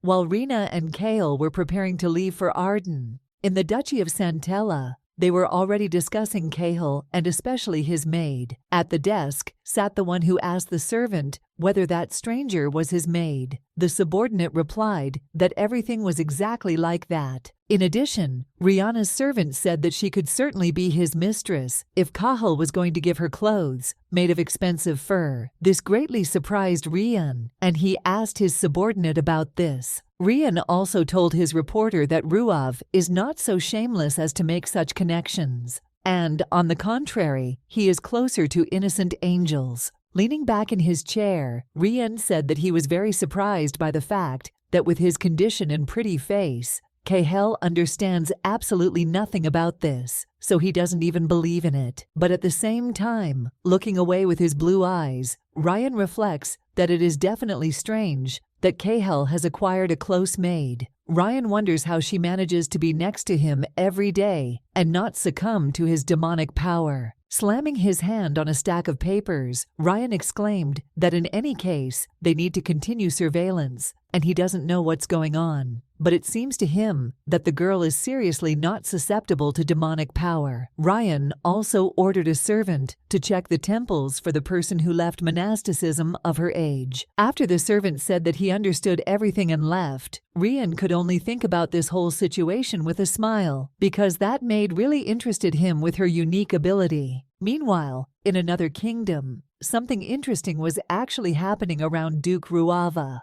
There were a lot of decorations and beautiful fabrics in the room. Marquee Ronyak told Cahel that they would now prepare such outfits. Cahel did not take his eyes off the blue and expensive fabric, telling his colleague that he was very impressed by it, although there was little emotion on his face, which was not surprising. Saying something to the Marquis, who had been standing behind him all this time, the Duke of Cahel emphasized that Her Majesty would definitely like this. In response to this, Ronyak said that Madame Louise responded the same way yesterday, even promising to invest so that the quality would not decline. Hearing the word about the mysterious woman, the main character turned to the Marquis Ronyak, as if he knew who Madame Louise really was. It turns out that the mysterious Madame Louise is the queen herself, who has secretly visited another kingdom to check on how well Rognac's fashion business is going. Smiling at his interlocutor, the Marquis Rognac admitted that he was a little surprised that she turned out to be the same Madame Louise that he constantly heard about from everyone. Touching in his hand one element of an exquisite dress on a mannequin, the Marquis of Rognac also said that the queen must have many secrets if she could come all the way and get all the way here. He says he admires such a woman. Also, the Marquis, remembering all the aristocrats and their images that he once saw, admitted that the aristocrats of Logos are very progressive people with distinctive features. But because of the young Mrs. Riedel, all the diversity in fashion collapsed. Shaking his head and looking at one of the chic outfits, the Marquis said that everyone has only their own inherent beauty. So why does everyone deify only one member of society? The Marquis says that he simply feels sorry for the queen, because all she can do is watch everything that happens. Also, looking back at Cahill, Marquis said that on top of all this, Riedel Santella, as expected, is trying to destroy their fashion business. The main character thought deeply about this, while his colleague continued to talk about how a person like Riedel, who has an angelic face and appearance, can do such disgusting things. Only after hearing this name, familiar from childhood, did Cahill plunge into his thoughts, recalling some events from his unforgettable and interesting childhood, where Riedel was also present. One clear day, when they were still children, Rian and Riedel were playing in the garden, where there was a table with various objects and flowers. One sweet little girl, with a sweet voice and long blonde hair, said, "Hi," to another little boy. Little Riedel, together with her brother, who was holding yellow tulips in his hands, called Cahill to her, wanting to meet him and play some games. Cahill was glad that they were paying attention to him. A slight blush appeared on his cheeks because he was a little embarrassed, looking at Riedel and Rian with his red but kind, childish eyes. The boy, of course, sat down with Rian and Riedel, after which they, having met, asked each other about what they would play, what games they liked, and whether they would play with a ball. Some time after Riedel, Rian and Cahill got to know each other better and became closer. While little Cahill was learning to write, his father came up and admitted that the Ruoff and Santella families could not be friends. According to Demian Ruoff, their families work equally for the good of the kingdom, but they are each other's enemies. It seems that Cahill did not understand the words of his father, who was actually telling the truth. He did not understand why they should not be friends, although they have the same social status, and they have never quarreled. Demian Ruoff looked at his son, and most likely was also saddened by this situation. He looked at him sadly, saying that he didn't want him to get hurt by them by simply trusting another family. Placing his hand on his son's shoulder, Demian sadly advised Cahill to remember his words, and he should be especially careful with Duke Leonardo Santella. The little boy, who just wanted to be friends and enjoy fun with other children, at that moment looked at his dad and did not understand his words because he was still too young and stupid. But having taken the place of his father and learned how families actually interact with each other and what their relationship is, Cahill realized that his communication with the Santella family had to be completely different. Cahill remembers the events that happened earlier when he appeared at Santella Castle and called Riedel by name. Hearing a familiar voice, Riedel instantly turned back, truly surprised by the presence in her mansion of a familiar person whom she had not seen for a long time. Riedel decided to joyfully run up to Cahill, who appeared at her house, asking him if he had come to talk to her like in the good old days when they were still strong friends. But the Duke of Ruoff was not going to greet his old friend nicely. He seriously said that he had come to talk with her about her childhood, and he was wondering why she did this to him. The words of Duke Ruoff dawned on the fair-haired girl. Goosebumps seemed to run through her, from which she became frightened in an instant, surprised that Cahill knew about everything. The Duke said that he knew that she had acquired the famous atelier and had gotten her hands on all the latest dress designs. Recalling what beautiful dresses were in that atelier, Cahill even mentioned that, in addition, this workshop supplies clothes to his palace, and this is a direct insult to the royal family. Trying to play in front of Cahel as a girl who is not worth any insidious plans and is not trying to stop him, Riedel replied that she was shocked at how the main character could think about this because she simply decided to pay for the outfits that she would buy in the future. Turning away from her interlocutor, Riedel explained her actions by saying that she was simply showing mercy, since recently the atelier had suffered huge losses due to those who ordered outfits and then did not pay for them. The girl also said that she was very unpleasant to hear this from her friend, Duke Ruava. However, Duke Cahel remained serious in his words and actions. He looked at Riedel with his angry gaze, telling her to stop joking immediately. The main character pierced his enemy with sharp eyes, while Riedel herself, like a real actress, was embarrassed by the accusations in her direction. As if she had nothing to do with this at all, Cahel warned that she would not be able to stand in the way of the Ruav family.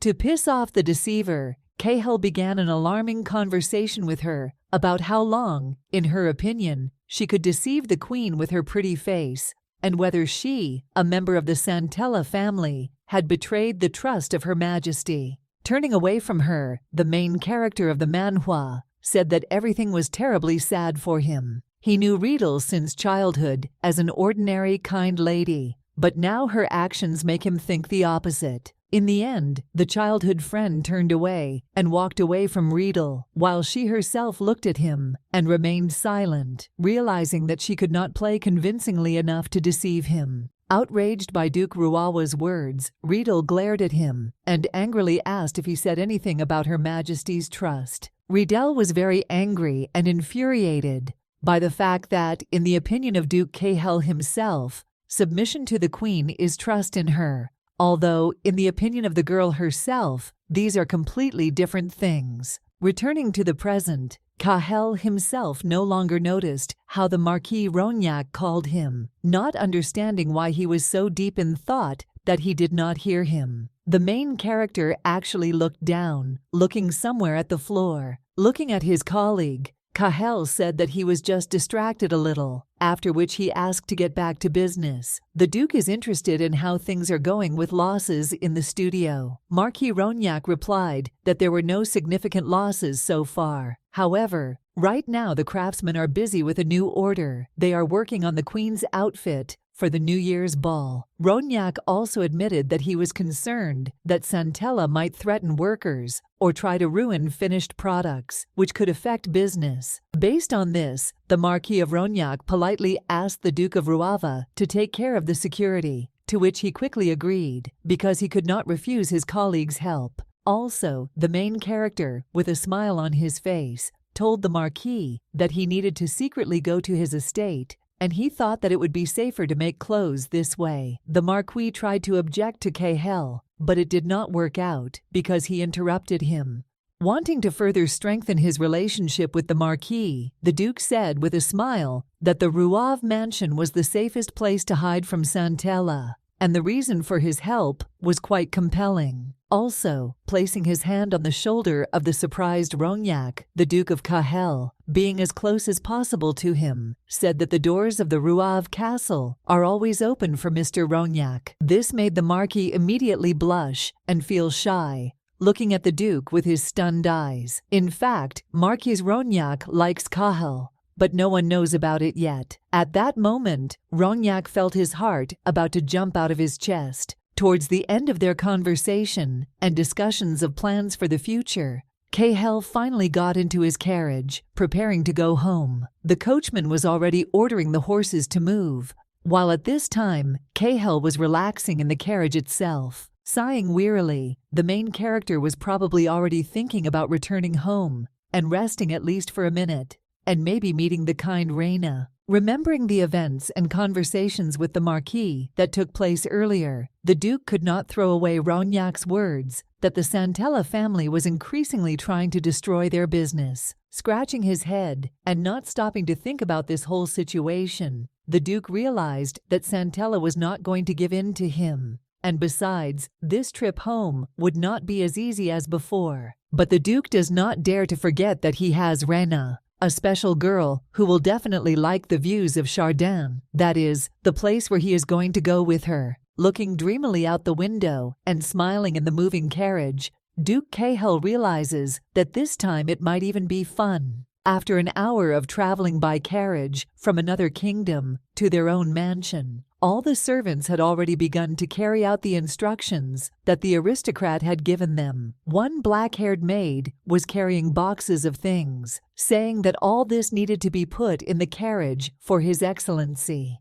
And the guard hurried everyone, saying that they needed to be more alive because they were moving out soon. Raina, dressed in warm olive clothes, was also near the carriage and was preparing to ride with the Duke, until at that moment the maid called her, asking her to help her check His Excellency's things. In response to this, Raina quickly turned to her work colleague, saying with a smile that she would come over and do everything she asked of her. When absolutely all the necessary things were put into boxes and loaded into the carriage, the butler decided to remind Renee not to forget that she was traveling with His Excellency in order to serve him, and she should not forget about her duties. Happy and joyful from all the events, Raina calmly answered Ardo that she would under no circumstances forget about this and would do everything that was required of her.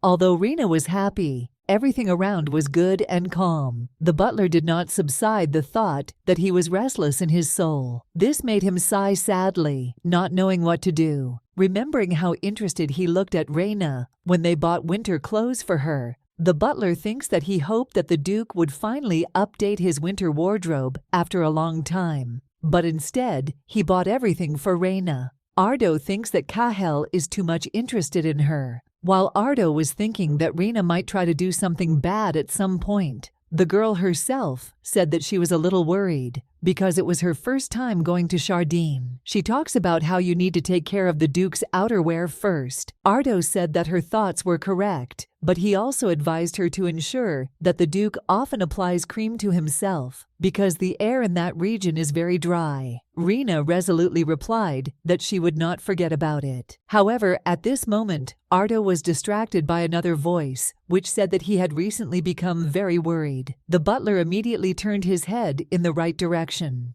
A smiling Cahill appeared in front of Raina and Ardo, dressed in dark furs and warm clothes. He still wore the kalia around his neck, which was also adorned with a brooch with a blue stone.